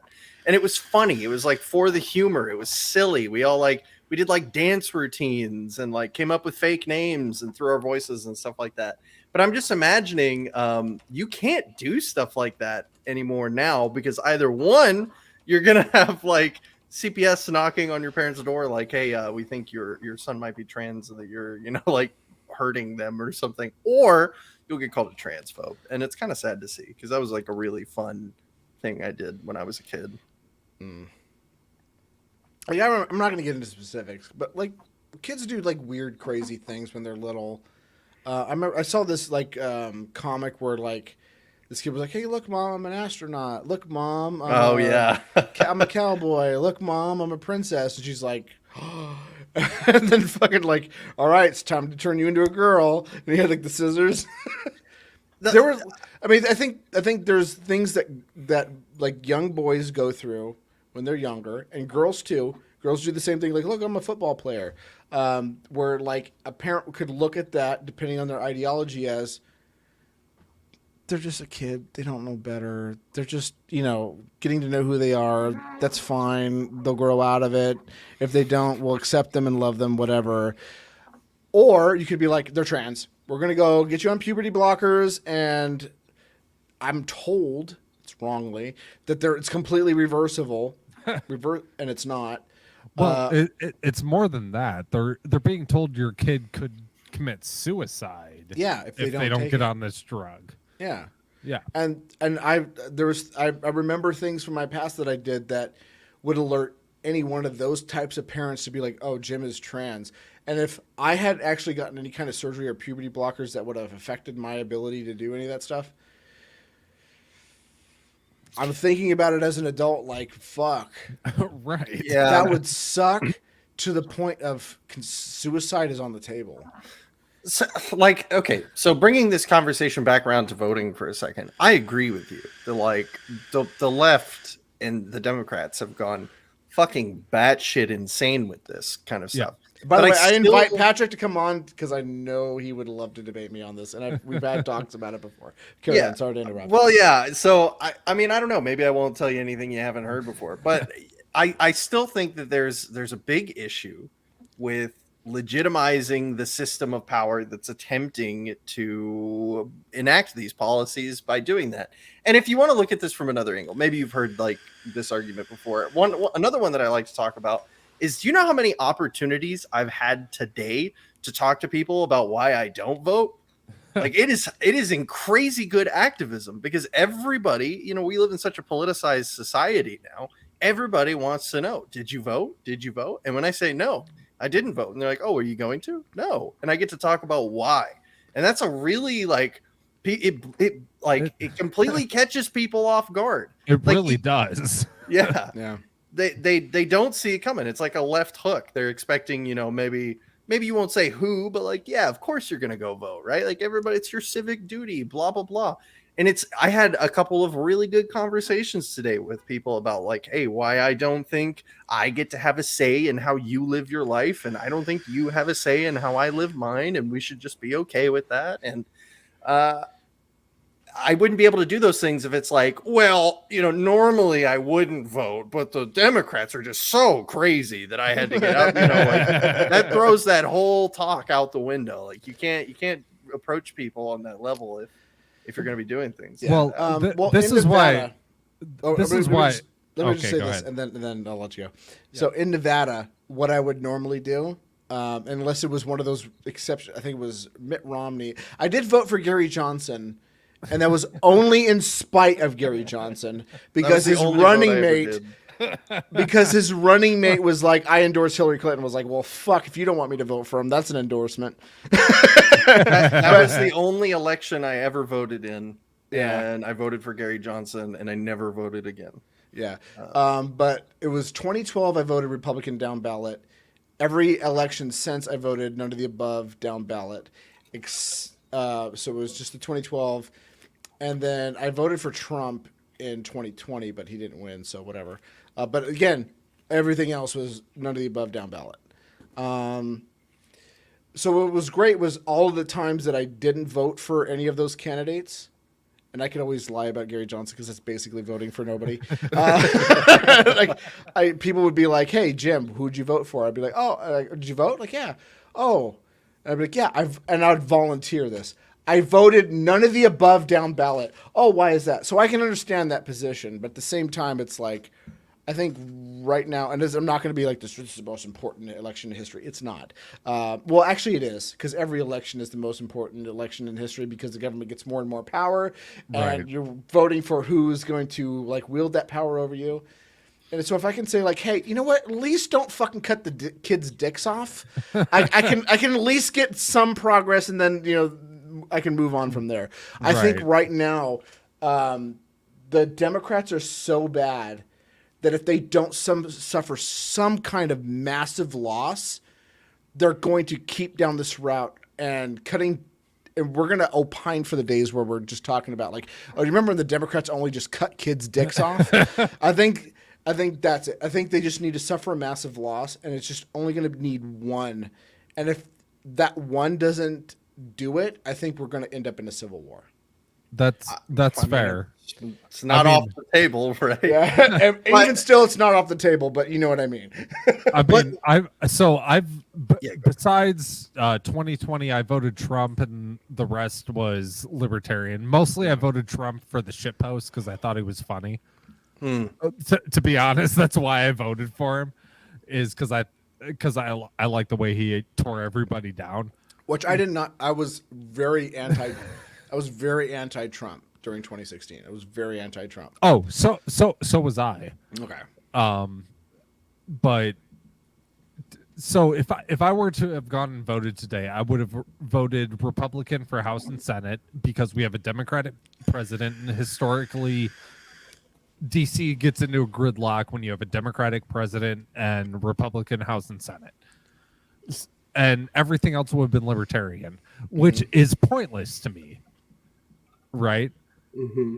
Like I would have stood out in the fucking cold because I'm in Michigan for 2.5 hours because there's one fucking polling place in my Maggie town. Hassan, sorry to interrupt, but Maggie Oh, yeah. Hassan has just been. They just called Maggie Hassan for New Hampshire. Okay. All go ahead. right. Sorry. So yeah, I would have been out in the cold for 2.5 hours to basically do a shit post. Yeah, for a meme to do a shit post and then have to go to work for 8 hours and then come home because I have one fucking polling place in the town that I live in and every single person has to go to that one polling place. So it's so fucking congested. It's ridiculous to try and vote there. So I'm just not going to vote. Oh, fuck that. The most convincing argument I've ever heard was like a strategic attempt to gridlock the government, which I right. Oh, well, okay. Before I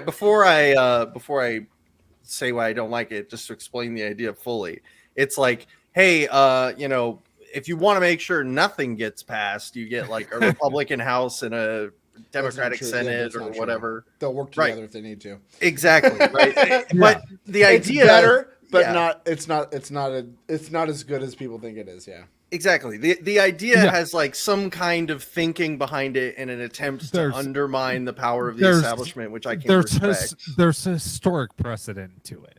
Yeah, exactly. But my biggest problem, so for governor, for example, I wasn't going to vote for Tudor Dixon. Soldinaro was, I thought, the best Republican candidate, but I still didn't like him. And because the Second Amendment is the biggest issue for me, or one of, I would say, top three, right? They use the term law-abiding gun owners or law-abiding citizens, whatever stupid fluff terminology that they use. Well, everybody's a law-abiding gun owner until the ATF decides, oh, pistol braces are now illegal. You're all felons unless you register or get rid of your bump stocks. Your pistol braces are next on the list. Yeah. Yeah. Which nobody I know owns any of those. Right. You're forced to reset triggers. The retarded shit that the ATF just deems, with a snap of their goddamn fingers that's illegal, and all of a sudden you're now a felon on the federal level because you own this when it was legal, and now the ATF just decided that it's illegal now. I hate the fucking term law-abiding citizen, law-abiding gun owner, because everybody's law-abiding until they decide you're not. As soon as any politician on any side or platform uses the term law-abiding, I immediately write them off. Well, yeah, I mean, I'm not kidding. I'm not. You laugh. I'm not kidding. I had this discussion with my dad because he asked me, "Who do you like for the Republicans?" I was like, "I don't know. I didn't look. I don't care. I'm leaving." But I scrolled through all of their platforms real quick. I was like, this guy seems the least awful, but I don't like how he says law-abiding gun owners. And my dad asked why, and I explained it to him. He's like, "Oh, yeah, that makes sense." Yeah, I mean, it's guns are a huge issue, and I've accepted the fact that as long as the ATF exists, there will never be like a real progress in gun rights. Right. Which I understand, but it's the phrasing that I don't like. Oh, of course. Yeah. I mean, they all get it completely wrong, right? Like they they either don't understand or don't care, and probably a little bit of both. The actual dynamics of owning a firearm in the United States. The term should be peaceable gun owners. Yeah. Right. Yeah. I mean, I agree. Okay. But I don't think most of them see it that way. I think most of They them are don't. like, yeah, whatever the letter of the law is. But that, again, that comes right back into the discussion around the ATF, though, because it's like they aren't the letter of the law. They're just an agency that nobody's come around and smacked them in the dick hard enough for them to stop doing all their fuck shit. Well, and that's the thing. So I work in the tobacco industry for the last 8 years. Yeah. And so I've seen firsthand what happens when you're a quote unquote law abiding citizen or business, and all of a sudden some government organization decides on a whim something should be illegal, or you have to get permission to sell something. And it's bullshit. Or they like federally raise the smoking age out of nowhere, you know? Right. Yeah, federally raise the smoking age to 21. Well, if you're going to do that, the drinking age is 21, so the age to enlist in the military should be 21. Well, no, we can't do that. Can't do that now. We need to send our 18-year-olds to die for fucking Ukraine. To fight the goddamn Russians that nobody cares about.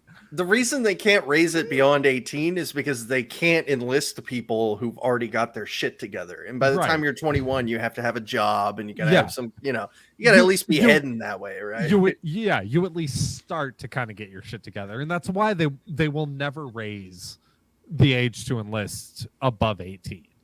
And that's the problem. If you can enlist in the army at 18, or 17, you can. Yeah, technically 17, and go and enlist in any branch of the military, the Rangers, the Marines, the Navy SEALs. You can enter in to be in any of those programs at 17, 18, but you can't smoke, you can't drink a beer, you can't buy a handgun at that age. Well, what is it? Are you an adult that can go and die in these pointless wars, where the quote WMDs are in Iraq, go be sent off to Ukraine to fight the Russians? Or are you not old enough to make your own decisions for yourself? Are you old enough at 14 to make the decision to go on puberty blockers and cut your dick off? Or can you not go into the army and decide to go die for your country because you're not 18 yet? Which one is it? Pick one. Well, that would require some kind of like application of principles, and we're talking about politics right now. Right. So, yeah. That's why I say philosophical politics. Yeah. To quote the great philosopher Ben Stiller, touche. I mean, like, I'm right there with you, man. It's like, hey, you guys have some like obvious contradictions here, and they're like, they're not contradictions. We're just, blah blah blah blah blah blah. Dude, try having that conversation with a statist who's like stuck into that mentality. Miserable. Dude, I want to blow my fucking brains out. It's so annoying. So I'm not seeing any libertarian even getting close to like 3%. Oh, I'm not surprised. Oh, no. We got one. We got one. Where? 2.8% in Illinois. Really? In Illinois? Well, who else are you going to vote for? What is it? Is this for the Senate? That's a good point. This is governor. So governor. I'm just looking at governor. Oh, here we go. 3.85%. Not even 4. Oh, here we go. Wyoming. Well, to be fair, there is the Free Wyoming Project. Okay. And there's only like 10 people in Wyoming anyway. Well, I mean, we could use the same argument for New Hampshire, and we see what's happening over there. So there's more people in New Hampshire than there is in Wyoming, I believe. Let me fact check myself. Do you really need to? Wyoming population about 600,000.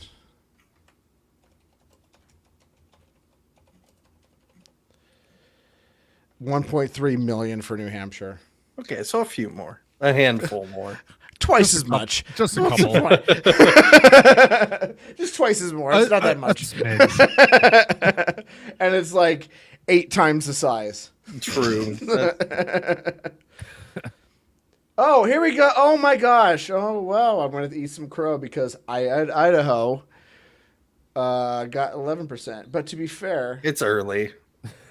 no, that's the independent. That's not L. That's I. Sorry. Oh, okay.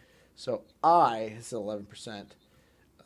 L has 1.3%. So I mean, well, they're also like 27% reporting or something. So yeah, and also they're the Idaho. Well, I'm Ida Pimp. So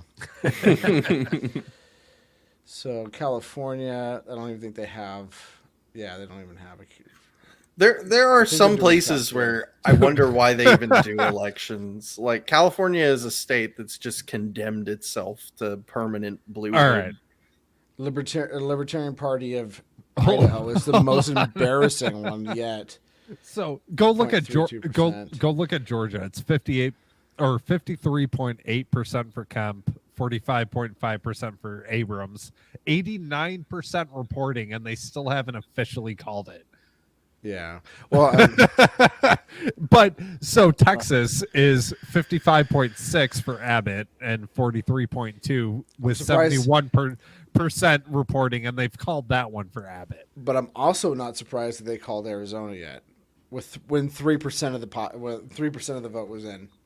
Yeah, Like they did the last election. Right. Also, 3%. what- Yeah. Biden won. Did they extend Nevada's polls or something? It's Like- Nevada. Okay. Please say it right, okay? Oh, all right.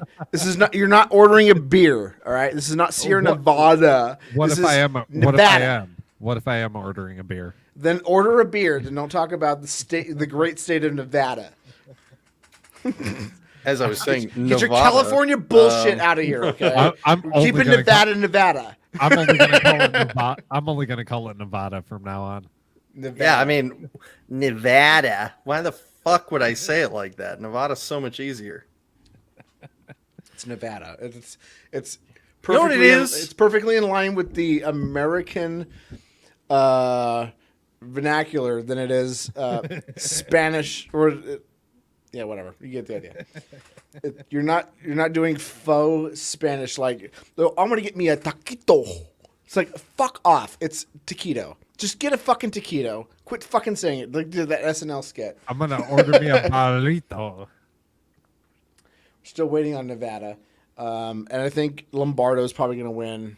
All the polls were kind of indicating that he had a lead, and I think a lot of the polls across the country, even if very slightly, it's kind of leaning that the polls were a little bit wrong in the favor of Republicans, but not by much. I think a lot of people overstated that. I mean, we're talking like points of percent. I mean, I'm pretty sure the GOP is still primed to handily win the House. Like that's, I think, pretty much in the can at this point. Yeah. So far, we're looking at. It'll be the Senate. I mean, I think Georgia is obviously the big question mark, right? Like it's obviously going to go to a runoff at this point, unless like 2 million votes get airdropped in at the last second or something. I mean, they might. I'm not ruling it out. They might have a water main burst, and might come across, 200,000 Democrat voters. Utah is 100% going to go red. You can't convince me otherwise. I don't know. Let's see. So Georgia or this is governor. Let's go back to Senate. But see, here's the thing. Yeah, we're talking about it's going to go to 0.01% down. We're talking a margin of less than 1,000 votes. So this right is now we're probably not going to find this one out until tomorrow at least. Georgia, if you don't get more than 50%, they do a runoff election. So 50? 50. If you don't get more than 50, you get a runoff. Oh, okay. So I see. unless something massive happens, like there's no way that this is gonna not end in a runoff. So this is part of my. So I checked the ballot measures over here in Michigan. which they all suck. Oh, surprise, surprise. Yeah. But just a quick check. So they're overwhelmingly yes at let's see, 64, 59, 53.8% on all three ballot measures. I guarantee you I see more signs saying vote no for the ballot measures. How's the house looking? But that's Michigan for you. And that's exactly what I was talking about. Like, even though more people are vocally against a lot of the stuff, most people are going to vote for it because of those scare tactics, which is, just something I wanted to throw out there, glancing at it real quick. Yeah, I mean, what they've got: constitutional right to abortion, expanding voting access. You mean murder? Yeah, murder. Yeah. So constitutional right, but they won't affirm. So right. so the constitutional right to abortion. So that's such a misnomer. For what it actually is, it's abortion up until and including birth. That's what it is. Jesus fucking for whatever reason. If you're 6 months in and you're like, I don't want this kid anymore, you can kill it. I don't see how this doesn't wind up back at the Supreme Court. Like, these constitutional measures, they're going to get picked up and they're going to get appealed. No. That's the thing is the overturn of Roe v. Wade kicked it all back to the states. It made it a non-federal issue, so Michigan can have that law, or a sensible state like Texas, Oklahoma, Arkansas, Georgia. They can put in sensible laws. It'll right? I'm pretty sure. I can't remember what the term is, but there's basically like when. Like a state couldn't like institute just like a plain old murder law. Like there's nothing a state couldn't like constitutional right to just indiscriminately murder or something. And there's like legal processes for how to get that removed, even if it's been voted on. And so I think they'll use those same measures and they'll say it's murder. This is not. The problem is that they've made the argument for so long that it's just a clump of cells. It's a fetus. It's not a life. It's not a human being yet. Yeah. So I think that's what's going to have to get weighed on. Like, unless the appeals courts just kick it out for whatever reason. But that's the problem, though, is nobody thinks it's actually a viable life until it's born, which makes no sense, right? Or even in Virginia, right? They don't even think it's necessarily a life after it's born, but it's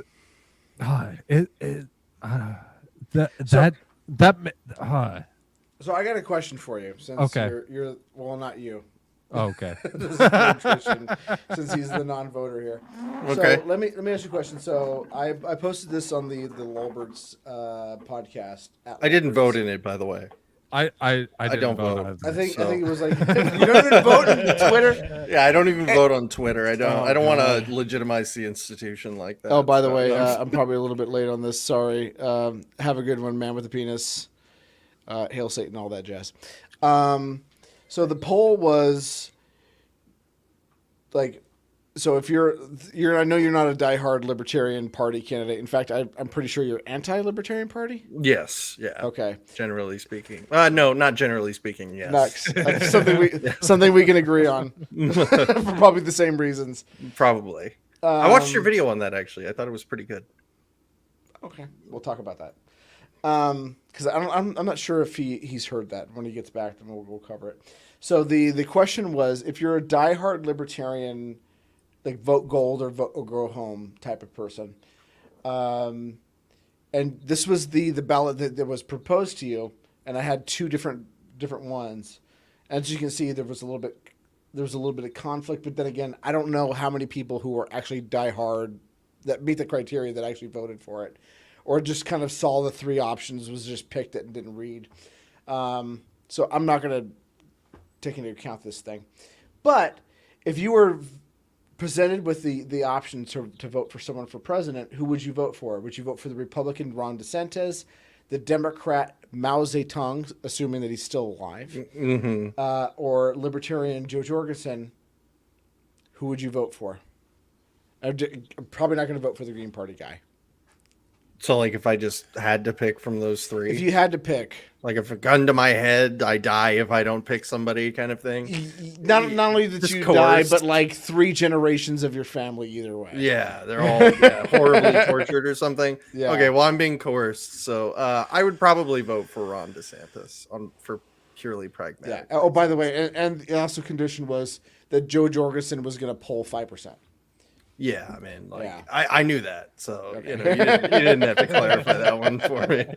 It's like someone who's like extremely cringy and could potentially lead us into the counter pendulum swing, which will probably wind up just being just as bad as the left swing was, versus like instant famine. It's like, okay, well, maybe I can deal with the culture war, I think. And then the second question I asked was the same scenario, exactly the same. The only difference was the Republican and Democrat. So you had Joe Jorgensen as a Libertarian, a Democrat was Lincoln Chafee, and the Republican was Adolf Hitler. I actually don't know who Lincoln Chafee is. Is this just... He's a Democrat. He actually ran for the president of the Libertarian Party the last cycle. Oh, did he? He is not a Libertarian.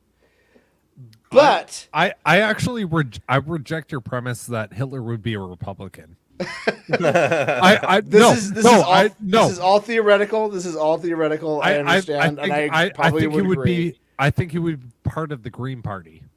Oh, okay. I think he would be part of the Nazi Green Party. By the way, have you heard that's not a thing?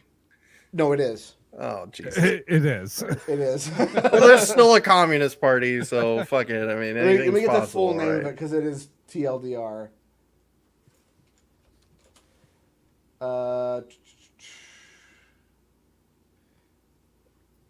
The Libertarian National Socialist Green Party. See? Jesus Christ. See? Yeah, and I think their only claim to fame was like one of their members ended up doing like a mass murder or something. Based, I guess. Jesus Christ. I mean, you couldn't say he was I faking think they it, ended I up removing suppose. their entry because they were so unnotable. But anyways, but let's just say, if you think that whatever, I did a whole video about like is Nazism socialism or capitalism, and the answer, and the too long didn't read version of that video was yes. Yeah. Yeah, I mean it's a hybrid. Yeah, fascism is a unique economic mode. Maybe we should just watch it's an oversimplification of the issue to say like it is socialist, it is capitalist. It's a unique economic mode. It doesn't fit either very well. I just want to say they made some fucking amazing cars and fantastic handguns. Well, we know who you voted for then. Yeah. I guess cars were terrible. The Trabant. Hey, was it not the Trabant? Was the other one? I will happily admit that I'm a Walther fanboy. Well, there we go. You probably drink water too, don't you? I do. I'm drinking water right now. Oh my god! Literally Hitler. And literally Hitler. And my work has a break room and like a kitchen area for lunch breaks. Wow. Right? I mean, literally Hitler. Oh Just yeah, literally. I think they fucking throttled the other. I can't find it in the other one, in my main channel. So this is my .back account. We're gonna watch the condensed version of this. All right. Okay. I think you might need to turn it up just a little, unless I can. Can you? Yeah, this is. Yeah, turn it up a little. Yeah, I can't hear shit. Oh, I thought this one had the false ending. I'm sorry, or the false start. My bad. Which one of my videos had the false start? I could have sworn there was this one.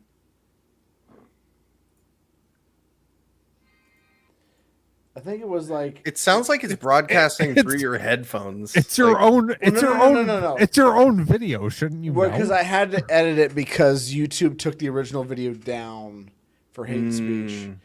So I had to. Again, it's your own video, shouldn't you know? I had to change it to was Hitloff Adler a capitalist or a socialist? And then like I put him like in little Groucho Marx glasses. And then put like Adler on top of it. Yeah, which one?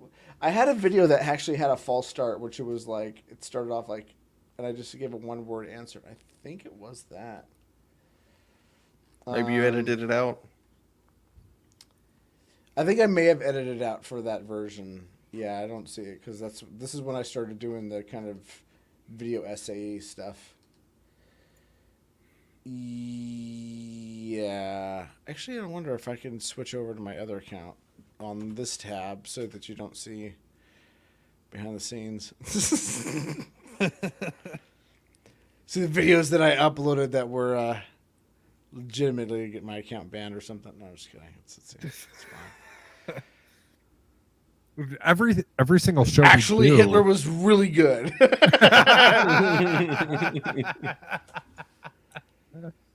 Again, made fantastic cars and great handguns. Which this is why we're going to Odyssey. I'm so fucking tired of fucking fighting Dude. YouTube over this shit. Dude, go to Rumble. I'm telling you. I'm gonna do Odyssey first because Rumble wants you to pay $20 a month to stream. Okay. That's my Jesus. problem. Fair. Yeah. Well, or you have to have 100 until- subscribers. So Right. go ahead and By the way, another announcement: I am leaving YouTube. Next streams we're going to be doing are going to be completely on Odyssey, Odyssey.com, whatever it is. The username is @JimJesus. That's where we're going to be doing it at. I know I have another one, Jim Lobert Jesus. Jim Jesus is going to be the next one. But if you subscribe to my Rumble, which is Jim Jesus, and I get 100 subscribers, we're going to try that one too. And then of those, we're going to see which one we're going to make our permanent home. But until then... I'll say over on the Church of Failure, the past couple of weeks we've been on Rumble, we've gotten way more live viewers than we have on YouTube. Yes.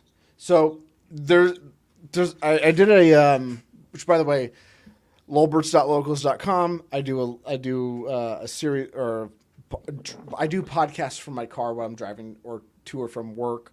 Whenever something pops in my head, I want to talk about it. And it's only $2 a month minimum. Can't go wrong. And not only that, but you get access to the local chat, which I pay much more attention to than the regular chat now. And you have the ability to super chat there a lot easier. And as you can see, by Patrick's having trouble with it. There we go. So I made this. Copy link. So I made this. Let me see if it has the false start.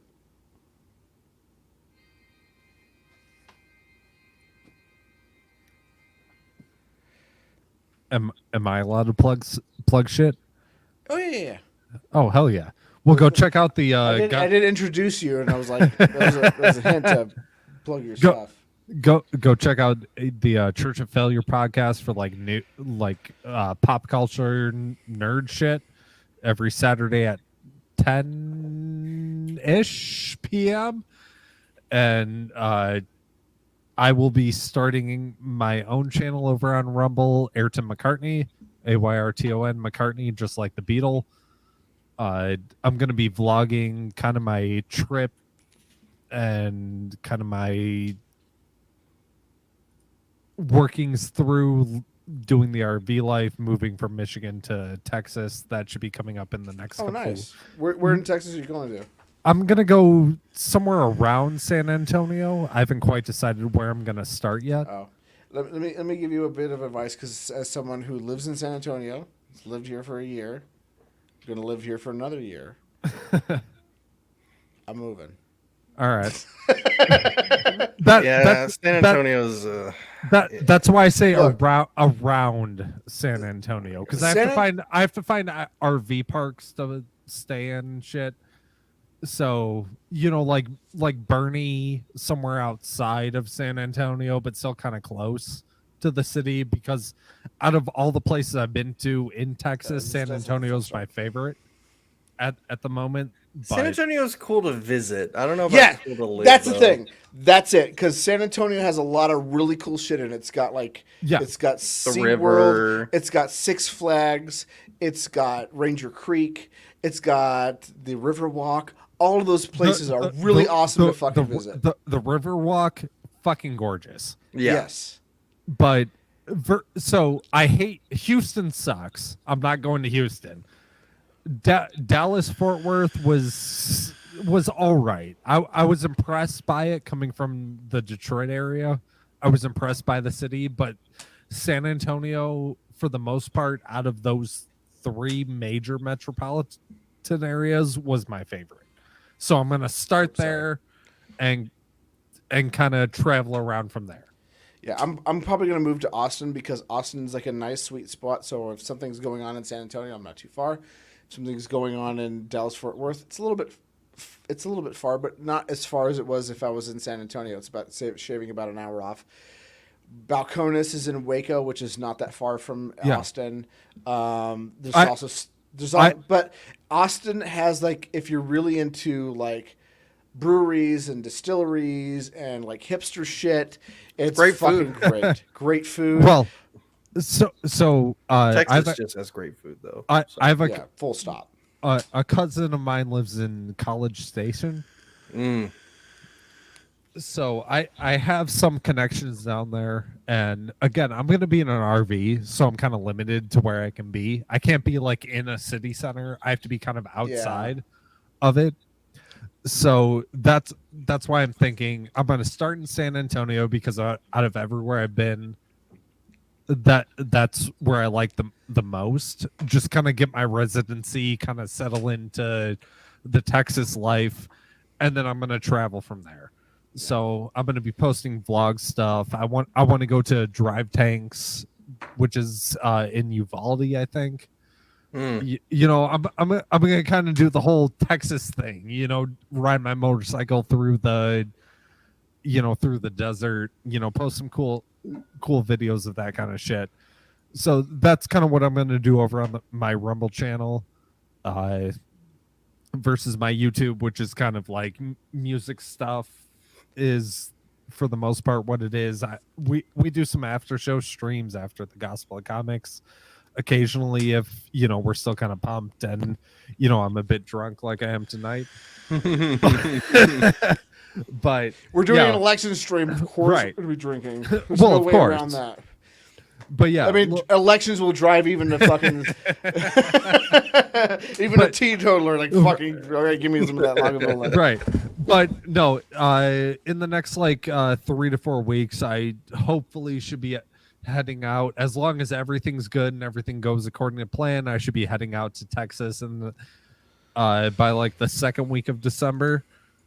From Michigan, and I'll be filming a bunch of that, filming the travels down, where I start. Gonna be kind of vlogging, kind of trying my hand out in that sort of stuff. I've never really done that. Most of my YouTube stuff is playing music or doing live stream stuff, talking about comic books and nerd stuff.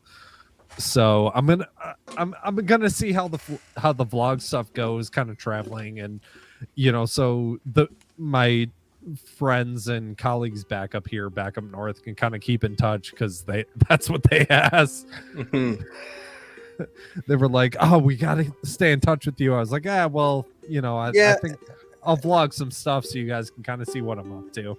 If you're doing the RV thing, it is a lot easier to just if you get there and for some reason you hate it, it's a lot easier to get up and go. Exactly. And that's why I'm starting at San Antonio, because I really like it. I think it's a cool, as far as cities go, coming from where I am up here in the Midwest. Yeah, it's a cool city. I know there's some rough parts. Kind of, was it southeast San Antonio is kind of crackheady? Oh no, anything north of downtown is going to be not. Oh, it's north. Okay. North of downtown. That's what I was told was the line where everything starts getting really bad. Okay. and every time I've driven south of downtown, it's not good. Okay.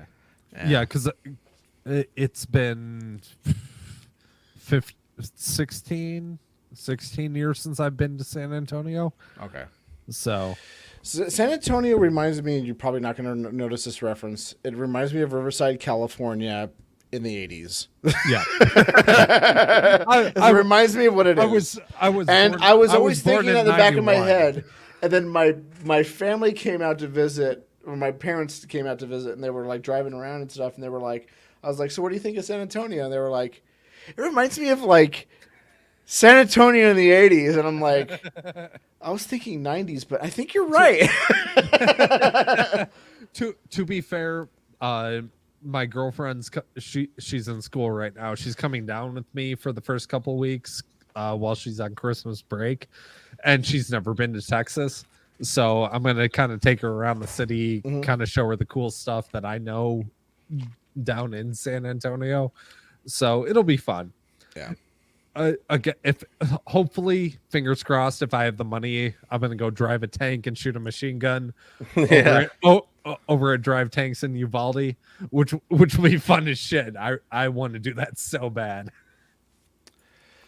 Yeah. But anyways, the other thing that's an issue is if you want to network with other libertarians in San Antonio, you have two options. Okay. You have just me, or you have the Libertarian Party. All right. And there is a couple of cool like Libertarian Party members that are like legitimately good people. One of which would be Carter Fanning, J.R. Hasselhoff, who I think is the chair of the Bexar County Libertarian Party. And you have Nikki Darling, who was a former co-host of mine from the Freedom Fiends radio show, who just moved to San Antonio like a few years before I did, which is interesting because I didn't know. I haven't talked to her since the whole Freedom Fiends thing. And then I was at the Libertarian Party thing, and she comes, and this is when I had my Nevada plate, which, by the way, that's a real license plate. She was like, who has the license plate that says Lulbert on it? And I was like, me. And she's like, are you Jim Jesus? And I'm like, yes. And I'm like, she's like, I'm fucking Nikki Darling. We used to do a fucking radio show together. And I'm like, holy shit. That was a small world moment. But yeah. Yeah. But that's pretty much it. The other people in the Libertarian Party are all part of the classical Libertarian Party, or the classical Liberal Caucus, which, by the way, if you haven't checked out, I have done a fantastic satire account of them. To be honest, I'm kind of a recluse and I hate people, so I tend not to socialize. It's nice to like know, though. You know, it is. It sometimes like that. It's true. I mean, Austin is marginally better than San Antonio. Really, Dallas is like the liberty center of Texas. I mean, hold on. Let me counter that. I'm going to counter that because you have. Are you there? Generally speaking, I'm just south of Austin. Oh, okay. So, okay. Were you New Braunfels or something? San Marcos. Yeah. Oh, okay. Okay. Yeah. So I'm familiar with San Marcos. So you have Patrick. You have that kind of crew. Who else is over in Dallas? Well, you've got all the Feed the Need guys. You've got the entire voluntarist meetup group that meets over there. There's not really anything like that over here. And they got dozens of people in their group. Austin. There is a meetup group over there, but it's pretty much fizzled out by this point. I mean, it's not. Okay, from what I understand, Austin does have a voluntarist meetup group. Modeled after the one that was developed in Dallas, actually. True.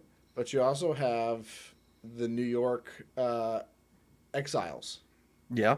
So you have Tassas, you have Michael Malice, and then you have all of the other kind of faux libertarian, not really libertarian, but they're definitely on their way. Yeah. Like the Dave Rubins, the Blair Whites, well, Steven Crowder. Yeah, I mean, he decided to go the other way, but you had him for a while. It's the alternative Hollywood of Texas. You know, it's like it's where all of the alternative media people are going.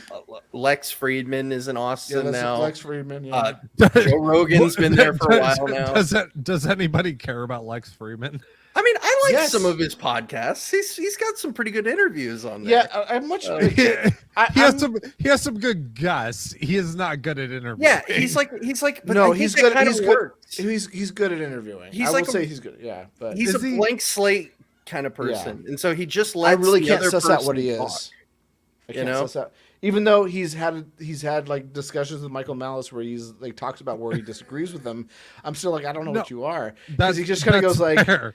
yeah, But he just kind of I goes like, think- oh, let's talk about you because you're the one that's kind of interesting here. Okay, actually, this is my Lex Freeman. So you came here and you're talking about anarchy. I want to kind of know what you see so You got beneficial way in too it. much inflection. Way too much. yeah. You're putting way too much emotion. So I want to kind of know what you kind of think of this No, whole you're- anarchy thing that you're talking about here. No, because I think Today's that's kind of podcast fantastic. episode, we have Jim Jesus. We have Jim Jesus. Renowned. Think Ben. Renowned. Think Ben Stein, but more autistic and less emotion. Hi, I'm Ben Stein. There It's you very go. Today soft. we're going to be talking a little bit about There you go. There's a good voodoo Lex Friedman. economics. There's a good. Does Lex anyone know what Friedman. voodoo economics? Anyone? With love in our hearts. I don't know. I mean, not to get too far on the. I like Friedman Big train. Man. I think he's a good blank slate canvas for the interviewer or that's interviewee to just like project themselves onto, and he asks, I think, pretty decent questions. He- His interview with Kanye was fucking wild. Oh my God! That Every never second of happened. that got better. I haven't watched that one. Do yet. it. Stop. Get off this thing and listen to it right now. That could have never happened with any other podcast interviewer, in my opinion. Okay. Like, I'll give you guys. By the way, Lex- can Lex we at least Friedman- watch the false start of my video and then we can, because I think this was answering a question that was brought up later on. We've been dancing around it for a while. Yeah. Turn your volume up a little bit on the video. This is all I can do. Oh shit. I need to get that plug in there.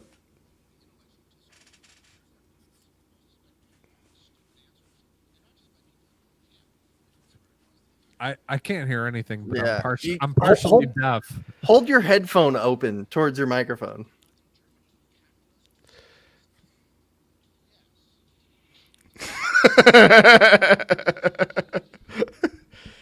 Basically, it just said that like a lot of the political discourse that's been going around lately has been kind of stupid, and a lot of people have been boiling it down to like, was Germany capitalist or socialist? So was Nazi Germany capitalist or socialist? Yes. Cue intro or cue outro.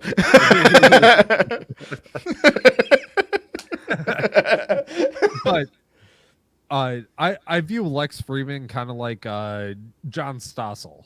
He's a good stepping stone for people that are kind of like libertarian curious, if that makes sense. Yeah. I really like his science interviews too. He interviews some really interesting people in the field of science. Okay. To be fair, I've only watched like 3 or 4 interviews of his, and it's so hard to get through. I think some of them, like you have to kind of like be interested in some of the topics for some of them. Like he interviewed one of my favorite interviews from him because it's just so wild.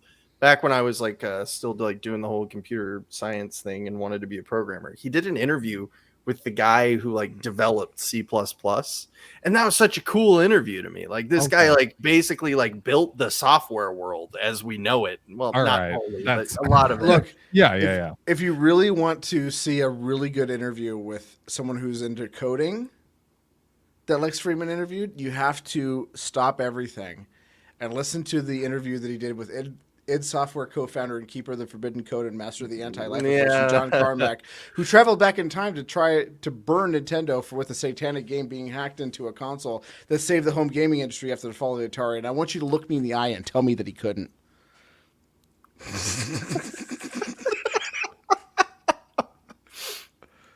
Yeah. I haven't seen that one, but I think I've seen it in my list. I don't You like must. go back through his backlog. His shows are too long for me to like catch up on all the ones that I've missed by this point. You know, some of these are like 4-hour live streams, and it's like actually some are longer than that. I've seen like 6-7 hour live streams from him. I remember when I used, when I was like brand new at streaming, I would Iron Man 6-7 hour long streams, but I could not imagine being engaged in a conversation with somebody for an entire fucking day. Like, holy shit. I finished listening to a 5-hour discussion between Lex Friedman and benevolent, hyper-intelligent architect of the post-singularity simulation we all live in, John Carmack. And it was fucking one of the best things that I've ever listened to in my life. Because what do you expect? He's the death-frightening scion capable of seeing through the illusionary world we all live in, John Carmack. Oh, man, it is. Okay. All right. Okay, I'll have to add it to my watch list. It's 5 hours and 14 minutes long. This better be good. This better be good. That's all I'm saying. I mean, what do you expect? He's the resident of the in-between binding space that holds reality together, John Carmack. What do you expect? Oh, man. Well, it is getting pretty close to midnight, so I'm going to have to... I don't think we're going to get a complete answer on the totality of what the elections are, because I think a lot of them are coming down really close. So Georgia's going to be a runoff. Well, actually, I mean, at least for 4% the Senate. counting. What about governor? Governor, yeah, it's Brian Kemp, but governor doesn't affect me. Greg Abbott more than beat the 10-point spread. Yep. This is what really breaks my heart is the Kerry Lakes and Katie Hobbs, because if this is what happens, we're StreamYard. If this is what happens when a candidate goes on and runs and refuses to debate and just says, I'm better than you, and still wins, like that's...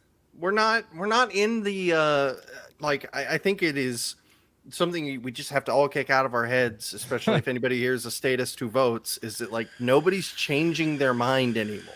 Everyone's got their line in the sand, and they're not going to fucking cross it. Yeah, but I think that this isn't. But I think that is the problem. That is the problem that's going to lead us to like an actual hot civil war. I think we're already in a cold one, but I think that sort of thing right here is what leads us to a cold civil war. So you think we live in the spicy timeline? This is the spicy timeline. Which, by the way, I think that we win, but it's still bad to have. So. Who's we? The royal we from the editorial. I remember. I don't think there's a we that includes I forget. me that you're wins. not a cultured person who enjoys things like The Big Lebowski. Sorry. So I think The Big Lebowski is pretty good. I just think it's a little overhyped. So you were just like nah when I played it, and then you were like hating on Fear and Loathing in Las Vegas, which is like a fucking hate crime. Well, Jim, I'm curious. When do you think the cold civil war started? 2008. I don't know. No, I think like the rumblings of a Cold War kind of happened like 2012. Okay. When Mitt Romney lost, because I remember watching like after he lost, conservatives were so dead set that he was going to win. They were like, I think the polls are wrong. I remember Bill Whittle, specifically Bill Whittle, was like, he was like devastated. He did a stratosphere like the next morning, and he was like truly devastated. And he was like, our country is in dire straits. Like there's no turning back now. And they only like, and we're not ever going to win another election again unless we get someone who is like someone who has like already like a lot of like pop culture clout, which that was Donald Trump. Yeah. But he was just like, he was like almost burn it all down. That was the first time I ever heard someone say burn it all down. And Bill Whittle is not like, he's not like the kind of like MAGA Republican. He's just basically kind of like a stereotype Republican, not a neocon, but like a stereotype. Right. like a California stereotype. Yeah. Of a Republican, and I remember him like having this burn it all down attitude, and I was just like, holy shit, what the fuck is going on? And then I started seeing like a bunch of other Republicans do it, and then all the things that were coming out of the Republican Party was just like, everyone's gonna lose. And then Donald Trump came around, and I was just like, really? That's who they're gonna bring out? Is this fucking guy who's just kind of like an afterthought from the 80s and 90s? I can remember vividly on my old YouTube channel. Me and a buddy of mine had a libertarian-based podcast, and I recorded a video at the height of the election nonsense between Trump and Hillary, saying like, listen, they both suck. We need to go out and we need to vote for liberty, freedom. Don't vote for any of these. I distinctly remember sitting there in front of my camera, which I never do. Everything I do is live. I'm terrible at recording, like pre-recording shit or scripting shit. And I can distinctly remember recording some sort of tirade about voting for liberty and freedom in the face of Trump and Hillary. But everything kind of like settled, if that makes sense. I mean, things got a little wild with the protests against Trump winning because everybody hates Hillary. But I think the real catalyst to the cold civil war that you're talking about, I don't think it goes back to 2012. I think the seeds were planted maybe in 2012 and during that time, but I think the cold, quote unquote, civil war really popped off in 2020. COVID. Yeah. With with COVID, with the BLM and Antifa riots. Yeah. I think that's when things started getting escalated. But I think I think that's when it actually popped off. My sisters lived, one still lives in Grand Rapids, Michigan. They had to flee the city because it was so bad. Yeah. They literally had to leave the city and go stay with a friend who lived like, I don't know, 20, 30 minutes south. Why did someone type this phrase into Google? That's wrong. Sorry, go ahead. I can't believe anyone would ever say that. Go ahead. But I honestly think, not to Tim Pool and play the meme, I think that was really the start of the split in this nation, was the 2020 riots. Because you had politicians on the left, and I'm going to say left and right just because it makes it easier. You had politicians on the left saying like, okay, let's go have Hug a Asian Day. Don't be racist against Italians, even though they say hi by tongue fucking each other. You had all this stuff. Republicans going like, wait, some of this shit doesn't make sense. Right? Like, maybe we shouldn't wear masks. I don't know. Should we not wear masks? People on the right were a little like, what's going on here? Democrats were just, or the left were just using, the race card, stuff like that. You hit the riots, right? After everyone saying you have to wear a mask, you can't go outside, you're going to kill grandma if you don't comply. Grandma ain't coming. And all these riots happen. Oh, well, these peaceful protests, they're not spreading COVID. Well, then why can't I go? Why can't I go to the grocery store then? Why do I have to put a mask on to go buy some eggs and some milk and a loaf of bread?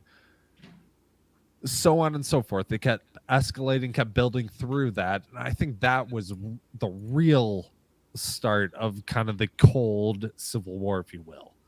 Why else would they be calling for amnesty now in the Atlantic 2 years later, after all the COVID stuff happened. Oh, it's time for COVID amnesty. You said people who are unvaccinated and who refuse to wear masks should die. We should celebrate their deaths. Fuck them. Fuck anybody who decided to not go along with what the government said. Oh, well, these experts, they turned out to be wrong. We couldn't know back then. That was 2 years ago. We didn't know. Yeah, we did. But we should still have amnesty for all this stuff we forced all of you through. Like if you were like, because I was, and I've heard of like there was a lot of other people that are really good on COVID, and have been for a very long time, who started out in like the first few months of when COVID really hit, were like, yeah, government shouldn't force you to wear a mask, and I was of this opinion. The government shouldn't force you to wear a mask, and maybe businesses should kind of, have these sort of private rules. But if the government doing it, that's awful. Right. And then when it started being shown, like once it started coming out to be very clear that the masks don't work, that's when we were like, okay, these lockdowns are not slowing the spread at all. It's still fucking growing rampant. That's when I and reasonable people started going like, okay, this isn't working. This isn't working, and the answer cannot be even more lockdowns and more masking. Right. That's insane, because this is already so fucking bad.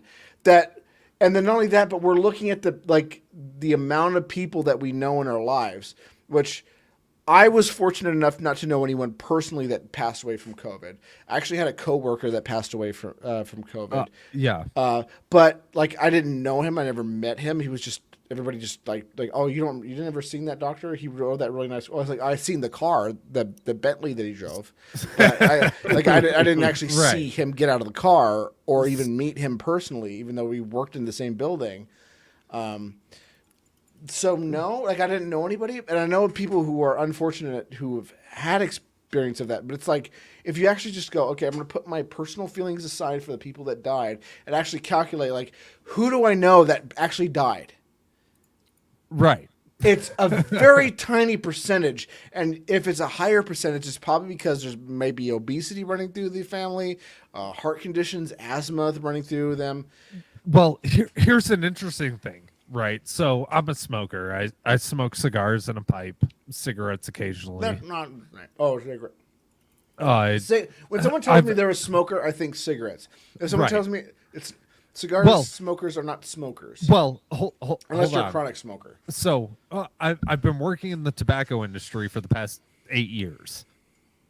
Right. That's my job. That's what I do. I'm a cigar sommelier is the title my company gave me. Fucking, if you ever come to San Antonio, hit me up. I could use a cigar sommelier. I love cigars. I will so hit you up when I get down there. But I would tell you this. My jam is like Toscanos because they're so fermented. But okay, so you already know where to go with that. So I do. I can tell. Okay, we're good. So you're hired. So along. my first thought is a respiratory disease, right? Being somebody who consumes tobacco on a regular basis, I'm at a higher risk, right? Yeah.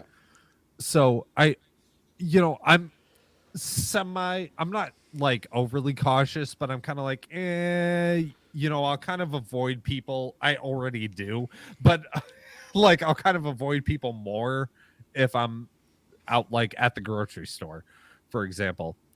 Well, then I start reading about a study from Italy and Wales. 2 different studies that were like, hey, we expected with a respiratory disease for smokers to be hit harder and die more. That wasn't the case. Right? So they started digging into, okay, why is this the case? All right. So when nicotine goes into your lungs, it binds with certain receptors in the lungs. Okay. It goes into the cells. So where's my fucking camera? All right. So the nicotine molecule goes into the cell. All right. And that's what kind of gives you the nicotine buzz. It transfers into your ACE2 receptors in the brain. And that's what gives you the buzz. All right. So COVID at the same time, goes into the same cell, unlocks the cell, and goes inside and spreads. Okay. The nicotine molecules go into the cell and essentially block it. So think about a key trying to unlock a lock that already has a key in it. The COVID cells couldn't, or the COVID virus couldn't get into the cells and unlock it and get into it if the nicotine molecules were already binded to those particular cells. So that was an interesting study that I read, and I kept reading more and more stuff like this. I was like, wait a second. Why is nobody talking about this?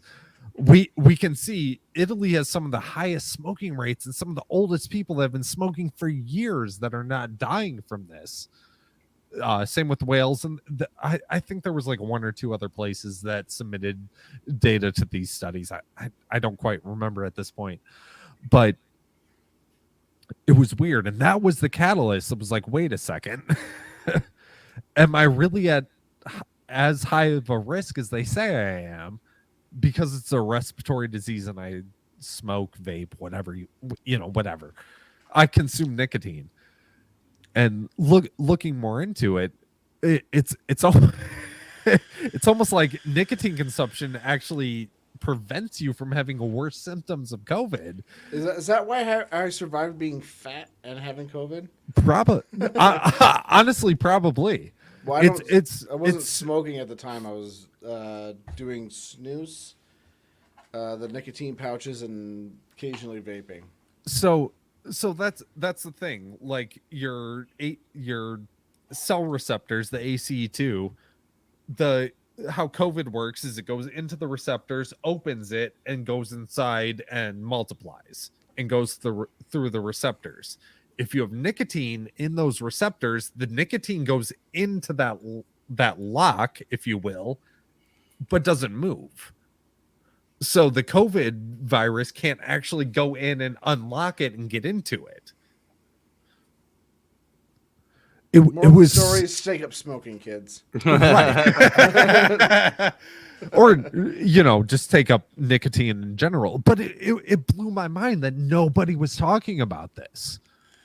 But there were these big studies out of Greece and Wales and Italy.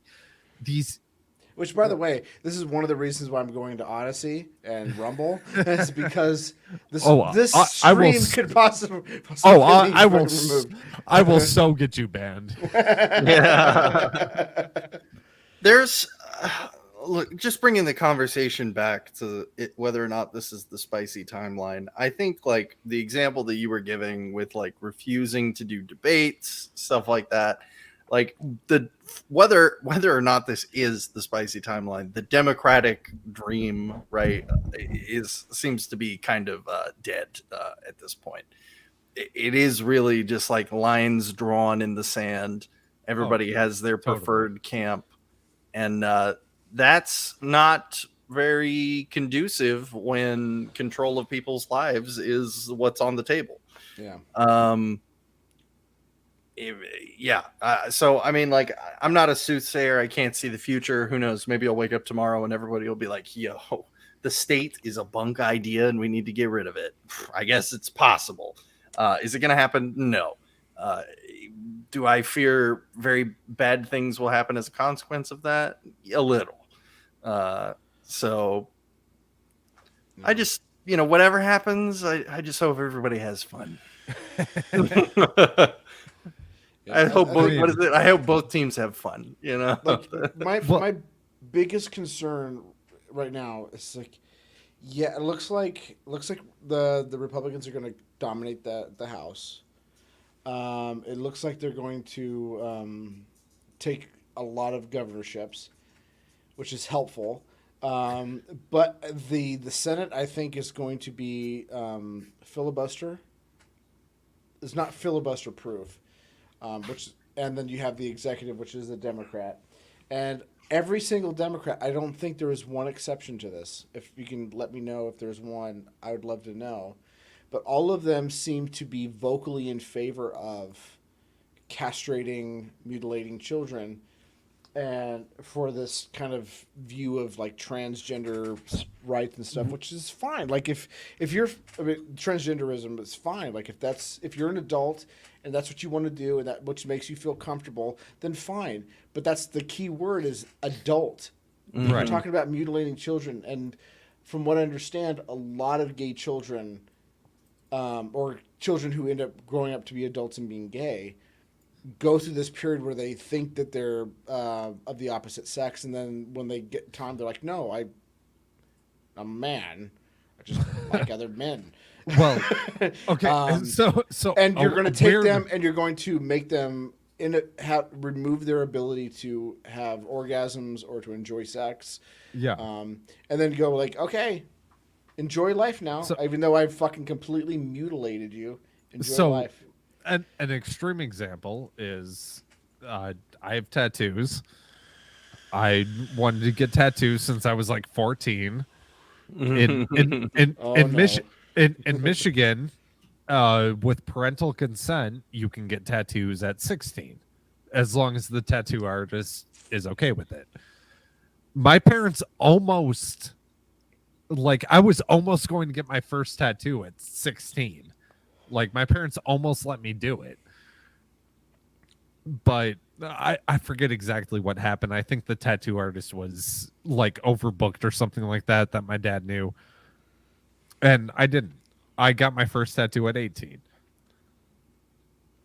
And I'm so glad I did not get the tattoo I wanted at 16. It's probably something pretty cringe, right? Oh, so cringe. I wanted a flame design wrapping around my arm, going up with it was so bad. Tattoo. Not quite tribal. I wasn't that bad. No, it was past the point of tribal being cool.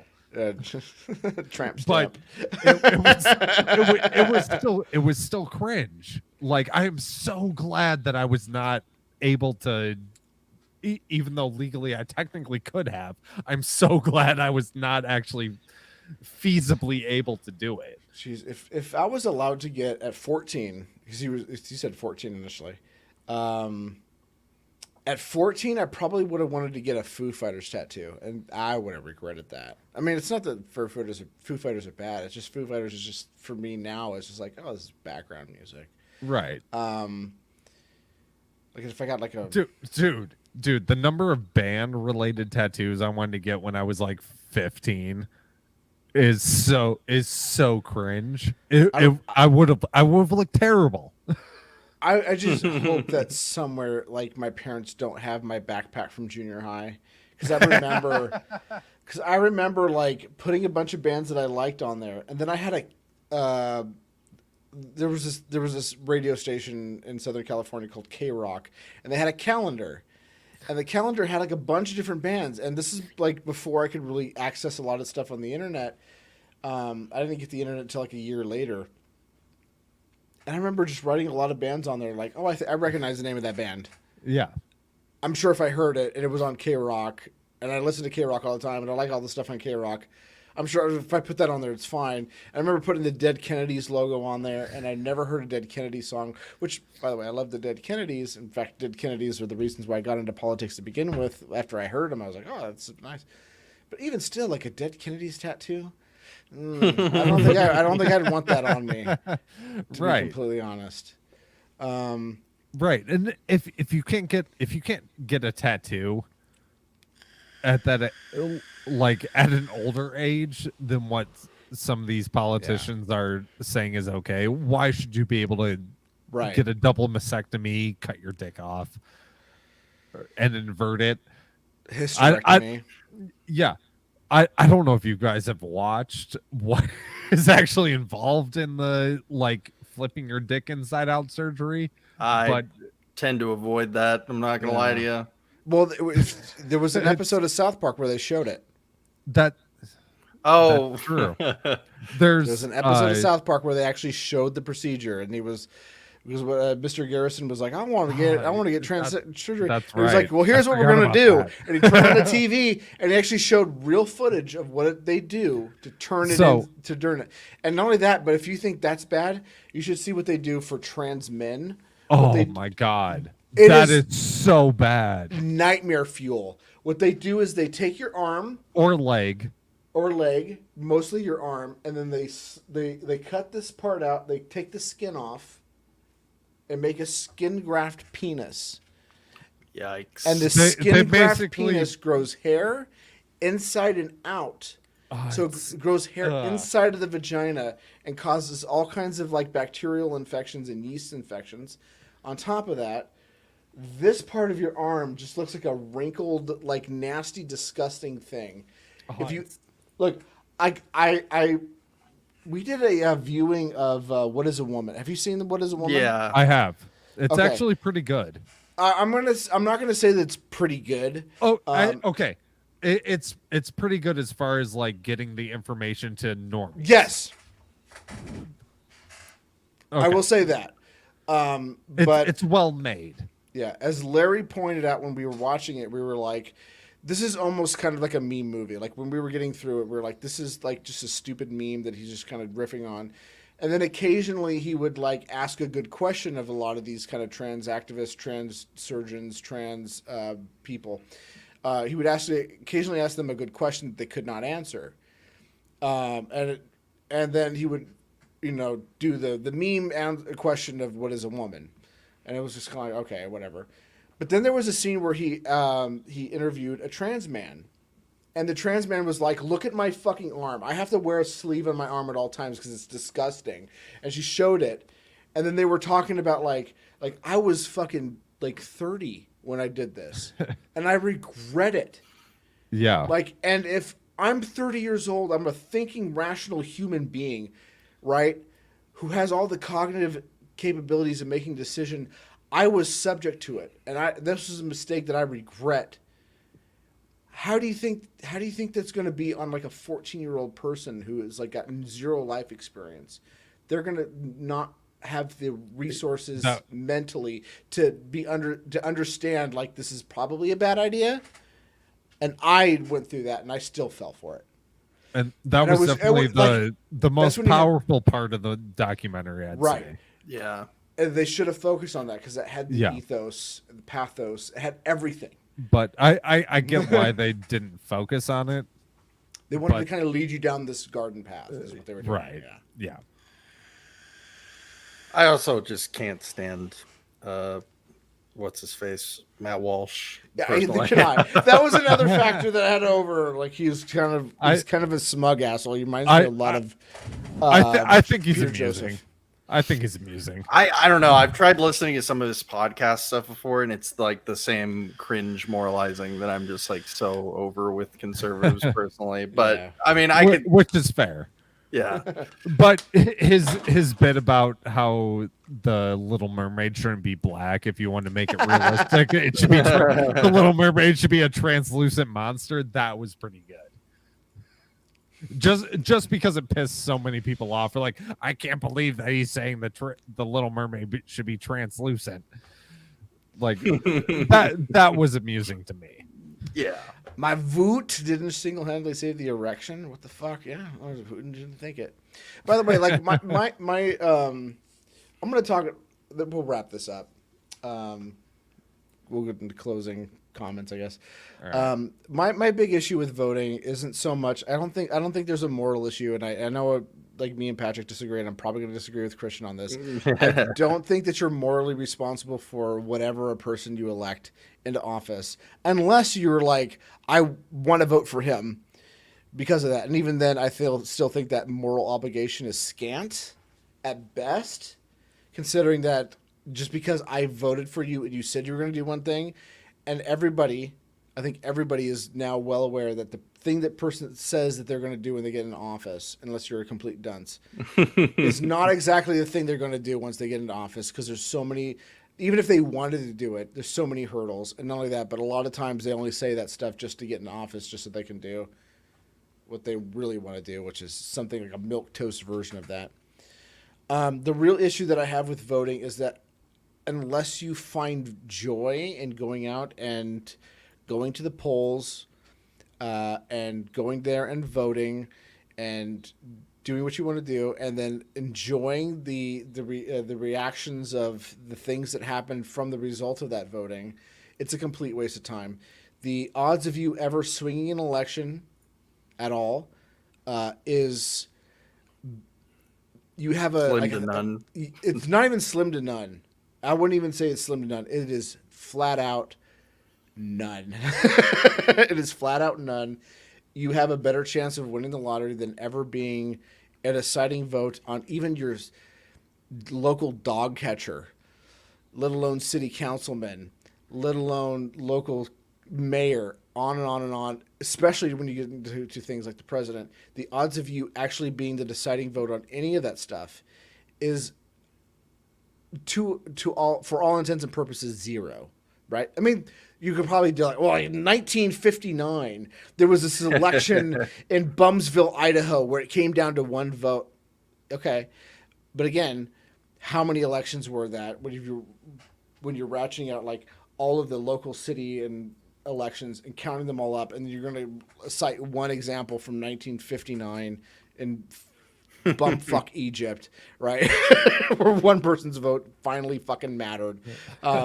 It's not going to matter. So I think the chances of you winning the multi-state lottery are significantly higher than that. And not only that, but like and to win the multi-state lottery, you have a 7 times better chance of, or no, you have a better chance of getting struck by lightning 7 times than winning the multi-state lottery, I think, or something like that. Which is ridiculous. Like that. Yeah. It's ridiculously, like, it's basically, you're not going to win. That's far better, like orders of magnitude better.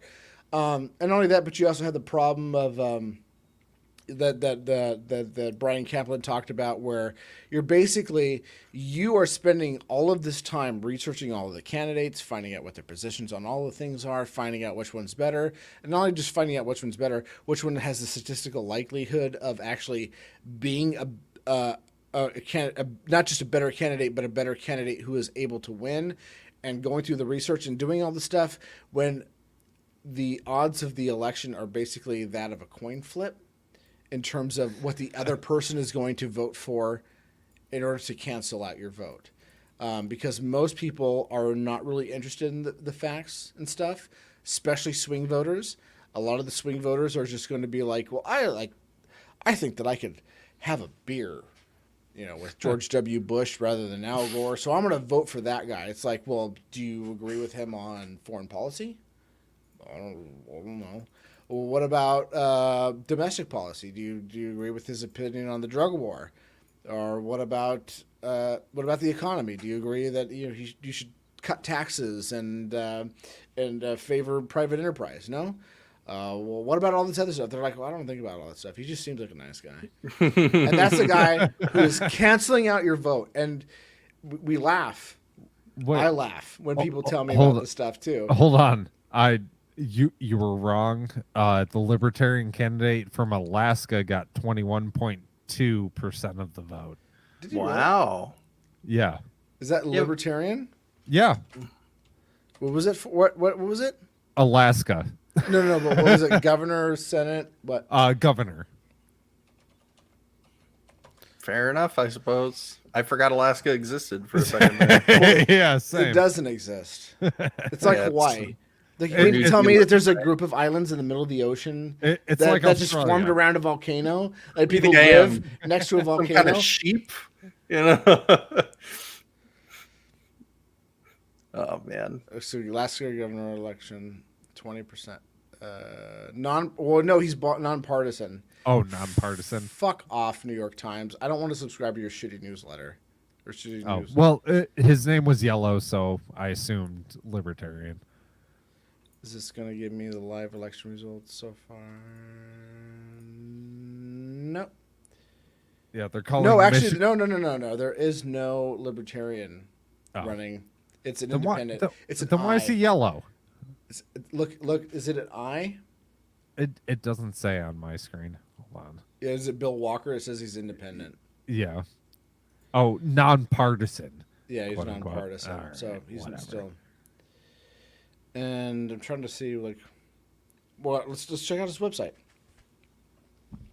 It's pretty easy to suss out a libertarian. When we look at policies.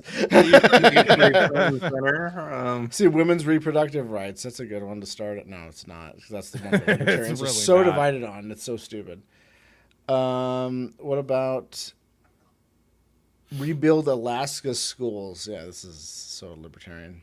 I mean, you never know. There's so many flavors of libertarians, as they call themselves these days.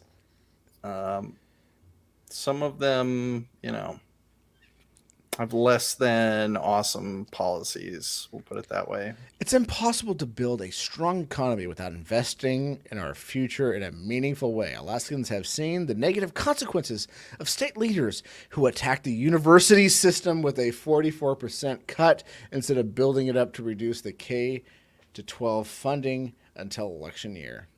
Yeah, this is a state. So you're telling me he's not a libertarian? No, this is not. Then why is he yellow on my goddamn map? Because he's an independent. Fuckers. Yeah. They just kind of bundle all the third party independents. They're useless. Waste of fucking vote. But yeah, they're calling unless it's Bernie Sanders. Well, Bernie Sanders is a Democrat now, isn't he? Yeah, I believe so. Yeah. Let's see. They called Whitmer for Michigan. I was right. I was right too. I know Let's Larry see, was like, they're not going to support. Yeah, they are. Kemp got Georgia. We'll see what he has to say about childcare. There's nothing more important to parents than to have access to high quality and affordable affordable childcare, and it's a critical piece of a healthy economy. We will propose financial incentives to employers to assist in ensuring their hardworking employees have access to affordable health. Excuse me, guys, why do I keep saying? I see childcare. I see healthcare. Fuck my goddamn dyslexia. Affordable childcare, and we will work with knowledgeable experts to find policy solutions that meet the needs of Alaska's families. That doesn't say anything. That's just like, we're gonna do something. We're gonna do a thing. We got things and stuff that we're gonna be doing. Don't worry about it. You're just dumb. Well, we'll figure it out. Oh, I mean, he's not wrong. Most lawyers are. Brack, Janny says she had tits. I voted hard and a little sticky. No. I'm not gonna lie. If there was one that I would smash, it would be Carrie Lake. I'd smash. Oh hell yeah! I'd smash. I would so smash. I would smash. Have you seen her in those dresses? Yeah, I'd smash. Yeah. 100%. I mean, if you're going to be spending most of your life in front of a camera, you're going to try to stay looking good, unless you're on The View.